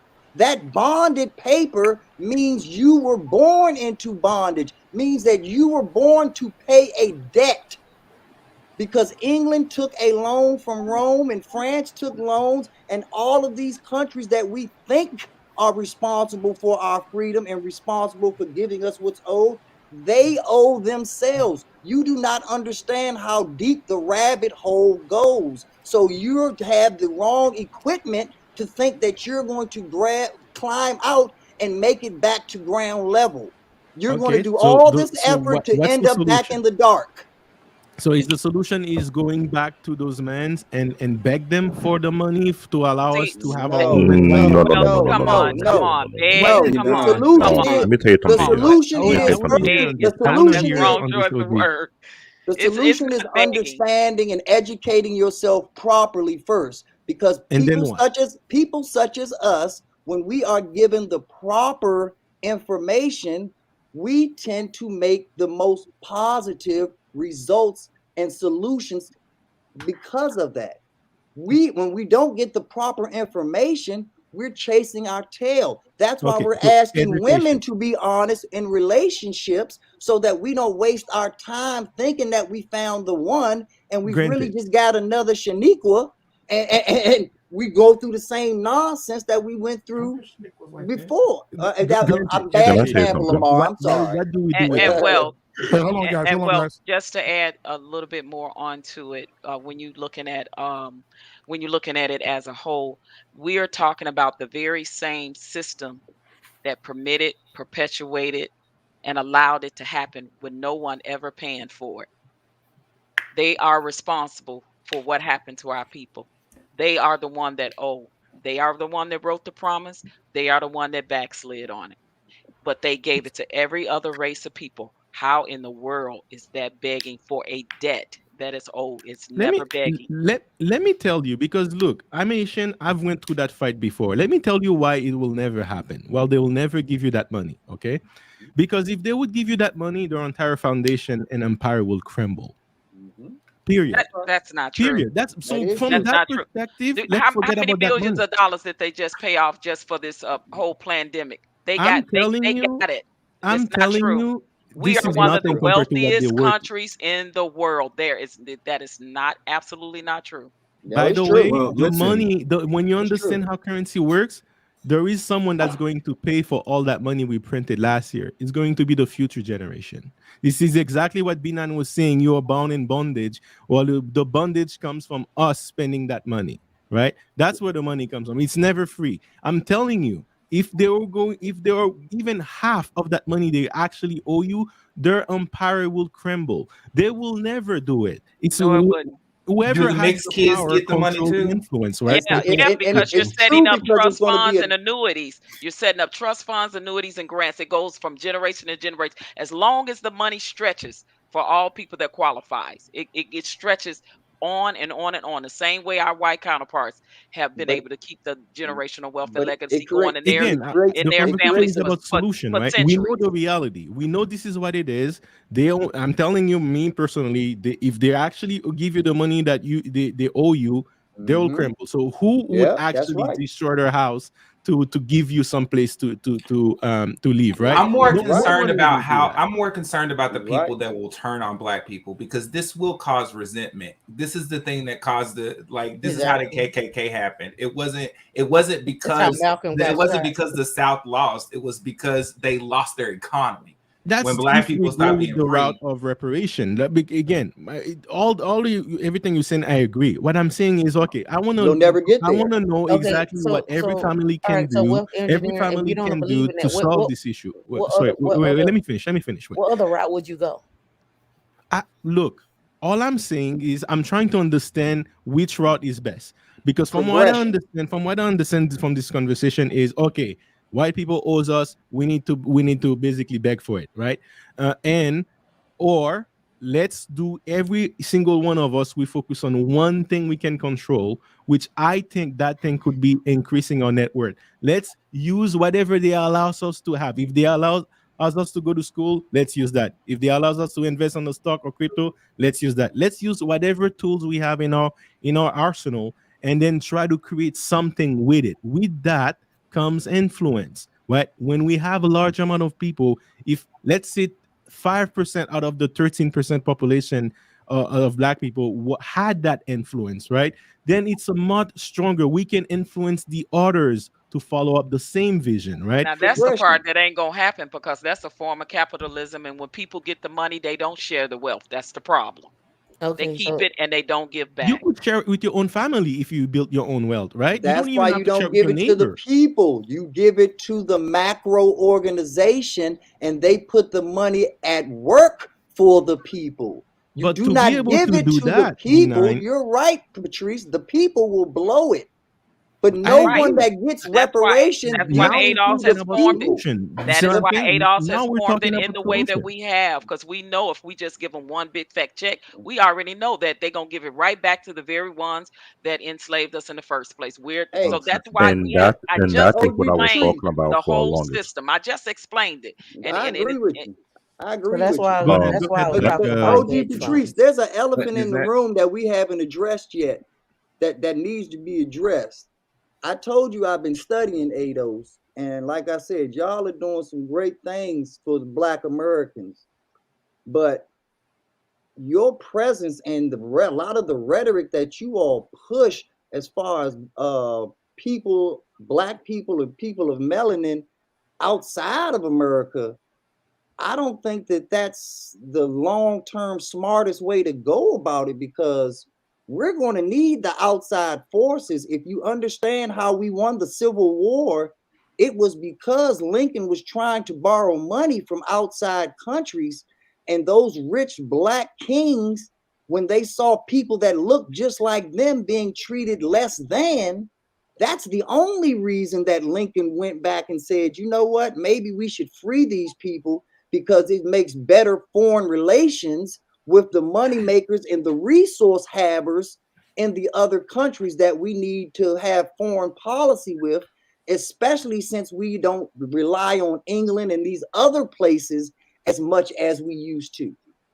So And that is we're very not true. saying That is they don't very true. deserve anything. We're saying that they are our allies. Now, the reparations that's on the table for Jamaicans, American descendants of slaves is not getting that, but we're being allies for them in hopes that if they get it, then it'll look brighter for us. We can be each other's allies, because their ancestors got dropped off on the island, so they are not American descendants of slave. But that's not saying that they don't deserve it. do Now, you if think we'll you get are, some of let me that let me money? finish. Let me finish.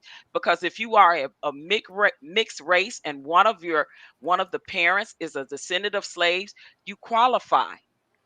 You qualify for that. So we're not going to deny American descendants of slave based off because they mix with another race. If one of those parents are descendant, their descendant can be proven through either census, through either ancestry, through either birth certificate, social security, and the Census Bureau, that they are a descendant of slaves, they qualify for it. We're not Do you denying do those you people. actually believe we'll get that money? I would like to hope that we do. It's what's wrong with fighting for it. I Is would there like to some hope Might that take other? them we You get here. it. see the It might problem with take them that? here You real see the quick. I problem with that? absolutely hope Because that we get it. That's why we're because here's the fighting problem for it. with that. If you hope Is that you're going to yeah, get it, it I never can't go with happens. hope. You never move forward. Yeah, I is can't there go with hope. something But we're other than building money that we something. can We're building address? something to go to Congress. We have to go. We have to build it first and go to Congress to get it. You're going to Congress to the people who have the power. They see you as you have no influence. Well, they Right? are the ones who Let me tell you denied how it. you can Wealth actually make a engineer. change. Hold on, hold Let me on, tell wealth you how before you Hey, you can go wealth actually on. make a engineer, change. wealth Hold on. engineer, Real you quick, guys. wasting your time. Real quick, guys. This is Black Man Unfiltered. Listen, I got a lot of you guys watching right now and enjoying the show right now. This conversation is getting better and better every second. So what I need you guys to do right now, I need you guys to hit that like button, hit that subscribe button, because I need you to get those likes up, and I need to get those subscriptions up. I got a goal for this channel, and I want to make it one of the best shows on YouTube. So I need you to get those likes up, and I need you to subscribe. I'm trying to get I need about 15 more subscriptions for tonight, and I need about 31 more likes. So let's get them up. Let's get them up. Let's get them up. Let's get them up. I'll go. I'm going to go soon because I if you, definitely if you, I, believe lo- it's. I love I definitely conversation on a believe it's private chat. possible. But we need we I'm need gonna let we you need speak. we need I'm our gonna, people behind it. We need our allies behind it. no, I I'm gonna definitely let think you it's speak, possible. OG, I'm gonna let you speak. I just want to mention something very quick, right? You see that comment on a private chat from New Growth 42? This is exactly. By the way, I hear all of this before, and I know exactly where these comments are coming from. Right? You're right. You're right. I am Asian, and guess what? I've been fighting the fight that you guys are fighting for a very long time. I know exactly how it ends. Right now, you mentioned that you said that you hope that it happens. Let me tell you exactly how you could make it happen. You impose it. You take it away from people, because that's how power works. Power, it's not someone's going to feel bad about it and he's going to give it to you. You have to take it, right? The way you take it is if you go and affect their banks, if you go and affects their industries, their foods, right? If you own that groceries and you decide to close it, and then everyone owns a grocery and they decide to close it at the same time, that makes change, right? That's how they listen to you. But if you're gonna come and kumbaya 30 years later, 40 years later, and hope that they change it, nothing will happen. I And guess agree. what? We've But been having this how are we going to conversation do for a that? But long we can't time. even get Nothing black has people. happened. We can't So even get black people to get together to agree on just one basic thing for black people in general. So how are we going to please say? Because if you got the answer Yes, to we that, I would can. love I to. know that that's I've been trying to say the answer for the longest. But And Yes, I'm we wealth going to, engineer, can. but We wealth have. engineering, I'm going to leave. The everything you're answer talking is about you goes encourage, back to money. just like Tam said, you encourage every black people to feed their pockets, right? And then once they have the pockets, they have a lot of money, they'll be more open to be like, you know what, I have a lot more money than I need to. Maybe I can give it on a certain cause. Maybe we can focusing on a big vision on how to build it, right? But let's focus, everyone's greedy, right? Let's just all focus on making that money, building that network, and having that influence. And later we can put that influence to work. Building that money might take 30, 40 years, but we got to start on an financial education campaign right now to make it happen in 30 years. If we I don't agree. do it right now, it will not happen in 30 years. And if we are focusing on convincing the white people to hopefully hand us some money, it will never happen, because if they do it, their empire will crumble and they will never do it. So with And that that said, no, and I'll wealth leave the engineer, stage no, to don't go someone yet else. because I got So, one thing to add on to what you're saying, wealth Hold up. engineer. Oh, That's why I wealth gotta let wealth engineer does. engineer. That's why Oh, go ahead. wealth engineer does what he does. That's why I do what I do. That's why Anton does what he does. That's why Richard Fain does what he does. Anybody out here that's trying to get black people the financial education and the money, that is the flint that gets this fire started. We appreciate the information. We appreciate the knowledge. It definitely needs to stay relevant. And so what OG Patrice and her organization is doing is very relevant. And I support what you're doing. However, chronology is important because I don't have but so many years to live. So if we're going to do this, we have to go 1, 2, 3. And the first step in a capitalist society is capital.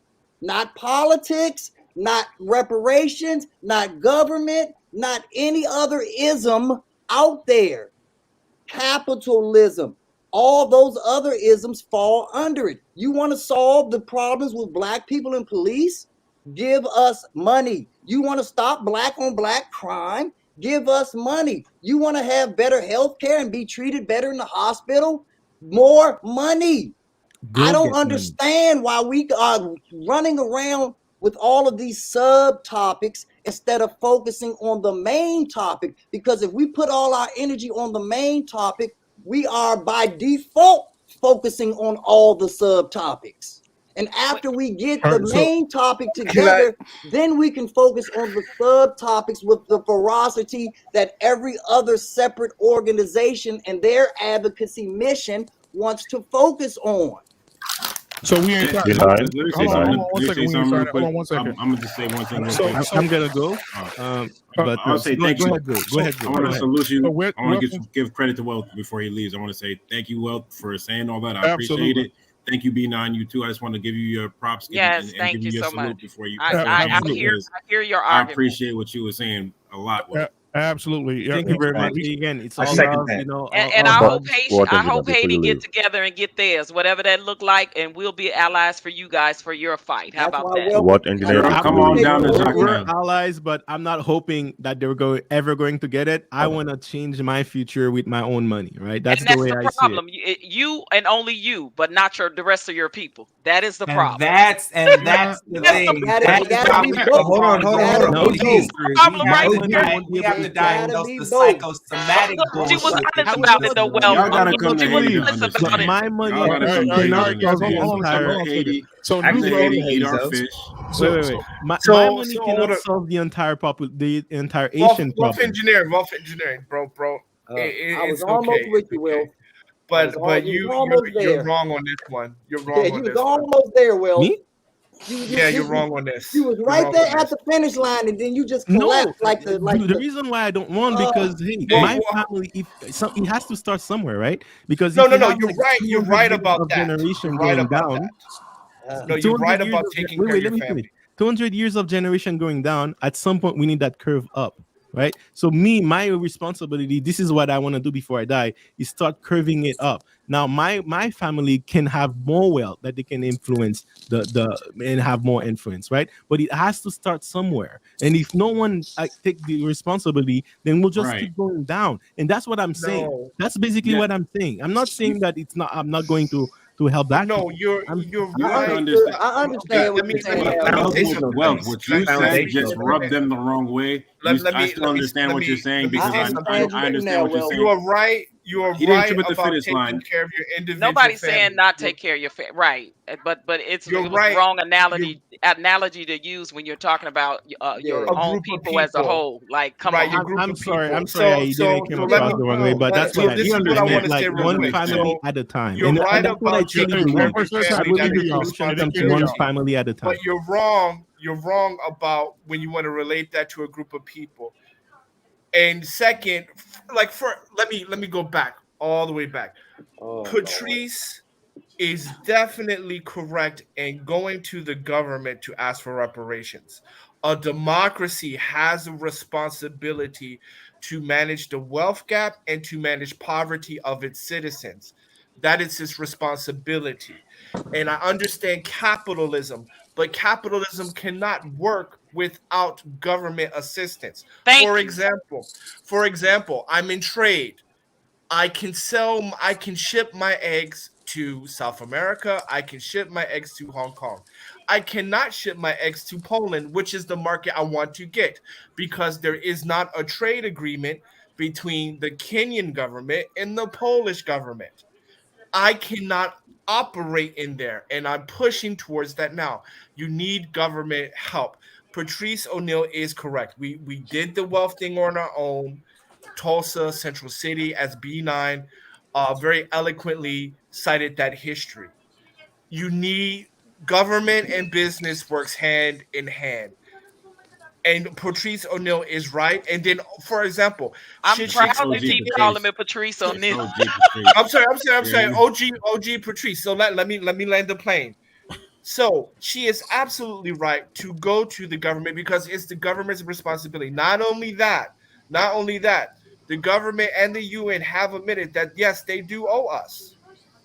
And on top of that, if you are it says this is a Christian space, God himself says when you wrong a people, you owe their descendants. That's in the Bible. On top of that.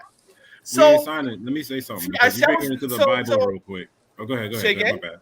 You're bringing it to the Bible. Oh, go ahead. My bad. Go ahead. Well, according to the Torah and law, right? If you enslave a group of people and they're no longer there, their descendants have a right to that reparation. So if you're a believer and say that, well, it's them, not us, then you're walking against your own tenements because it's in the Bible. Okay, let me say this. Well, let me get this. Well, let me get this for you, just real quick. We ain't signed it. You have to look at it, especially since you're bringing it biblically. You understand the story of the prodigal son who goes out and then eventually comes back, right? So we ain't signing. Yes, I know that. Okay, yes. So let me relate it to wealth engineering right now. If instead of just that story by itself, understand like if his parents said, "Hey, wealth, you go out and just build," and he's just like, "Well, what about my community? What about everyone else?" No. You just build. We'll train other people to understand, and they can take care of what the community is going to do. You just build right now, and stay connected, and come back to the community when it's time. Wealth engineering is looking at it like I'm just going to build right now. That's why I was saying he was misinterpreted. Like what he said was the wrong thing to say, but he still understands the assignment. He still understands the assignment because what it is that he's doing. He's not trying to discredit what his contribution is to Haiti as a whole. He's just looking at it as having been in Haiti. He understands that he can't be the one responsible for trying to correct the political situation. And remember, we had our own land, we right? agree Like on if that. we're We talking about understand with that. that being the Guys, case, time out, then time it's out, like time then out. then it's not So, to chastise him and say, understand. hey man, you gotta say this. It's So, like I get it. I get it. that's We're not his intending- assignment. Can I please answer very quick before you hold on. have What do you another point? understand? No, very One quick, very second. quick. One second. I will be very quick. I understand Yeah. where he was coming from, and I was agreeing with him. No, right? very quick. I just want to mention something very quick. Go ahead. I think there is something we can gain from. To be honest with you, OG Patricia, maybe you can let us know for the new people in the chat. If you want to talk later about what you're doing, your organization, maybe that can help us more in this conversation. So that will help a lot. But from what I'm understanding, basically, and correct me if I'm wrong later, but it's basically approaching the government, lobbying, right? Lobbying in a certain way or anyway. My problem with what you were saying, we in signing ish, is you mentioned it yourself. Government assistance. That's what democracy owes us to its people. I want you guys to have a fixed number of how much that wealth would have been equal to if you were allowed to have it. I gave that earlier. I don't know Hold where on. you were. Please let me respond. So first of all, you're moving the goalposts. I was simply addressing 2 points in your argument. The first point in your argument is, yes, do you need the responsibility to take care of your family? Yes. Me and you are both businessmen. We both do business, both abroad. So on prima surfa, we agree. However, a government absolutely has a responsibility to its citizens. The problem why people cannot understand that is because you guys don't view black people as people. Because if you view black people as people, we would not have any kickback to that. Right? That's why we're always equating like, oh, you need to do this, you need to do that. And that's why we always have to paint black people as this Herculean group of people. Right? No, We that's not can't what be I'm like, and we saying. can't I'm be saying like the everybody else. government When you doesn't have a see middle, you as please let me people. finish. Please let me finish. We can't, right? Nobody talks about having a middle class black, because the larger your middle class is, the more successful a community is. Then you have your rich, then you have your poor. But to be successful, right? And I got a public policy degree.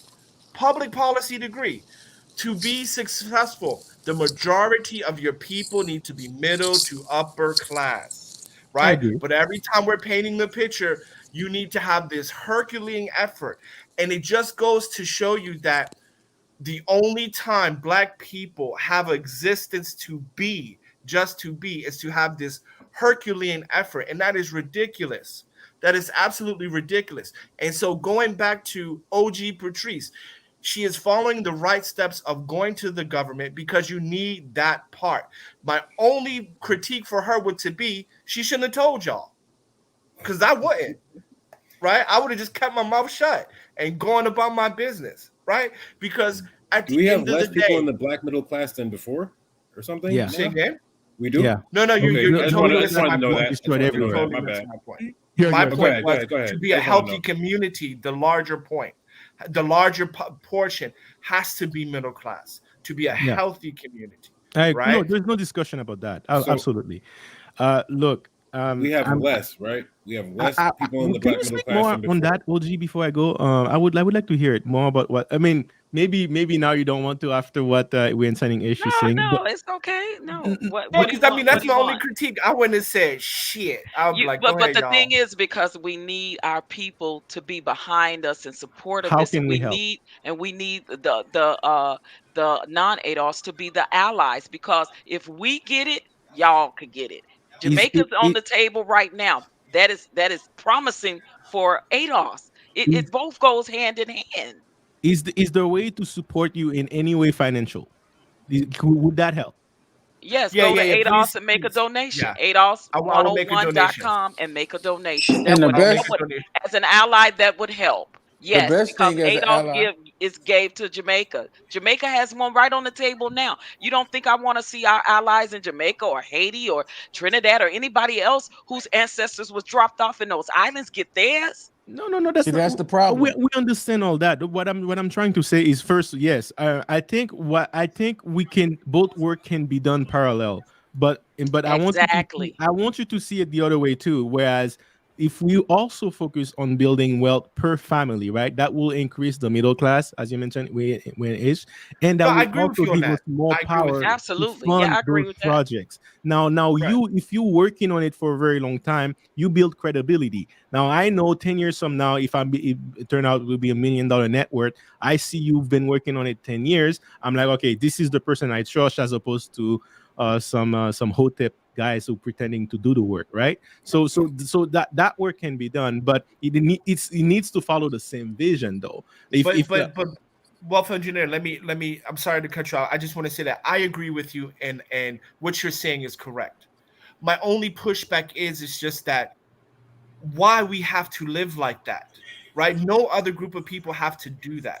Why do we need to be that? Why do at 100? Well, why does 80% of the population need to go out, build their own business, and do all these Herculean tasks just for middle class, which everyone else got through government assistance? That because is of my the point. history we had. That is, but the point, but It's we only need to Because we're the change only that. one who had that We need history. to That's stop. why.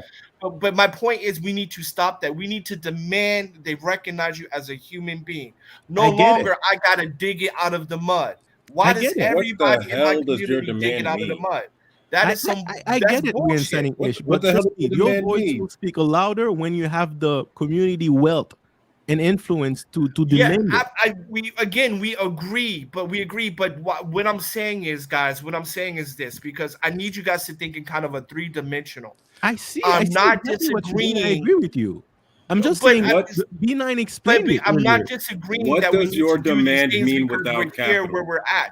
But I also need you to look at it from an aspect of saying that by not giving us reparations, by not government intervening, you are looking at us as not as human beings, as a right of not existing. Right? And I'm Look at it telling from you, the social. I'm asking you guys to also not only focus on the financial point, but also look at the humanity of it, right? we Because I feel understand that each it needs, other, Fuck right? that. We because I we feel on understand these, each other, but it doesn't really matter but we what never I think talk about about it the because I have no humanity power to of it. Like change it. Chris Rock said, Can I say something? equality is where we can have equality is where we have a useless black person just like we have a useless Brad, right? He made a joke, he made a comment, something like that. I'm Yeah, screwing it up. But yeah, I the get it. point is that you also have to look at it as the humanity of it, because otherwise we're just going to keep repeating the cycle, like B9 says, right? We We have insane to be ish. recognized Some We're of us because, do, disagreeing some of on us that. don't. Can I I say something? Can I understand say what something you're here? trying to say, Some of us but do, guess some who of us we needs need to don't. to see it? focus on that. And then my last point, and I'll land the plane on that. So Some of us when do, I some of said us don't. when I said that about God agrees with reparation, you brought up the prodigal son. See, this is where I'm going to just say where Christians and Hebrews disagree, or Christians and Messianics disagree. Because when I was pulling from the Bible, I was pulling from Leviticus and the laws in the Torah. That's where I'm coming from. But I Okay. respect your point of view, but I'm just saying from Torah, right? God does agree with reparations from Torah. I And I'll agree close with with that. that. I But would now say that you something. have that, let me respond to that because he was speaking to me. I would say, if you're going to live by Torah, you have to understand how the Torah was in the times that it was made, and that you have to be able to take things to the same extremes that they took it. So if you're gonna quote that, then quote that. But if you're gonna live in a situation like today where you give grace and you have grace, and if you No, Torah and still you move exists. a certain, it does still exist, but it exists in a different The law time. never was done away with. It was So never done away with, but it's in a different time. But if you're gonna give it that energy, you have to give it it in its doesn't full matter capacity. about time. It gives But the energy you give it does matter though, and that's what I'm saying. That's like there's gonna be people that is going to matter that, and that the energy you have has to be put into the work that comes with it.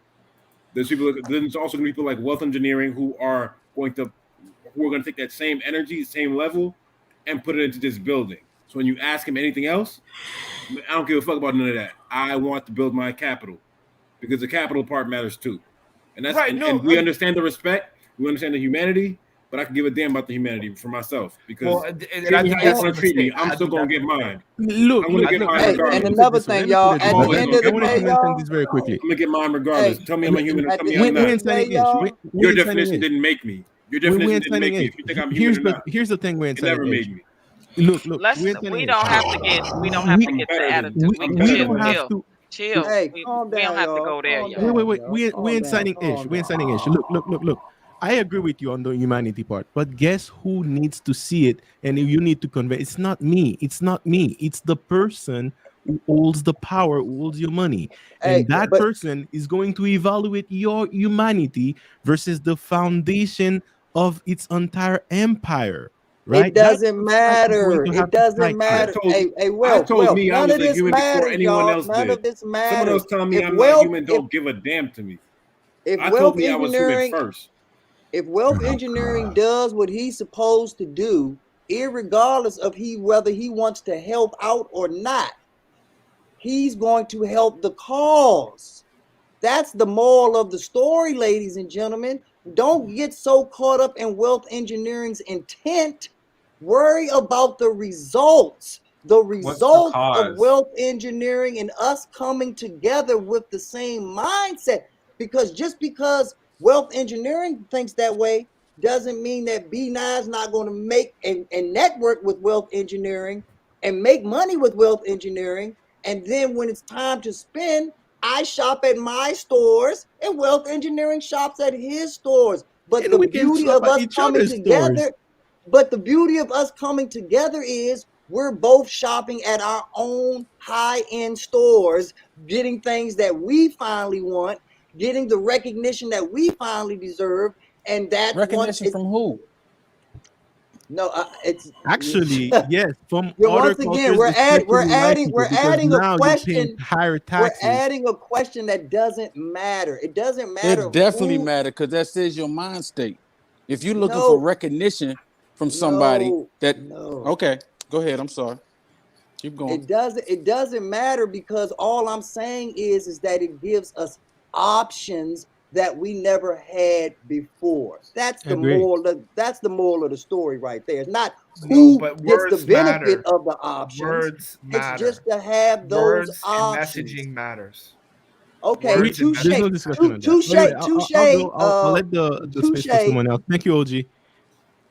Thank you, B9. But Thank but you. that Thank you, but that everyone. was All real. right, But that wealth was real engineer. Thank Hey, petty. you. hey, I I want appreciate you you, to know man. that was real petty. We ain't All right, signing well, shit.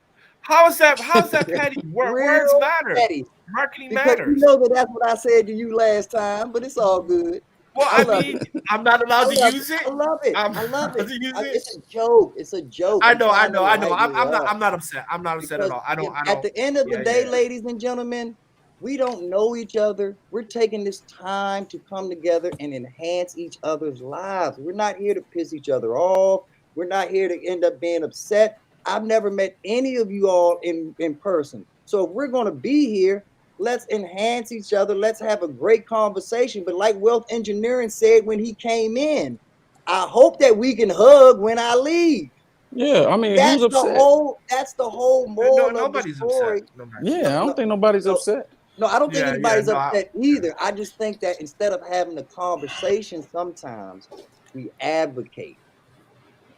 That's You all. yes, be the most. You be yes. the most aggressive one Well, I'm the out of the most whole intelligent clique. one too. So I mean, I beg to differ. I beg to differ. I respect that. Hey, I'm listen. just So joking. No, I'm just joking. Black David has Nah, been be nah, you got Cheese that. to your corner. Black David has been peeking under the blanket for a while, trying to get out. Y'all let him go ahead and get his out. Go ahead, Black David. Whew, We finally, I need got Black David. breathing space. Like I be trying to say something. First and foremost, I agree with B9. I agree with what engineering. I agree with ink signing. You all had valid, solid, hard point at where at OG Patrice. What I do understand I've been saying for the very longest is when it Not comes to me. building capital, we are not using our own spending power, investing with our own business that we can build wealth within. That's one of the biggest issues that we have. That's number one. Number two, when email was coming out with his own view, I understand what he's trying to point out, but what he keep forgetting is this. If the educational system keep giving a watered down education, not giving proper education, how will we learn better? What OG was trying to do is build something that will benefit us. Number three, there are other countries besides the Caribbean that gain the reparation. If anyone did not realize that, I remember this happened before, either it was last year or 2 years ago. Ghana confronted France. France was the oppressor. Ghana called them out and told them First and foremost, you have been robbing us for far too long. You may take our money and put it into your bank and give it back as a loan. That's not going to happen. Not only they force them in front of the global stage to get them back their money, he also forced them to let them know we're not going to export our goods to your country to do refinery. What Ghana and many other African countries are doing, they've been doing it for the past 10 to 15 years. So far, more than 6,000 plus African American people have left the country, moved into some of these African countries to dwell in and never came back. But what they were doing was taking their knowledge, taking their education, their skill, and their talent, re-assimilate and help build up. The problem is, we black people been wealthy from day one.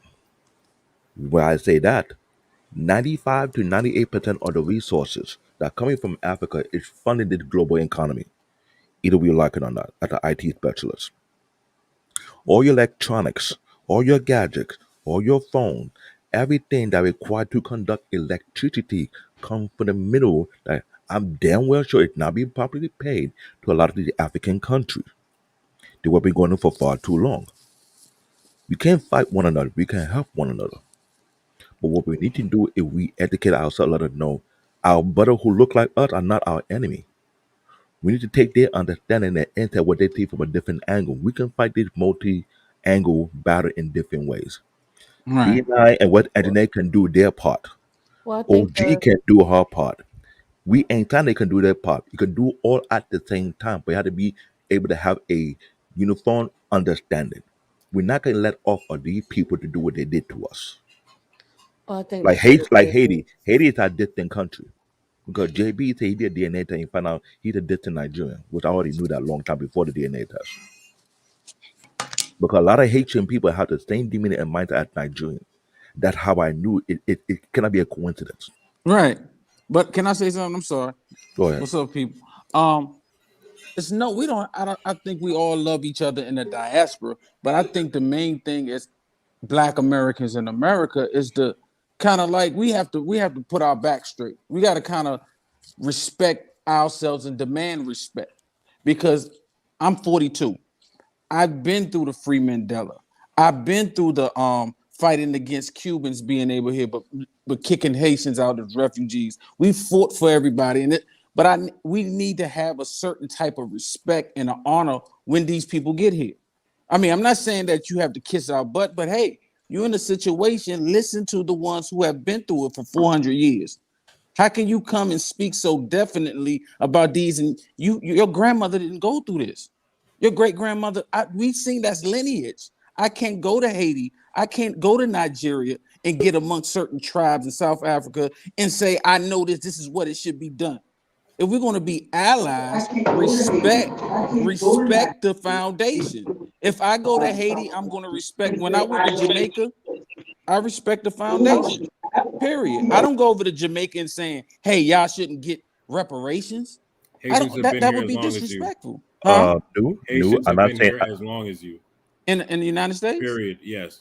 No, we're not gonna get into that, through. that tunnel hole. We We're went talking through. about as It's American not a tunnel citizens. hole. It's a fact. You can call it that. American citizens. So y'all been Okay. Americans.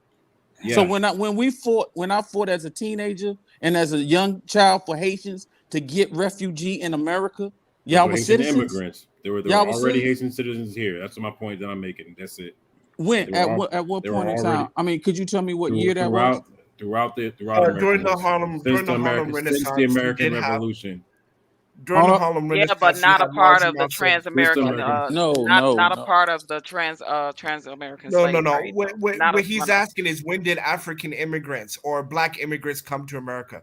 Around the Harlem Renaissance era, in the 20s. But how did y'all? When did Haitian American immigrants get here? 1920s, when you saw a large influx of African immigrants. Of course, we got Malcolm X, we got Stokely Carmichael. There's no disrespect. I'm not saying that. It's all love. It's always been love. But when we get to a point now where you think you're too good to listen to the people who have experienced it and have a bloodline. I mean, in no other civilization, you can't be a made man in Italy without having the bloodline. Certain things it goes through lineage. So it's just a little respect. That's all we're saying. It's not saying, hey, I want you, like the sister said, we want y'all to get reparations. We want all of our people in the diaspora to stand up. But it's like when we talk about something, it's automatically, oh, you ain't gonna get that. Push What back, crazy the with you? fight, the It's like, negativity. Yep. it's like that's I mean, he got a disrespectful. valid point. He got a valid point. It is I'll say disrespectful, and that. you do have a valid point. But the problem with that is that at the end of the day, I can give you all the respect in the world, but it's still true. Like the infrastructure is not in place to receive these reparations. That's And not so true. That's not true, B9. Yeah, it's not The true. infrastructure That's not is the true. That knowledge, is a the matter knowledge of to fact. benefit off hold of on, it is not in place. hold on. And we had this conversation the last time, ladies and gentlemen. You cannot be the ones to receive the money if you aren't including everyone that is eligible for the money. And there is no group currently put together or organization that encompasses the entire Black American race, from heterosexuals to homosexuals to transgenders to this and that, religious, Muslim, this and that. There's always a reason why we're going to divide. There's never been a reason for us, and if I'm wrong, please tell me one time in history that Black America has come together as a collective. Just one. Sure. The civil rights movement. Oscarville. Civil rights. Yeah. What are you talking Civil about? rights. What civil rights? That's cap. Oh, No, goodness. They hated Martin Luther King when he was alive. So you tell me a time They where hated him when he was alive. you Do your saying real that work, some You people just hated me. asked for a time when Do everybody y'all came real together. work. They just Hold named on, one. hold That on, was hold on, it. hold That on. was a great Who time. is It was the who is greatest one B9 of all. saying is they? Exactly. Well, right. no, That was I the time said- that Martin Luther King. Right. I'm And saying who I is said B9 most- saying I is they said that most- hated Malcolm They X? hated all of us. Who was them that hated Stokely? Who was them that hated? No, Who was them? it's Who was over. they? You asked, we answered. Okay, You most asked, Black we We answered. hated people, them. most Black people wanted to keep the peace. Most Black people did not want confrontation. Most Black people, whether y'all want to accept this or not, they accepted being called colored. They accepted drinking from different water fountains. When I see Martin what you're Luther saying. King, and Muhammad Ali and Malcolm X and all these people came up, they rallied behind Joe Frazier and the Joe Lewises because they said they were the safe Negroes. The Martin Luther Kings and those other people But were so hated. what, though? But no, So don't what? say so. Don't talk Because about history so the and then say so Revolutionary what. War. So during the Revolutionary War, everybody wanted to overthrow Britain. Come on, scholar. What does that have to do with That anything? showed you that Nah, he made a everybody point. He's wasn't making a with point. the throwing of Britain. Everybody Huh? wasn't. Say that again. It was Hold a on, hold on. small. It was Say a it again. small number of Americans, the revolutionary, who went fought against the Britain. It wasn't all Americans. Some Americans were cool with paying the tax. Some Right. Americans Okay. was cool being under the king's Right. orders. You're Right. right. So Right. there's So- never so- been a time in history where everybody agrees with. It wasn't everybody was going to say everybody in the Black See? community was cool. See, All this it is a takes great is point. 20%. That I'm not arguing with. So But what you all I'm talking saying- about? No, what I'm saying No, is that's a good that point, New Growth. that's a great point, but that wasn't the point. The point is that Martin Luther King did not get the assistance that you're making it seem that he was getting. He But got in a the end, lot he of did. He got resistance it. from his own. So what? But I mean, life of a nigga. I mean, that's come on. That is status Come on, quo. B9. That's in any race of people. Come Yeah, on come now. on. That is Okay, status B9, quo. B9, you did You're ask right. for Y'all one. are right. Y'all are right. B9, Y'all are you right. asked for yeah. you asked for when we came together.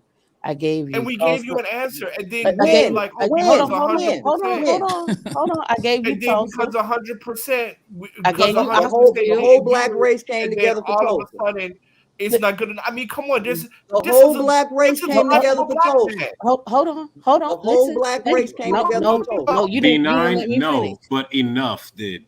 Enough. We had Tulsa, we had Rosewood, You gotta get to we the had point. Central Park. Come on now, you act like we just all live on one piece of land. We came together collectively in different And then locations. we got to stop making every little excuse to Right. downplay and downwater things, y'all. Because certain Why we can't slaves, move the needle forward? certain slaves didn't want to be free from slavery. Yeah, So what you We talking don't about? Million Man need a March. whole I race. mean, but see, this is the point I was making earlier. This is a great point. You see what I'm saying? If it's not a Herculean effort, Hey, you breaking up bad, bro. You breaking up bad, man. Maybe B9 had a point that we needed Your all connection black bad, people bro. for and not just enough. No, what I was trying to say is that we don't have this unity that we used to have. So if we're going to do what we want to do, we're going to have to be stronger individuals than the past, because we're not coming together to make a fist like we used to. Our index finger has to be strong and know exactly which pressure point to hit, because I can't rely on my other four fingers to come together with me in unity and solidarity for what I need to do. That was what wealth engineering was trying to point out, is that he knew he would be dead waiting for unity. He has to do what he has to do, the same way OG Patrice has to do what she has to do. And hopefully we will meet, even though we're taking different paths, we will meet at the same finish line there. That was the whole point of it. Well, I wasn't saying that I needed. Let me ask you a quick question. We got to get B9, another let me Martin ask- Luther B9, King let me ask because you a we've already question. been set up in our head with this establishment of like needing this God complex kind of thing, and this leaderman. We need this like leader-ish, bigger than life B9, let me ask you a mentality. question real quick. I mean, it sucks. It sucks that we are like that, but this is why we keep talking about the history, so we can get over the conditioning, so we can get over the ocular damage, the shit that the way we see things and the way we feel. I'm not trying to get over it. It motivates me. I No, don't want I'm to get saying it over needs it. to be motivated. It but it needs to be motivates me. diagnosed first. I mean, the doctor. Yeah, I don't want to, and that's why I want people to be accurate with their history, because if you know your real history, it will motivate you like no other.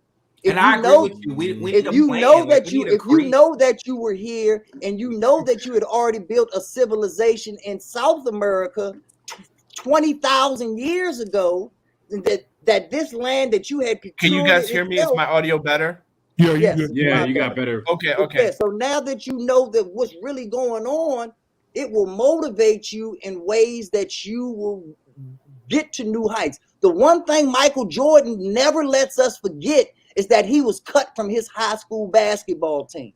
Anytime you think Michael Jordan's being too mean to Isaiah or Scottie Pippen or anyone else, he lets you know, hey, I got cut from my high school team. If you can't deal with it, F you, and you'll never have the greatness of a MJ.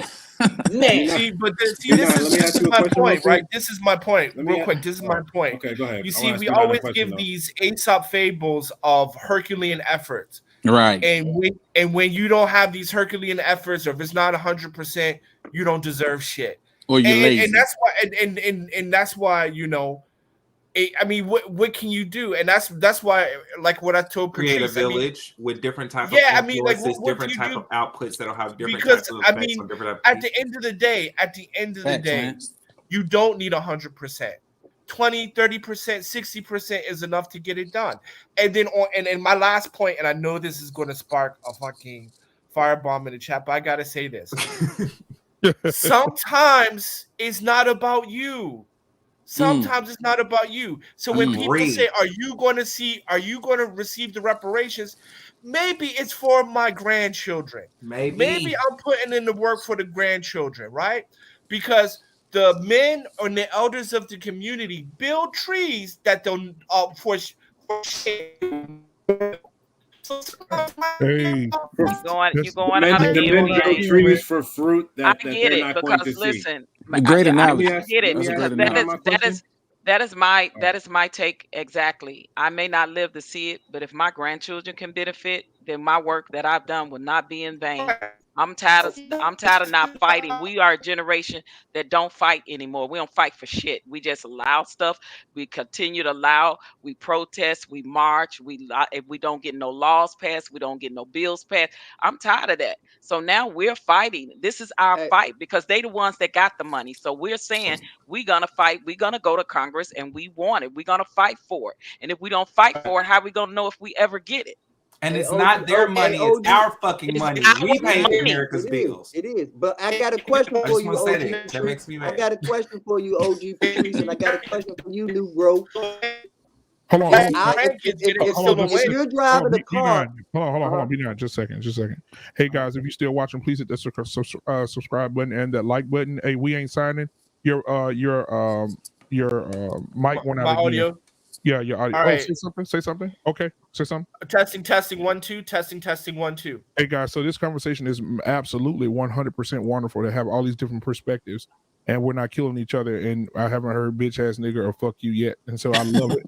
I love the fact that we don't get to that point, and so because most panels do get to that, and I don't subscribe to that. Right, I don't either. And everybody here is mature enough to have it. Estella, I'm so glad that you're back. I'm so glad to have all of you on the panel. So as we continue the conversation, all I ask is that we do it one at a time, because when you guys are talking over each other, the people in the chat they can't hear you. And so I want everybody to be able to hear all the intelligence coming out of each one of you guys. So if two people cooking, we'll let them cook, and then everybody else can chime in. Okay. Okay. So hold on, just real quick. Can you guys hear me now? Is that better or no? Yeah, you can hear you. Yeah. Okay. Now what All I right. was So asking, can I just add to the last point, and then I'll submit.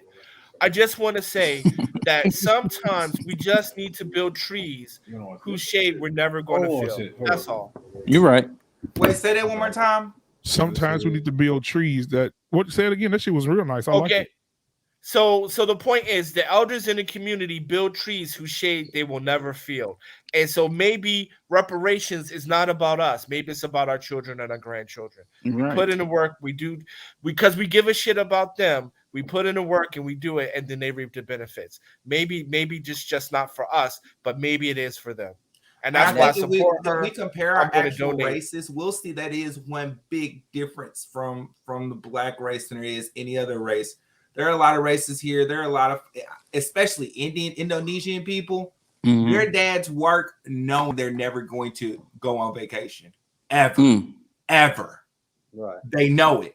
That's but the they have a solution. legacy that they're building, and they take it seriously. Right. They put all their fucking eggs in their little beautiful basket. Same here. Asians too. And I don't. But it sucks because it's not our fault. I don't feel like it's like completely our fault. Like we've been put in a situation where we've had the education, the means, the motivation, the opportunity, and then we have the oppression on top of it. I think we're in a different situation now, but now we have to go back to step one and figure out what it is we even need to be motivated for. But first we have to be motivated for each other. We have to be motivated for the original goal, and that is we have to like pull a Jew and just like expand us.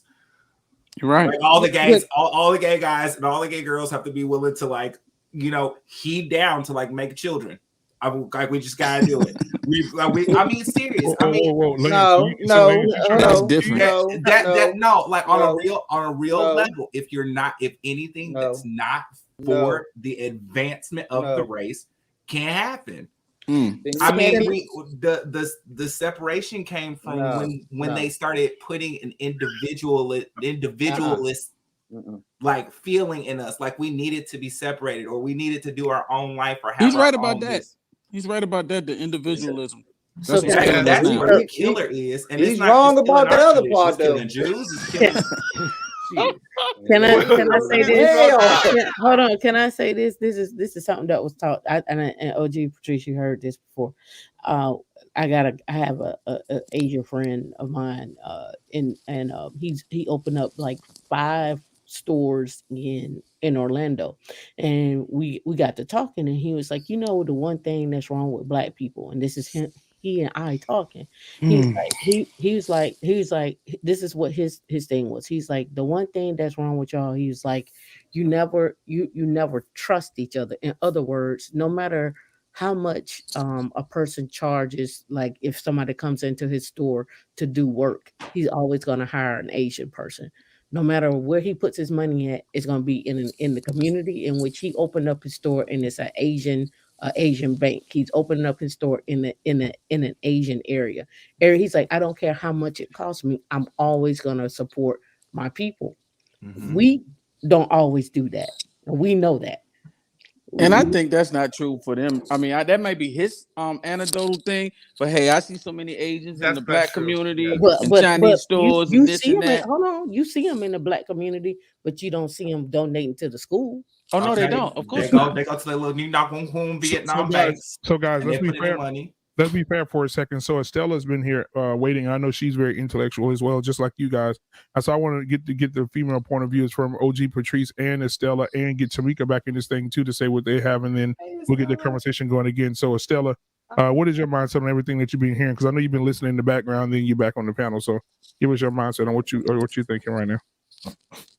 Well, I came back in just to say, like, everything that's been said over the past 5 hours is all valid. Even the brother Emmanuel, he was making some valid points. I could definitely disagree with a lot of his approach on it. But like the OG Patrice was saying, the same thing. Is like, it's about educating ourselves, being accountable on a personal level, and also, what's the brother's name? The Haitian brother. He was saying, what I'm gonna do is build my personal wealth, which is something we all should be doing, becoming financially literate, because that was robbed of us because of slavery, because of the crack epidemic, and all of those things. And all of these things are true.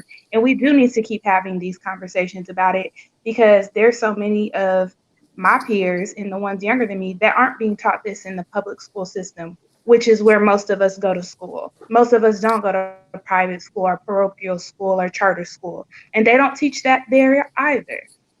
So these conversations do have to be had. It's not a waste of time for us to sit and talk about these things over and over again, because there's just going to be more exposure to this information. I had exposure to this information from a young age because I grew up in the Nation of Islam, and everyone's familiar with that. But there's a whole history behind that, and a whole history that goes back to what, the 1900s again, which goes back to the restoration period of the United States, what goes back to civil. It all matters. All of these things matter that we're talking about. And just like any kind of working machine, there's all kind of cogs and nuts and bolts and screws that all play a part in keeping things together and coming together. Like Brother Binan was saying, like, I could take my finger and hit the right pressure point, but I have to have faith and rely that the rest of the finger points are going to come together and make a fist. But there's no one way. All of the ways are correct. While I was gone off the chat, I was cleaning my house. I was cooking dinner, but I was still listening. I was making notes. I was getting ready for the work week this week. Like, I had to still do all those things and still participate in the conversation. That's why I came back. There's no one thing that's supposed to get done first. It all has to be done simultaneously. And I'm just appreciative to be on this panel, and it's very interesting. But it's good that we know that we all have so many different types of opinions and different types of information and facts that all needs to be shared across the board, so that we can expand our intellect, so that we can expand the movement, the forward movement, because one doesn't work without the other. It's the chicken or the egg. You need both. Which one comes first, we don't know, but we got to have both. So let's snap our fingers and make it happen. Thank you, man, so much for that. I appreciate that. And Yes. Tamika, you've been over there as well. And once we get Tamika in there, then we'll get back here, pull everybody else back into the conversation. So Tamika, what do you have to say? Yeah, it goes back to why what wealth engineering was talking about, and what sparked his talk was the 200K that I see that everyone can make. And again, I'm coming from a tech perspective, but tech encompasses so many things. It doesn't just encompass just like keyboard banging. It encompasses content management and the whole nine. But again, my goal is to get everyone to 200K, so then we become accredited investors, so we can have pre-IPO that we invest in. Maybe you don't get the money in the first year, but maybe in 5 years you get money. That's what, that's the only thing that Nas has an advocate. People think Nas is smart. It's not him. It's the people that's around him. It's his team that's smart. It's his team that's smart. So again, when we're talking about his team, his community is smart. What ends up happening? People see what he's doing. He starts talking to Chameleonaire. He talks to Jay-Z. He talks to other people, and they get together and say, "Oh, we got this pre-IPO that's going on over here. We don't have enough money to even be in the talks for pre-IPO." And in some cases, you could just call up some of these companies and to invest it's just $1,000. So I work with people who live in LA and in San Francisco that are investing in these companies. I just did $10,000 myself into a cloud company, but again, in order to do that, I had to be an accredited investor. We can't we gotta have money. We gotta have capital. I don't care how we slice it.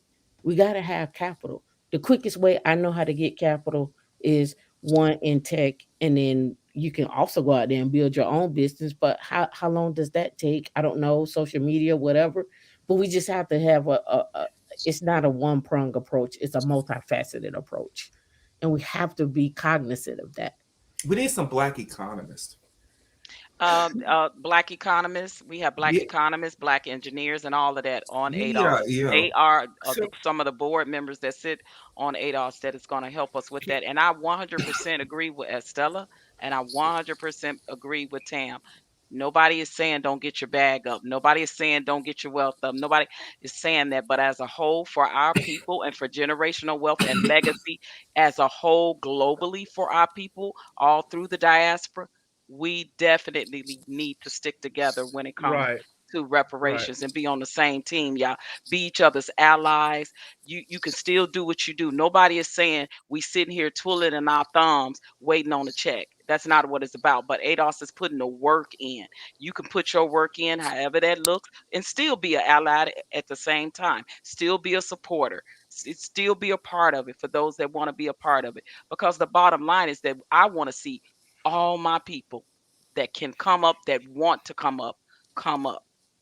And I want to add this if I could, because the thing about it is, I want to kind of dispel the myth that blacks don't have money. There are 45 black-owned banks in America. There are 15 investment firms that have over one each with over $1 billion in assets. Three of them I went to school with. Three of them I went to school with. So the fact that black we don't have this or that, or I mean that's crazy talk. Yeah, that's not true. And what's not true? No, that we don't have. You're right. Yeah, I'm yeah, agreeing yeah, with yeah. you. Yeah, And we're we not saying we that's. don't I mean, have. I That's went not to what I'm I saying. went to school with three of them, and they're all wealth managers. Each one of them have hundreds of $1 million in portfolios. Here's And why I'm saying, so my point, but the point is this, is that yes, we should get our money up. I'm a businessman. I have businesses in two different countries. I live in a different country, right? I live in Shanghai, China. I'm 100% about money, power, and privilege. I'm doing all I can to make sure that my children have more power, more privilege than me. However, pulling yourself when the overwhelming majority have to pull yourself up from the bootstraps or get it out of the mud, that is not sustainable and it's not right. The quality of life and being a human being is not right. How I had to get my money coming from where I came from is not what a human being should have to go through. That's the point. A human being should not have to go through what I went through to get to where I'm at. Now I'm wealthy. I have money. I speak two different foreign languages. I have business in two different countries. I'm straight. I have a wife. We straight. Our kids are going to speak three different languages. My kid will be a legacy to Harvard. But black people should not have the majority of black people should not have to go through what I went through just to make it. And that's what I'm talking about, the humanity. We keep swinging back to business. We keep swinging back to the 200K. That is always going to be cyclical because there were wealthy people before us. There were wealthy people with Tulsa. There were wealthy people in Central Park. But until we address the humanity and put processes in place so that the average Black boy and Black girl have access to quality education, quality living wage, and be able to live and build a family without struggling and get it out of the mud, this will always repeat.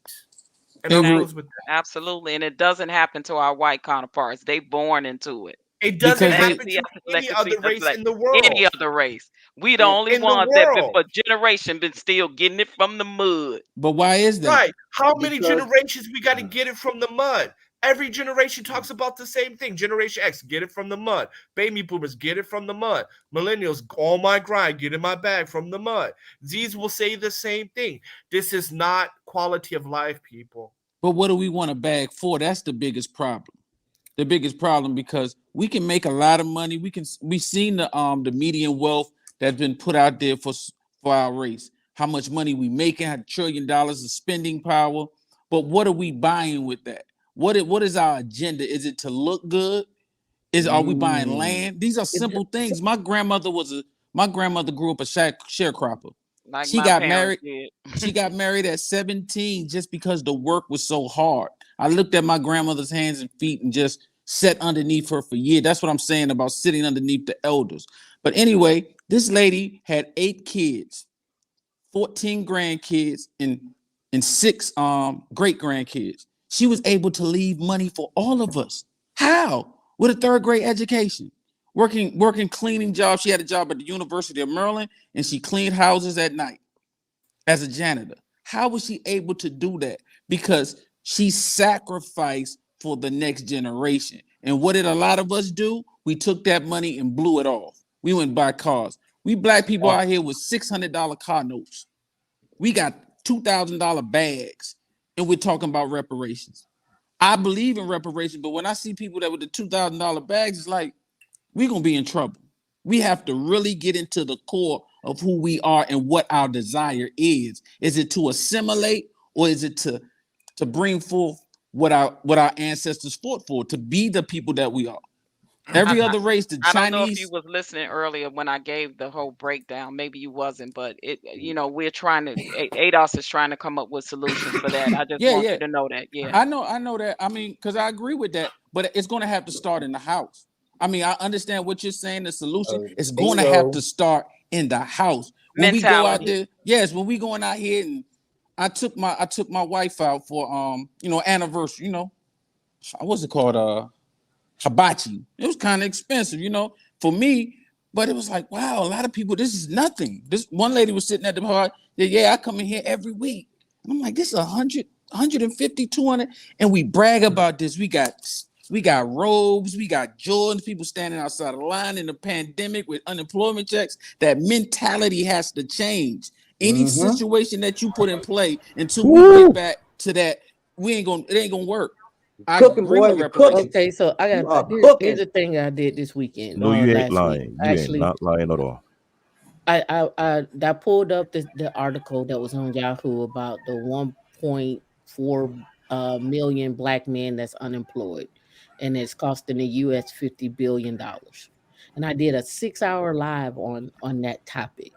And I had Black men come up and I asked them, what do we do about this? How can we solve this problem? And I'm gonna tell you exactly what they said.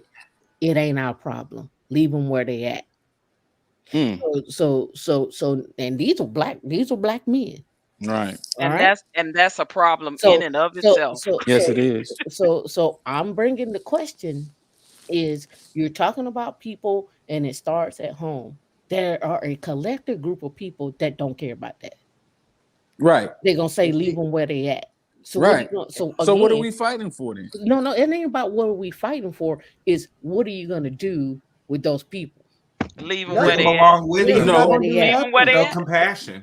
Yeah, you The leave them where they the ones that focus want to go, on- come and Yeah. go and build your own Black communities, build your own Black wealth and all that. The ones that don't, because we already know it's going to be that mindset of the same people that were that didn't know they were still slaves that Harriet Tubman was trying to rescue. They still had that conditioning mindset. It's going to always be a people like that in every group. And we and always they move and in tiers. The leaders move first, then Yep. there's a second tier that follows, then the quote unquote ones that we're talking about for this discussion with the slave mentality, they will eventually get there. It doesn't happen all at once. It happens in waves and tiers. Great point. But New Growth was making great points, and as usual, we ain't signing shit. Was making great points, but the thing that we ain't signing shit has to add is the context to these black banks. Yes, we do have money if you're looking at it on an American scale and you're looking at it from what we used to have. But if you're looking at it in its counterparts, which would be the Caucasian banks, you add all of those banks together, they're not Morgan Stanley. They're not beating one of those banks, because Very one true. of those big American Caucasian banks has a global presence. They are in every global stock market. So while these are black American banks have a pretty much dominant American presence, it's the global game that you bring that money back to America. That's what puts you on top. So you have to look at things in context. So when you really look at things in context, no, we don't have any money, y'all. Because We do. if we're not beating one of their banks, then no, we don't. Can I We're respond? not You beating do have a Morgan point because as an Stanley. IT I need specialist, to I respond. work on the trading floor plenty of times. UBS, global. Bank of America, global. Morgan Stanley, global. Thomas Schreider, global. Hey, These are banks that I have done job as an IT professional, and there's many more. CIT, located in Livingston, New Jersey, that branch in Livingston and New York, global. The problem is this: my bank account is in Chase. It's not in a black bank. I'll say it again. My bank account is in Chase. It's not in a black bank. Now, if we have more black bank, we can take our account from there and put it in the black bank. You don't think Chase gonna have a problem with it? You don't think Morgan Stanley gonna have a problem? Like, come on, we have to be real with this because this is what I've been talking about for so long. What New was saying, New Goat was saying it. I said it for 20 years. Our people are wasting their spending power, reinvesting the money back into the same group of people that did us dirty. and There's so what many black type bitches of out there banks? that don't support. And So what type of first, banks hold are on, hold on. these? First, Are let me they let me let me mortgage say this. banks? Are they Hold on. investment banks? Are they brokerage firms? Hold There's on. so many different Let me. types of banks on different levels. We need to kind of be clear on something. So first and foremost, you have global banks, but investment firms are not global. Investment firms are either normally local or kind of regional, right? Like there is no Morgan Stanley in Asia. Bullshit. Go look at the Hong Kong market. Look at all the companies that IP over there and see who is doing their initiation. There are foreign Bullshit. accounts. Tell them wealth There engineer. are foreign Tell them accounts wealth out there, I'm engineer. not going to argue usually if about it's a we like ain't if it's an sending office Asian space, it's Asia. gonna be in He's the there. He knows it better than me, man. And go to Moo. And if you don't believe me, you can trade in America on the Hong Kong market with Moo. I trade there all the time.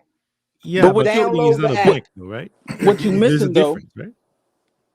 What you missing though is a lot of these places that you're talking about. Like, look at these big companies in America, like Nike. Look at these big companies like Apple. These companies and the big companies like corporations like the NBA, the NFL, they will not function without us, bro. So we have to take control of our power, our economic power. We cannot try to do the same thing. I agree. How? How? How? We have to. It starts with the athletes. Instead of having all our kids try for the football I didn't team, ask who it we started with. I said how. I'm telling you, instead of having all our kids try for the football team, Can I say something? Go ahead. I'll go next. You mentioned Nike and Apple. You talking about companies that make their money from literally the prison complex, the prison industry complex. Like they literally still operate off free labor. So Okay, you well that suggesting that we further enter prove into my. that realm, like Well, you further Can I go? prove my I Victoria's point then. won't stay for Secret, too long. Charmin. But But you further prove the point, though. It relies on black people. So did right? slavery. All So right, that great. means we have to take Yes, let me go ahead. control free of that labor. power. Yes, we have to take How? control of that power. We Let me haven't ask done it you for this. four Let me hundred ask some of the years, but panel a you got the question. solution So for it what? now. So we Okay, give it to me. become the master. We become the master is what you're recommending. We Of can our be our own own So slaves, right? so dominions. what Slaves for what Once ourselves we come instead to of master Wow. who for we other are. people. yeah, so Wealth Engineering has a question. Go ahead, Will. I have a question, and I'm happy OG Patrice is still here. I was hoping we and Signing Issue was still there, but it's all right. Yeah, he popped off. I think something going on with his connection. I'm gonna get him back. All right, perfect. So here, I've been trying to come up with a solution for the longest. All right. Now, what I do know about myself, and I know that may sound arrogant, but I believe I am a visionary. So one of the strengths that I have is I can visualize things and I can have a big vision, right? So I put that to work. And it's been over a year now that I had this idea, and I wanted to share it with you guys and be as brutal as possible, right? I have no feeling in it. If you think it's a horrible idea, please tell me and like say it as bad as possible. But we've been talking about solution all night long. We've been talking about history, right? And I was thinking, if we could focus, not just ADOS, not just Asians, not just Jamaican, but Black people from everywhere towards one vision. And what can we do to do something like that, right? Of course, we can't start with all countries at the same time. But what if we start a project where everyone was focusing on building their wealth? I shout out to Tam for that project she was talking about. And then instead, where we actually invested is we invested into building a prototype of a product. And that product is, let's call it, for lack of better word, Africa Town. All right. Just like, I don't want to bring other cultures, but I think there is a valid point in understanding how other cultures succeed so that we can replicate the same thing. So let's say that the Chinese people, for example, if you go in any big city, they have a Chinatown, right? And in this Chinatown, what do you see? They own the buildings. They own, some of them even have hospitals, right? In my city right here, there's a Chinatown hospital in there. There's a China bank in there, right? There's China embassy in there. And slowly, they're buying more property within this region that forms literally a country within a country, right? They replicate the same things in many cities in Canada. And next thing you know, they have a massive influence, even while being a minority. So I was inspired from that same concept, and I was like, what if we could do that? What if a lot of Black people, we know we can't convince the entire community all at once, but what if we could put all the minds together and focusing on one prototype, building just one Africa Town in a city, right? Let's say we choose ATL. I'm from Canada. I would support that. Let's build that, right? We buy a piece of land in downtown ATL or something. Then slowly everyone trying to buy a property next to it. And next thing you know, we're building a neighborhood around this area. And this is where we would explore. We would put our own culture. We would show up our own, like if we want to promote it to Jay-Z. If Jay-Z is the one to do a concert, it comes to Africa Town instead, right? We promote it with the company, we promote it with the influencers. And then next thing you know, if we can get more people on board, we can replicate that city over city. And then we have that global presence. We can replicate that in Canada, we can replicate that in France, in Africa, in the Caribbean. And that in itself, we're creating an economy that is also global, that we can transition within, we transfer money globally as well. And that forces us to focus on financial education, right? Because you need to understand how to invest. You need to understand what is an asset versus liability. What do you think about this project? Is this too dreamy? Is it impossible? Is it something that could actually work? What are your thoughts on that? My Isn't it thought reverse is gentrification?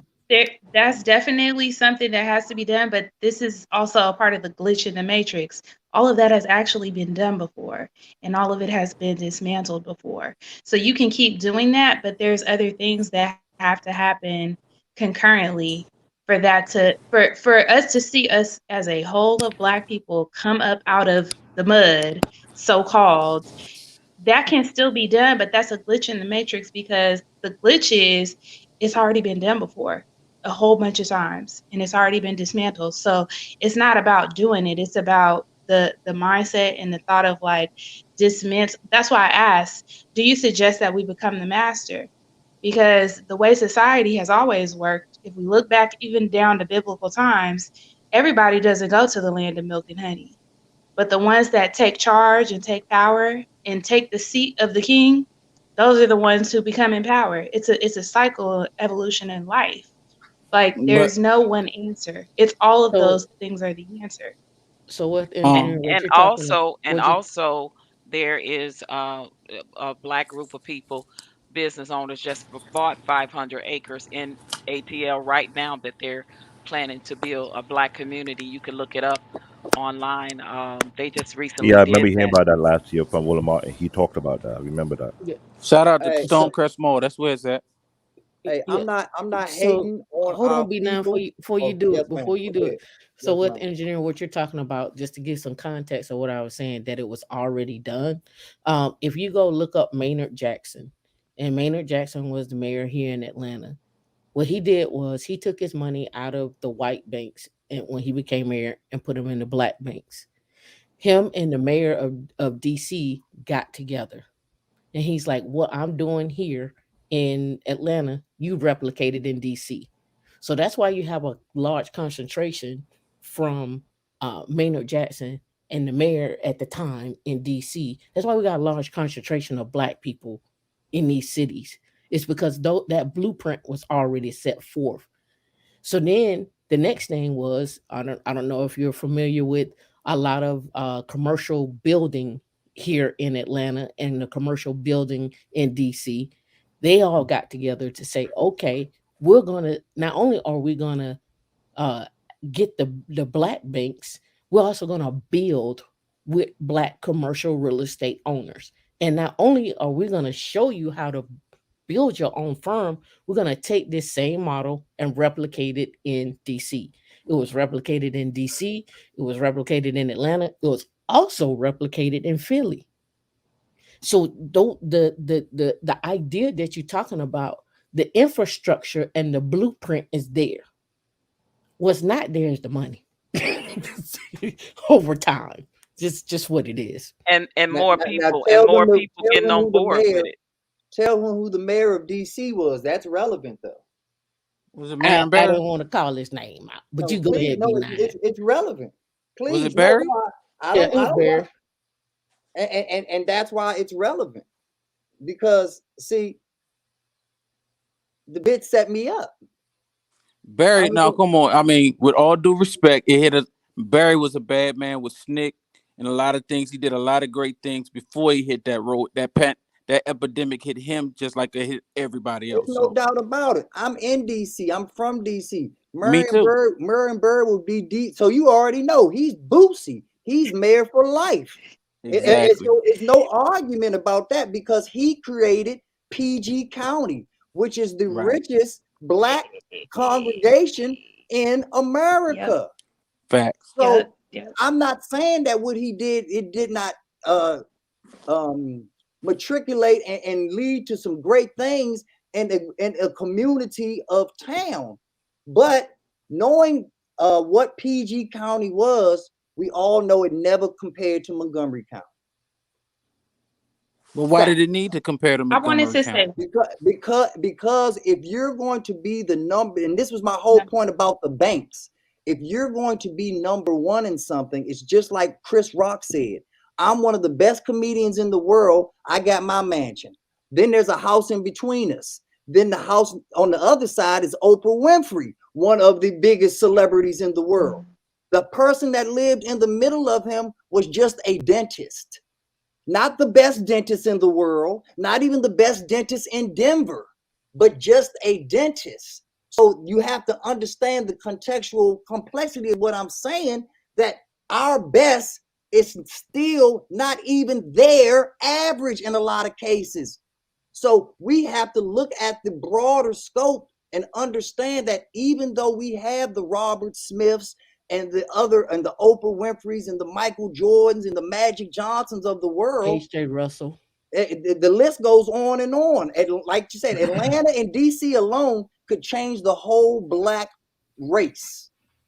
But they won't allow them to come together. They will pay $1 billion to make sure that we don't make $1 million. You don't understand how intricate this No, I mousetrap disagree with that. Right, Well, but if you disagree put with that. That's fear tactics. That's fear tactics. Black man, could you Well, monitor it so that let- everyone can have a response to that vision I was proposing? I'm really curious about I that. would like to vision. respond to that vision. Yeah. Yeah. So can you repeat your repeat your vision? That's fear tactics. What did you ask me to do, Wealth? I just wanted to have give everyone a chance so that they can respond to that vision because that it's easy to Fear bring that tactics. conversation to many Let other me- places. So what we'll do Let is me, this. can I answer? What we'll do is this. Can you repeat the revision first? Yeah, repeat the vision, and then we'll go B9, Tamika, then we'll go Black David, OG Patrice, and then we'll go just like in order around the whole thing. All right. So, and then I guess I'll throw up my response a little bit there as I repeat it. My idea was, it's not my idea, just an idea, random. I thought about it. Is hey, every country, right? Like China, for example, they have Chinatown in other cities, right? What if us Black people we focus on building just one prototype within this generation, and we try to promote it so that other generation can spread it around the world, so we can have an Africa town in Montreal, an Africa town in Toronto, in ATL, Washington, etc. And I understand that idea may have been tried before, but I want to leave your point, and as you respond to this, please go ahead. But I want to leave that quote from I don't know if you familiar with the creator of the light bulb, the incandescent light bulb, right? So whoever create that light bulb was saying, hey, it's not that you find one way to do it. It's like you had to try 1,000 times and understand 1,000 times with 1,000 ways of not doing it, right? So just because we tried it once and it failed, it doesn't mean that we need to stop there and not try it again. Because if we and you can tell me in your own response whether we agree or not, if we had our own economy in every city in North America and the world, we would be able to maintain wealth, generational wealth. We will be able to transfer it globally and keep an economy within ourselves and keep that money circulating within our economy, which in terms accelerate our generational wealth, right? So we understand the value and we understand that, hey, to get there is a challenge. But does that mean because it has been tried before, we should stop doing it? And I'll leave the floor to everyone who wants to answer. So we'll let B9 go first. All right. Now, I think that we can do it. Yes. And what everyone else said is right. It didn't work before because that shouldn't be the first step. All we have to do is cheat off the paper of every other race, you all. They've already done the work. We're not used to this because we're used to being the inventors and the creators of everything and them stealing from us. But now we finally get to steal from them, because before there was a Chinatown or a little Italy or a little Poland or any of that stuff, there was an embassy here. That's where they started. So because the embassy was there first, then after that was there, it could put a Chinatown there because they did not speak the language. So they had to come over here and depend on the embassy for translation, depend on the embassy to get jobs when they weren't going to get translations. Same things that South Salvadorians are doing now, the Mexicans are doing now. They come over here and they don't have to learn a word of English because they have their embassies protecting them and giving them jobs and giving them income and giving them lifestyles in towns and communities and cities. Don't leave out our own government and Congress that allows it too, by giving them $450,000 each when they do get here. Exactly. But once again, it all starts with the embassy. Until we do things in chronological order, like the court system has taught us with due process, if you do not serve the person, no one cares if you have the best case in the world. It's never going to get seen. So you I do have want to to say go though in that comes with order. an attitude though. That comes with the attitude approach too. Because do you know how these Asians, all these Indonesian people, and all these Mexicans got ahead? The same way we stayed behind. They're extremely nice, extremely pleasant, like crazy, sick nice. Like the shit that we had to do, they do it like for a purpose though. Because Americans have an ego that needs to be stroked hard and long. And other countries know that. And the ones that are doing business with them, they have to get on a certain level. So I completely agree with you, but I just don't think like as a Black people, we're going to voluntarily do that under any standards ever again. And I think that's one of our problems though. Like knowing ourselves and knowing why we're doing something, because we've gotten this idea of calling that fake or something like that. No, it's called being a fucking adult, getting your bag, doing whatever you need to do. Like it'd be different if it actually affects you. Long enough though? But see, the culture did that to us. The movies. Hold on, somebody asked you a question, B9. Oh, I'm sorry, I didn't hear the question. I was asking L. You don't think we stroke their egos long enough? I think that you're always going to catch more flies with honey than their vinegar. egos long enough. I think you're always going to have catch more flies with honey than vinegar. I agree. And I think but that you don't think the we did that moonlight already, is easier though? to take than the sunlight. I'm just saying, you don't think we did that already though? I don't think. I think that black people think that. I think that black people think that white people have stopped doing that. They think that there's not like white people still doing that. I'm with B9 on that, but in the sense of like, I feel like we're gonna have to go full throttle. You're gonna actually have to like be devious and stab them in the back and be nice to them, because like I think as a black people, we don't like, I think in general, we don't do that. We've been brought up with such good character, and to withstand such bad character that even when we see people like that, we don't want to be that. I think these people that are empowered, they don't give a shit. They don't give a shit. I guess because I know how to play the game. I do. You see what they did. You see what they did on January 6th down at Capitol. You see what they did. One thing I'll say, what they did, I admire that, because we don't do that. We don't be willing to die for nothing. And we talked about that on the show. We was like, that would not happen. Sure did. But see, that would not happen. There'd be no way that we had to walk on that motherfucker peacefully, and we couldn't even go to the house. We had to go to the motherfucking patio area. New Growth is from DC, so he'll understand when I say this. No black man would have got closer than Union Station. Yep, you're right. Exactly. But See, again, that's the point. You give them as an example. That lady got deleted. We ain't willing to do what they did at all. Who deleted her? The Capitol Police. The U.S. Capitol. What color was he? Oh, you talking about that black lady that backed up? Yeah. The one was in the car. He was her color. He was her color. Yeah, they shot her to death. Yeah. Right. Yeah, because she wasn't Olivia Pope. That's the only black bitch you see walking up there that fast to the Capitol. And that's the only one you will see. But at the end of the day, though, y'all, Lance brings up a great point, but that's where you have to say it don't matter. And that's where it goes back to the tears, because let those people have the bad attitude, because the ones that you're talking about, Lance, we don't need them right now anyway. We need those black economists that OG Patrice is talking about. We need people that are former ambassadors. Those are the people that we need to be. So those people have the decorum and the temperament to do what's necessary, because they've done it for America and they've done it for other countries before. And I'm not even saying that we have to have our own embassies.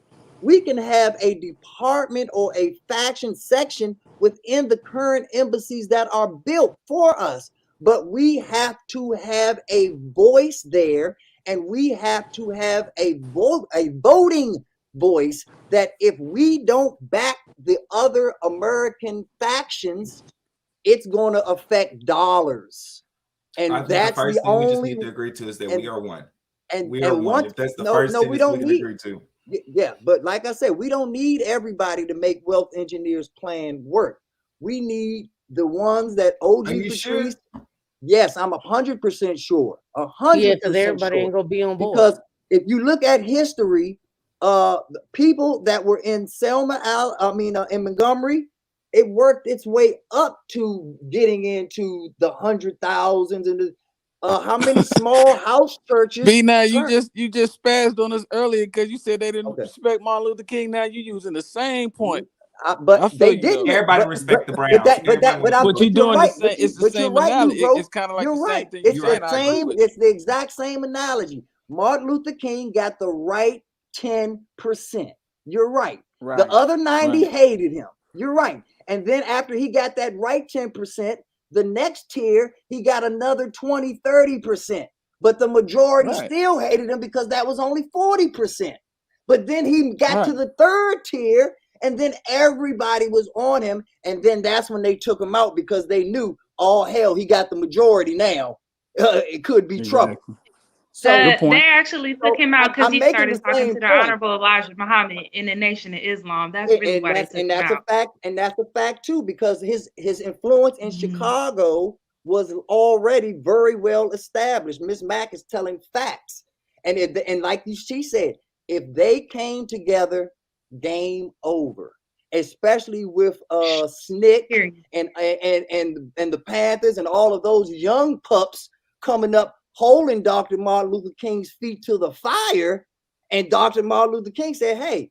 That's when he gave the speech and said, I've been worried about these civil rights instead of worrying about our financial and economic rights. Deletion. And when he woke up, that's what got him killed.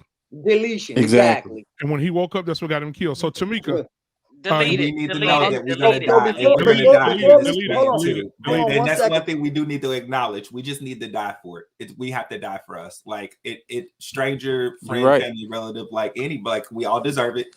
And that's, I think it's the treatment of each other though. Like if we just knew we were on the same level, what kind of fucking job you got, no matter what you got. Like that's what we did. That's what us This is my Asians last did. We point, and all I'll pass it choose to die for it. We knew that there was no way that we could actually win the war. We actually knew that there was no way to war, and we actually made a choice to die. Every Asian literally knew that, okay, we're making a choice to die, and we're not living in slavery anymore. And it just happened that we won. I really like my white friends though, y'all. Don't tell me we gotta. But look, my we last point, because I want to let everybody. We need allies. No, hold up. Hold on. We have white women for reparations. They are a group of women that is supporting us. Hey, so and go this ahead, this is my last point. Now I'll pass the floor. If we take care of step one properly, and we put these embassies, or we become a part of the embassies that are already in place, then what we did as step one before now becomes step two. Number two becomes, and it goes in that chronological order, and because that's how important the head of the snake is. You cut off that head, all you got is a great pair of boots, y'all, or a belt. But you keep that head on there, you got a dangerous animal that has to be accounted for. So can I ask you something, Tamika? Oh, yes. go ahead. Yes, sir. Go ahead. Just a quick question. You do realize that we are Americans, right? Like you saying, make embassies. We're not a separate entity from America. We're not our own country. We are Americans. So that is see. That's why. So I hear what you're saying, and his debt is dope, but we're not another country. I get it. I get it. Order Because I want to hear what Tam has to Let say. B9 answer, please. Let B9 answer. No, but very good. You are right, but if you were, maybe I had bad sound. I just said that we become a faction or a section of the already established American embassies that are built throughout the world. We just need to have an actual voting voice that matters in those arenas and in those embassies. So if we as a collective say yay or nay, it affects dollars and cents. Exactly. Now, very quickly, because I want to Do hear you understand that, on New this. Bro? I want to hear time on this. Say it like Give me a second. I just want to give you a quick, very example that you can that is documented that you can follow. I know you guys don't care about other cultures, but hey, here's one. In Canada, there is this province called Quebec who actually wanted to separate it from the state. And what the solution was, they actually invited them on the power seats, right? So now let's say for the lack of better word, you have liberal, you have Republicans, then you have that party that represent Quebec. Of course, they'll never win because they don't have the majority. But every time Quebec wants to make their voice heard, they go to their political party, and then they have voice in everywhere to speak on their behalf. So maybe that could be a solution. Maybe the Black ADOS community can have their own political party instead of liberal Republican. Then it's Black ADOS, right? That could be a solution. But anyway, I don't want to stay too much on this. I want to hear Tam on that. In Quebec isn't, and that's Caribbean, right? That's where a lot of Caribbeans are at, correct? Well, Quebec is. I was giving the example in terms of how they have their country structure. I'm not even talking about how Black people are in there, right? I'm just No, saying that. well, I think that's an important piece because, and the only reason why I bring it up because when I was in Canada and I was meeting some of the Black Canadians, that was one of the things that they actually talked about, like how they got there and so forth. But never here nor there. Anyway, you want to hear my point. All right, so here's the other part. It's a black hole, and nobody's going to really care about it. But the other part is, if we're going to form, we need our own data centers where we control our data.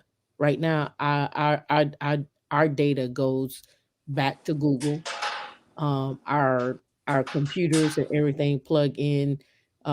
Again, we are never on the lines because those lines are owned by Sprint and so forth and so on. But we can at least control where our data goes at the end of that, at our end.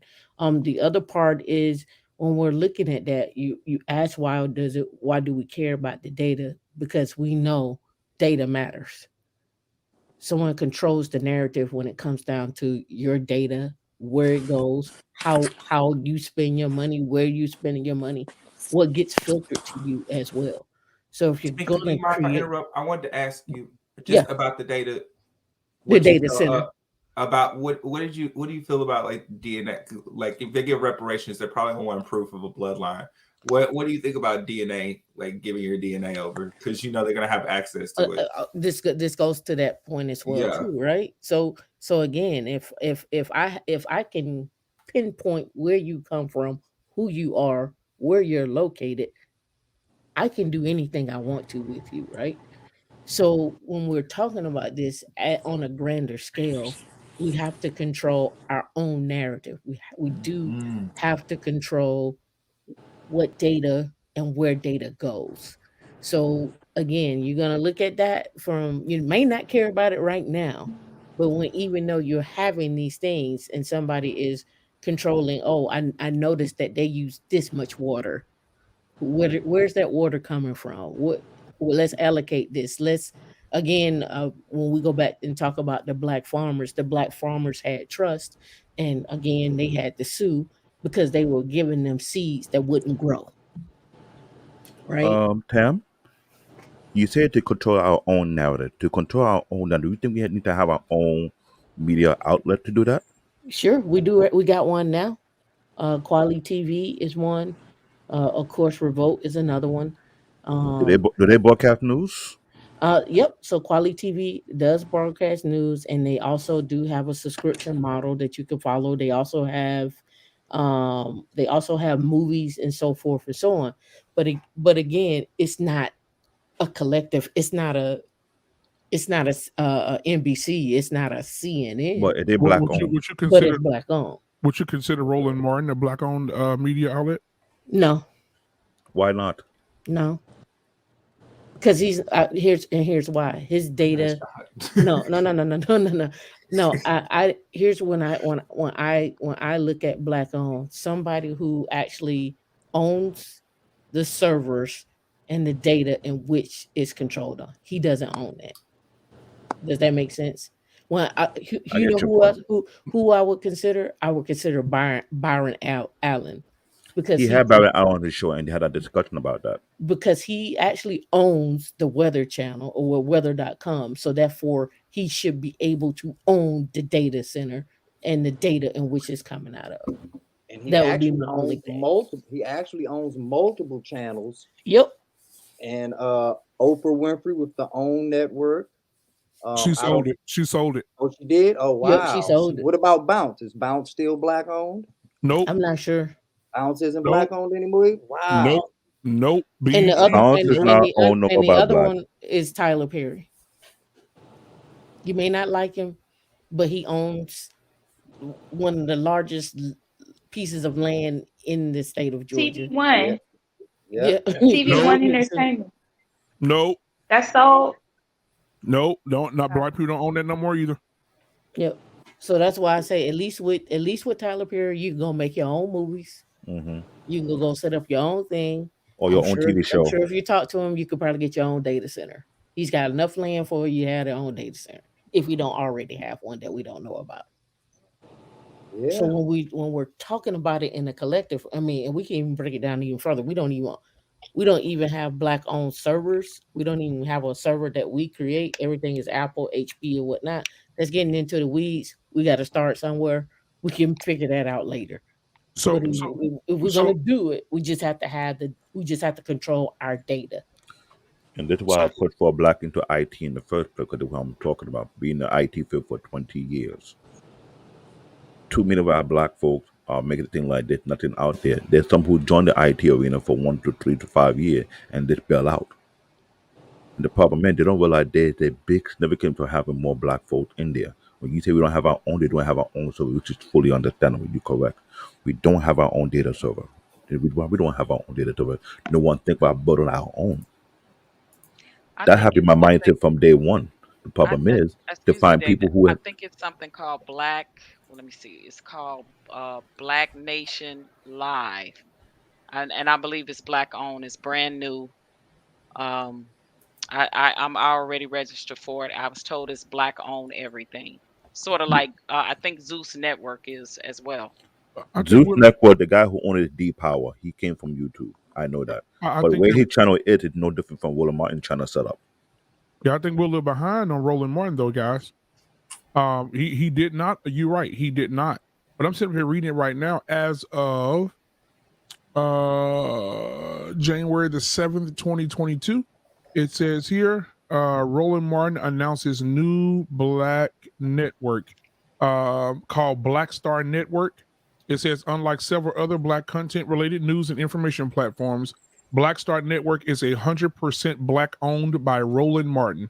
Good. Black Star Network will be available on all platforms starting in February 2022, including Apple TV, Roku, Samsung, Xbox, and Amazon Fire TV.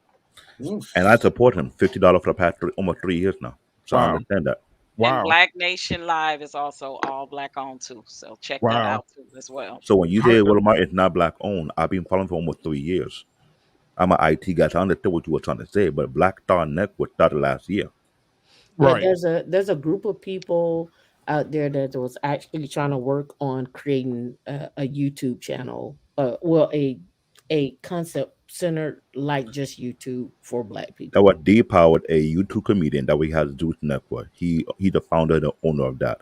Another one named Linus, it made called the Oak TV. He and a few other black YouTubers come on that. I've been followed. I'm an IT guy. I'm a junkie. I follow what the heck is going on. Mm-hmm. So what you And telling Black me? Nation, Black Nation Live as well. I'm telling y'all, I'm looking at it now. Yep. It's all black owned platform. Definitely trying to get on the level of the YouTubes of the world.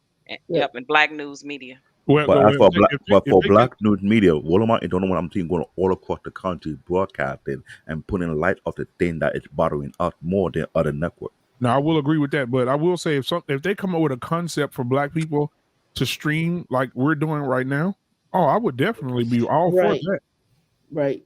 And that's more my point is like, okay, and don't get me on my soapbox. The whole bickering back and forth with gender, blah blah blah, all that, it just feeds the algorithm, and it just gives another way for somebody to promote some shit to us. Like it's just gonna, You click on one video, you're gonna get 15,000 other videos that are similar to it. It just continues to feed the algorithm, and it shows how we should treat you. It shows how I should treat a black woman, how I should treat a black child, how I should treat a black man. Oh, he's been incarcerated. Let me treat him that way. So we continue to help people treat us inappropriately, continuously, 24 hours. So if we can filter that nonsense out, I get it. Some things are important, not all of it. But if we can filter and get to the point of like, hey, I'm not saying create Pleasantville. I'm not saying that, but I am saying don't feed the algorithm to the And point you're where, right, and I give you that credit for it. You we are can't right. even have a conversation with each other. But here's the thing. I've been watching Will for almost 3 years. He promote black business for free. If it's on tech or they on health or finance, he been pushing up for the longest. He been promoting to hire more black staff writers. The thing about Will he's doing, he been advocating for the same thing you gotta be advocating as well. The thing that he's not promoting garbage news on his channel. The I forgot the guy's name. He put a spot on a lot of things before the mainstream media even did. It got to a point whereby I thought to see why Willamette is put to have our own black news media. There's the guy who do work for CNN and TV1 at the same exact time. And he's the only black journalist in this country to this day. Not only did he interview the black president of Ghana or what he was doing, what he was going about, he had the mean to go in and interview other African presidents and see what their agenda is, why they want to help us out or not. Many other black journalists have not even gone that far to even do that. Hey, see, Black David, his power is he's in DC. So New Growth probably know this too. He's in DC and he's an alpha, but his power is he is the vice president and even if he's not the vice president, he's always a high-ranking member of the National Black Journalists Association. He's the vice president. Yeah, so he has a lot of influence over a lot of black journalists that are bigger than he even is. Like what's this the black guy on NBC, Lester, whatever. At the end of the day, at those meetings, Lester is listening to Roland Martin. You talking about Lester Holt? Yeah, Lester Holt. Yeah, Lester Holt, yeah. So even though Lester Holt has a higher presence in our eyes within the media, behind closed doors where the real power is at, Roland Martin can get this guy on the phone and other people on the phone at the snap of a finger. So the value is not in his show. Roland Martin will tell you himself, at no time does he not have at least 6 revenues of income. And that is definitely one of his main ones because that income comes with unlimited power because you know that's a very small fish bowl. And so he's ultimately a very big fish in that small fish bowl. So the points that you are making are absolutely on point, ladies and gentlemen. I agree with everything y'all are saying. So let's go ahead and get OG Patrice, you still there? Yeah, I'm still here. All right, so with Wealth Engineering's plan, what do you foresee? And then we'll go ahead and move on to We Ain't Signing last because I know We Ain't Signing gonna take us to church. So we'll do OG Patrice, and then we'll go do Estella, and then we'll do Lance, and then we'll do New Growth, and then we'll end with We Ain't Signing. I took notes of what Wealth Engineer was saying as I took some points tonight of what Estella was saying as before I had took some from what Tamika's saying. The one thing I like about the young mind and the younger generation is, I'm open. I'm open to those possibilities, and these are things that I can actually bring to the table, to the meetings in at ADOS. So that's why I sit on these panels to bounce ideas and things like that off of and get input from the younger generation. I have no problem with that plan. I'm just saying that it should be we all should work together and all keep our angles on every plan. It should not just be a one plan. We can have a plan B. Absolutely. My bottom line for me is I want to see my people come up. Yeah, I'm a baby boomer. I'm good. I have put money into all 5 of my my grandchildren's college fund. I could retire right now if I want to, but I don't want to. And I got a major TV deal that's coming up soon with a major network that I'm also listen. But I love my people. I just want my people to have more love for themselves and love each other more. Because if we all can have the bottom line for me is that we all can come up. I don't want to say, look, I got mine. I'm done. This is my way of trying to give back to my people and just say if we all can get on one accord, one mindset, one mentality for those that want to, not all, some. For those that want to, we can do this, y'all, but we got to stand for something and stop falling for anything. And I close. All right. So now we'll move on. Go ahead and go to Estella. How do you feel about the plan, and how do you think it'll help us? I did speak on it first, but the last thing I wanted to add about it was the glitch. The only glitch that I really see in it, I don't see anything wrong with doing that with the African towns. But as I said before, it's been done before, but more things have to be done. Infiltration of the system and keeping on having these conversations and educating people with everything that we're talking about, because all of this is valid information. It all has to be done and it all has to come together at a central point. The only other glitch in that is that American culture is Black culture. We are America. We make up what America Facts. is. America wouldn't be anything without us. So Facts. to kind of come from an outside of like, we got to build Black. America is Black. The whole world follows everything that we Black Americans from the United States do. Hip hop, jazz has influence over, I mean, Fashion. everything culturally, artistic wise. Half the things that have been invented in science are invented by Black American scientists, and it was stolen from us. It's colonized. So we can talk about that history, but moving forward, we have to stand firm. Like the sister was saying, storm the Bastille, storm the Capitol. We have to be willing to die for what we know that we created. This is our child. We've birthed this, and we have to be willing to die for it. That's the only thing. And we It's ain't not gotta going to be go one. nowhere Nice. because our ancestors built this damn I ain't country going for free in Nice. nowhere. 79. We Ain't ain't going gotta go nowhere. no darn where. And my folks been here for probably more than 400 years because my people from Virginia, North Carolina, and on my mother's side, I'm Native too. So I'm really like all the American you could be. I am American, and I'm proud of it. I'm fine with being called African, but I'm not an African American. I'm an American, and I'm Black. And that's Black man, just where I stand with it. You can call yourself what you want to. Yeah, Oh, but Black man this is unfiltered. I'm Black American man, as American pie. that's right. Let me say Black this. man unfiltered. I promise, man. It ain't my fault. If I throw a firebomb at the end, it ain't my fault. That's all I'm gonna say. Yeah, okay, you gonna go to the end then, motherfucker. But listen, Yeah. but listen, guys. No, seriously, all jokes aside. You know, when we were talking earlier about the Lake Lanier, the black town that was buried under that water, under that lake.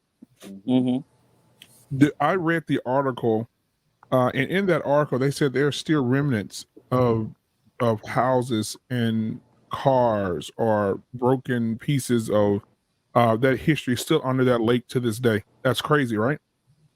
It's crazy.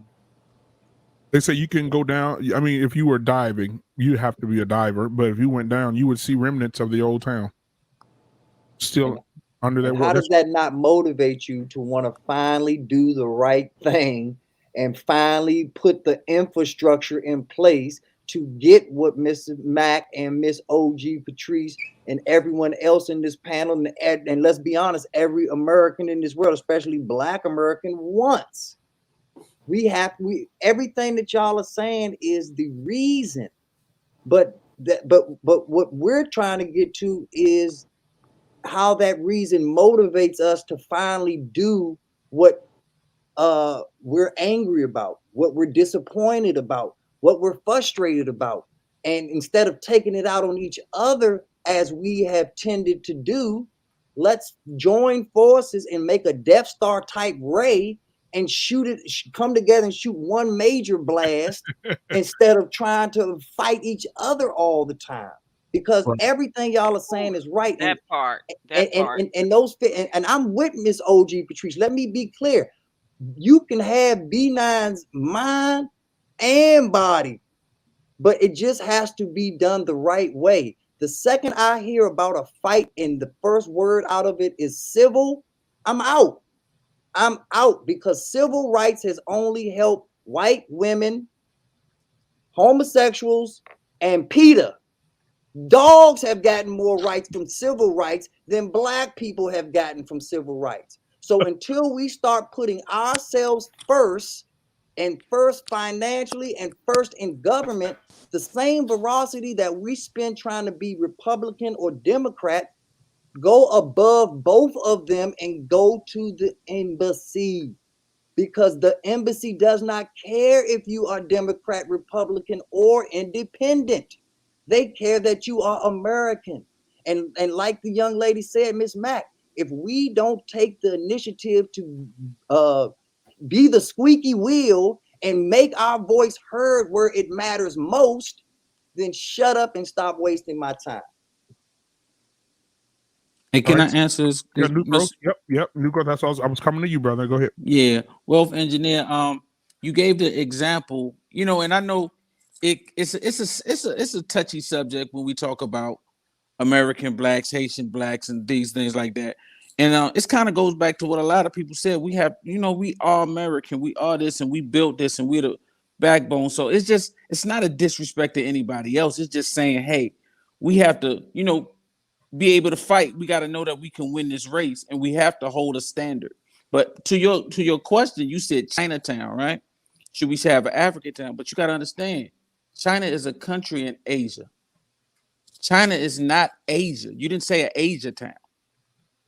You get me? So it's not when you go to Asia. I mean, when you go to Chinatown, you don't see Japanese, you don't see Filipino, you don't see all of these other groups. It's a Chinatown. So when you talk about us making an African town, Africa is a continent. It's not a country. So when you go places and you see, and I love it, I respect it, but when you see Haitians who are here with their Haitian flags, and you see Guyans here with their Guyana flags, they're saying, hey, my loyalty is to this. You're proud of what you are. So it's nothing wrong with that. But for us to be proud of who we are and say, hey, we put our flag in here, we have a certain type of culture here, and we represent this, it shouldn't be like, well, y'all don't know what y'all doing, and this, and you shouldn't make it separatism. Everybody represents who they are. I think it's gotten to a point that we are looked at as like non-Americans, and we don't have our own identity. I go out and have fun in the Caribbean Festival. I go out and have fun and eat at Ethiopian restaurants and things like that. It's like when we represent ourselves, all we want is a little respect. I don't know if that's hard to understand. It's not a diss to anybody else, but if I tell you, hey man, stop throwing that Haitian flag up, you American now, you in America now. But that's not what we're saying, man. Like, but you was talking about a Chinatown, right? I'm using a visual, an example. Yes, something but that China exists is that you can relate to, and that's. But China is else. a country. I get Name it. me I get another it. And town. guess what? Let's say in my idea, right? You go and let's call it ADOS in your city, right? Let's call it ADOS in your neighborhood. Let's call it Wakandaville. Wakandaville, right? We're talking about details right now. Let's call it. Hey, you know what? In your version of it, no Asian is allowed to buy lands. It's only ADOS. Fine, I get it. At least it's something, right? At least maybe as a visitor, I can go and be let me see what's the culture is here. Let me see what's the jazz festivals are here. Let me see what the food is here. And I'm spending money to you, getting your economy go instead of the white people. So we can talk about details, right? And guess what? Yes, Filipinos goes in Chinatown. Yes, Vietnam goes in Chinatown. There is one 5 minutes away from where I live. Trust me when I tell you, yes, they leverage the power of China, and they buy their lands across that Chinatown. Right. So trust me, I was just going with your example because it's a very key point. it goes back to the fact that, hey, you really don't look at us as different until it's convenient. We are different. Japan and China are enemies. They're not friends. And I'm not saying that we are enemies, but they separate. Well, hold on. Can I'm focus on monitored. you are That's right. a no talking New zone. growth, new growth, I'm and monitored. I'll pass it to you. I'll pass it to you. New growth. Yes, we are different. Yes, doesn't mean that we cannot focus on one vision where each of us have something to gain out of it. Right? You're right. Ways, if we are focusing on something, I have something to gain, you have something to gain. That means my work benefit you, your work benefit me. We can shake hand. I can help you. You can help me. The world, the world I can totally help agree you. with that. I'm with it. Absolutely. We're each other allies and we can help each other. Allies. Fitz, And I'm listen, with if it. let me say this right quick. If you are in Atlanta, there is a black woman that is running for US Senate and she is behind reparations, and we don't find that often when it comes to politicians. I encourage you guys, if you're in Atlanta, please tell somebody about Tamara Johnson Seeley. Oh yeah, I know exactly who you're talking about.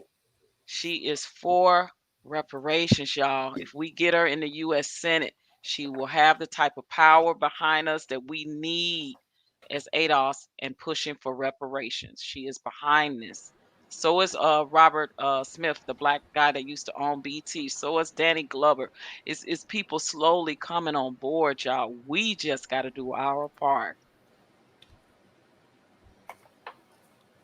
Let me tell you before I go to bed. Hey, bring the I fire. am I was waiting for that fire though. I am honored to be here to have this type of conversation because as a person who is not only an African, yet I'm a Canadian. But I take Canadian born, I was born in Canada, but I moved here because of my parents. There's a lot that been going on, a lot of information that we're not able to see, but being shared because most of us are all spread over. That's why I had the discussion several times over, even when the discussion on the PEEP network and Anton there, I thought it out there as well. What we can do is learn from one another, educate one another, enlighten one another, and not argue and fight. We all are on the same team, yet we're fighting different battles. The problem is we cannot be ignorant of the fact of what is going on behind our back and not realize if we don't use our collective intelligence together, we will continue to be played. Other than that, I enjoyed this conversation. Black Men Unfiltered, your network is highly needed. I will continue to Exactly. support you no matter Respect. what. Absolutely. OG Absolutely. Patrice, my elder, I'll continue to call you my elder because you're older than me. We have respect for our elder. I Continue doing the appreciate fight that you continue to do the fight you've been doing all this time. And I Of course. appreciate that you let us know what's going on because what you gave to me is nothing but a wealth of information that I can use to better myself. Same with wealth engineering. My Haitian brother, you're still Nigerian. I'm gonna say that again. You're like I a think cousin so. I to think us. I'm getting confused for Nigerian all the time, and so I Cause you know think why? if I do I'll do it. I'll do it maybe this year. JB did a Yeah, DNA test and he found out he's about 27 to 30% Nigerian. So I already I think know. I might be more. I think I might be more. Hey, So you might and be we more look because we are alike, man. distant We look cousins. alike. So We we think might be alike. cousins, So bro. I understand that. Other than that, be nice, man. This Billy Butter right here. I like this dude. He's genuine. He authentic. The reason why I like the way he come across because people don't understand he shares something for us that we need to know on crypto and many other things. We need people like him. New growth, you know different either. We ain't time, you know different either. I appreciate this conversation, this platform. Other than that, I will continue to share my information if I can, if I'm allowed to. Reason why I say if I'm allowed to, this is something that I'm not allowed to share what's going on in my country based on information. But when I'm allowed to share it, I will share it. Otherwise, I am humble and I'm grateful. Much Peace love, out, my man. brothers and Hey, sisters. and we Hey, Bro, man. hey, appreciate can I you People. give my too, Black response? David. Peace. You know you the man. And I Hey, just want to say real quick. I'm Hold sorry, on, no, can it's I your hold show. on, I'm guys? sorry, sir. I need to leave soon. Can I just give my yeah, no, it's your response turn. It's your turn. Everybody done went Yeah, I just already. Okay, wanted to say okay, bye cool. to Black Day before he left and just let him know that you are Oh, important Jesus. because you are our eyes over there. As much reading and as much knowledge as I try to acquire, it is still from books, it is Exactly. still from videos, it is still from other I'm doing the best that I can to be the man that I am. But I don't know what's going on in Detroit. I don't know what's going on in Chicago. So And I would there's say nowhere this. in the Be world mad that you I taking up know somebody what's else's going time. on in Quick Africa. response Be to mad you that. Just give my And be quick mad you response to taking that. up somebody's time. And quick response to that, I would say that Thank I'm you. not alone. There's another can I brother just give on my the Y'all YouTube let we platform. ain't signing. Okay, He so we just ain't said he signing. gotta go, y'all. Yeah, we Respect ain't signing. Gotta go. he So gotta come on, go. we ain't signing. Let's go. Hit that fireball, baby. Fire. Okay, yeah. So first, I want to say, on the surface, yes, a Chinatown would work. We actually tried to do that here. We tried to open up a chamber of commerce over here, and we tried to do it. So the pushback, of course, is always us, right? Like, oh, I mean, I'm not going to get into minutia of that. It's always us that it didn't happen, because here you have Koreatown, there's a section of Shanghai that's just for Korean businesses, schools, restaurants, etc. You have the same thing in they have like a small Japanese town here, and you have something called the French concession. So even the Europeans do it as well when they go abroad, right? Here you have the European, it's in Jing'an area, you have the French concession. As a matter of fact, they call it the French concession, and a taxi will just take you there, right? So it is there. And then I don't know about the embassy, but because we're all Americans, so it wouldn't make sense to have kind of a embassy when Black people are Americans. Now, Chamber of Commerce would probably be better, because we do have the American Chamber of Commerce here, which I'm a part of, and that does help American businesses to function here in Shanghai. So Chamber of Commerce would work. And so in general, I think it is right, but I still think that should be a supplement to reparations, because nothing will better offset the financial instability that we have in the African American community than reparations with the government incentives behind that. And last, I'm going to say this. Yes, we're American. No, the world ain't copying us. They're not copying our culture. They look at that shit as entertainment. Nobody's copying our business techniques. Nobody's copying our culture as far as how to interact with one another. And nobody is following us as far as our marriage practice and laws.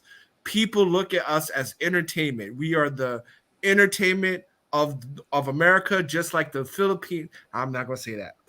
We're just the entertainment of the world. Nobody's trying to copy shit from us. We need to stop it. That is absolute gaslighting. But that's false. But I'm gonna let you finish. Go ahead. That is 100% true. Who's trying to marry like we marry? Who's trying to learn your business techniques and learn from you? How many people abroad are going to choosing to go to Harvard as opposed to Morehouse? It is. Come, stop it. Look at all the Indians that are in HBCUs. What are you talking about? Bro, Kamala Harris is an Indian that went to a HBCU. I'm not going to entertain that. I'm not going to entertain that. That's There not is no you gave a question. HBCUs. There's no HBUs that can compete with the top 30 university as far as international enrollment. We're not talking about competing. You said how many people go there.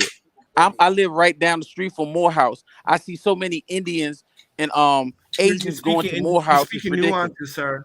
You're speaking nuances. But you told me you asked the question. My overall point. No, let's not get caught up in the minutia. Rap, My overall point is that you're gaslighting yourself if you talking about the world is envious of us because they ain't. Rap, stop it. Hip hop, entertainment. Exactly. That is for sneakers are entertainment. That's big business. So when Michael Jordan sells the biggest selling anyway, sneaker, I gotta go. That was my firebomb. And if y'all really think the world is trying to be like y'all, you are gaslighting You're gonna yourself. drop after this? Oh, that I told you that. That was a fizzle bomb. Fizzle bomb. Tune in next time. Get that fizzle bomb out of here. Tune in next time how black people wanna gaslight you for how the world wants to be ratchet. Entertainment is not a financial good means of financial export. That's the biggest export from America. So tomorrow, guys, I appreciate it. So I appreciate you guys, man, for coming on the show tonight, man. You guys are amazing, and we're gonna wrap it up. However, tomorrow, I was on another platform the other day, and we had a young man call in, and he wanted to talk about our race and religion, and he wanted to talk about how our race is attached to religion and how it's affecting us. So I told him I would dedicate my Wednesday to him on tomorrow. So if you guys want to tune in tomorrow, will be here at 8 o'clock Central Standard Time on tomorrow, and I'll be discussing that with him. I would love to have you guys back on the panel to discuss that as well. If you want to stop in and do that or be in the comments, please come in at 8 o'clock. I'll drop the link and we'll all panel up, and I'll have that conversation with him. But yeah, he wanted to have it, and we kept interrupting another panel. And I was like, no, we don't have to interrupt this panel. I'll just have something on my platform, and we'll discuss it on my platform. So he'll be here tomorrow. On Friday, we're going right back to the barbershop. On Friday, we had a hell of a one last Friday. Lance, you missed it. Canadian-born Nigerian over here, Black David. If you haven't seen it, go on my page. You'll see it. You can. Yeah, I watched it yesterday. Dope. Oh my God. This guy, bro. This guy, man. He said Kim Kardashian on a scale from 1 to 10, she's a 0.5. And Gabrielle, I can see that. I can see that. Yeah, whatever. I mean, she a whole Gumby in a black dress with a tan. I can see that. Now, hold on, man. But he said, but Gabrielle Sidibe was a 3. So, and Okay, that's when the panel erupted. But man, we had some fun. So we'll be back in the barbershop on Friday, man, at 8 o'clock Central Standard Time as well. And then on Saturday, we can't forget the ladies. I got to represent the ladies for the Black Men Unfiltered Network. Mother and S. Dot will be here on Saturday at 12:30 p.m. Central Standard Time with Wind Down with Real Women. So, but anyway, I'll see you guys on tomorrow. Wait a minute. Did you just Patty LaBelle me and didn't ask for my response? What you talking about? How did I Patty Because LaBelle? I didn't hear you. Just got me on the track, and I ain't even. You didn't let me answer the question. Oh, go ahead. Oh, damn! I sure did. I'm so sorry. I think it's a great idea. Oh, That's you it. bastard. I just want to know what you would name it. I want you to give it like, should we just call it like MLK, and it just be like a chic, like whole, like big ass small situation. That's all I want to know. I want to know the name. That's it. I'm going every state. I deal with him every Tuesday, bro. So, but anyway, Wealth Engineering, thank you so much for coming in. B9, you know I got love for you, brother. Be here on Friday with this barbershop talk. We got to get Black David right on this Kim Kardashian thing on Friday. OG Patrice, thank you so much for stopping by with your wisdom, and hopefully you can be here tomorrow when we have that conversation, because that's how me and you met talking about that. So absolutely. So yeah, be here tomorrow. So at 8 o'clock Central Standard Time on tomorrow. Uncut with Darryl, what's going on, man? You came right in at the end of it, brother. But anyway, peace to you guys, man. And thank you for the conversation. You guys have been great. See you guys tomorrow at 8 o'clock Central Standard Time. Peace. Peace. Guys, this has been Black Men Unfiltered. If you want to donate, do that thing right there. You sit at the bottom, Black Men Unfiltered. You can send $1, $2, 50 cents, 25 cents, whatever you want to send, just so appreciation. Because, you know, I like to look down and say, oh, somebody sent me $1. So if you want to send that, you can do that. Also, if you really want to show some appreciation as well, please hit that subscribe button. I would love to have you subscribe to this channel. We were on for 6 hours and 23 minutes, and we didn't have a dead spot.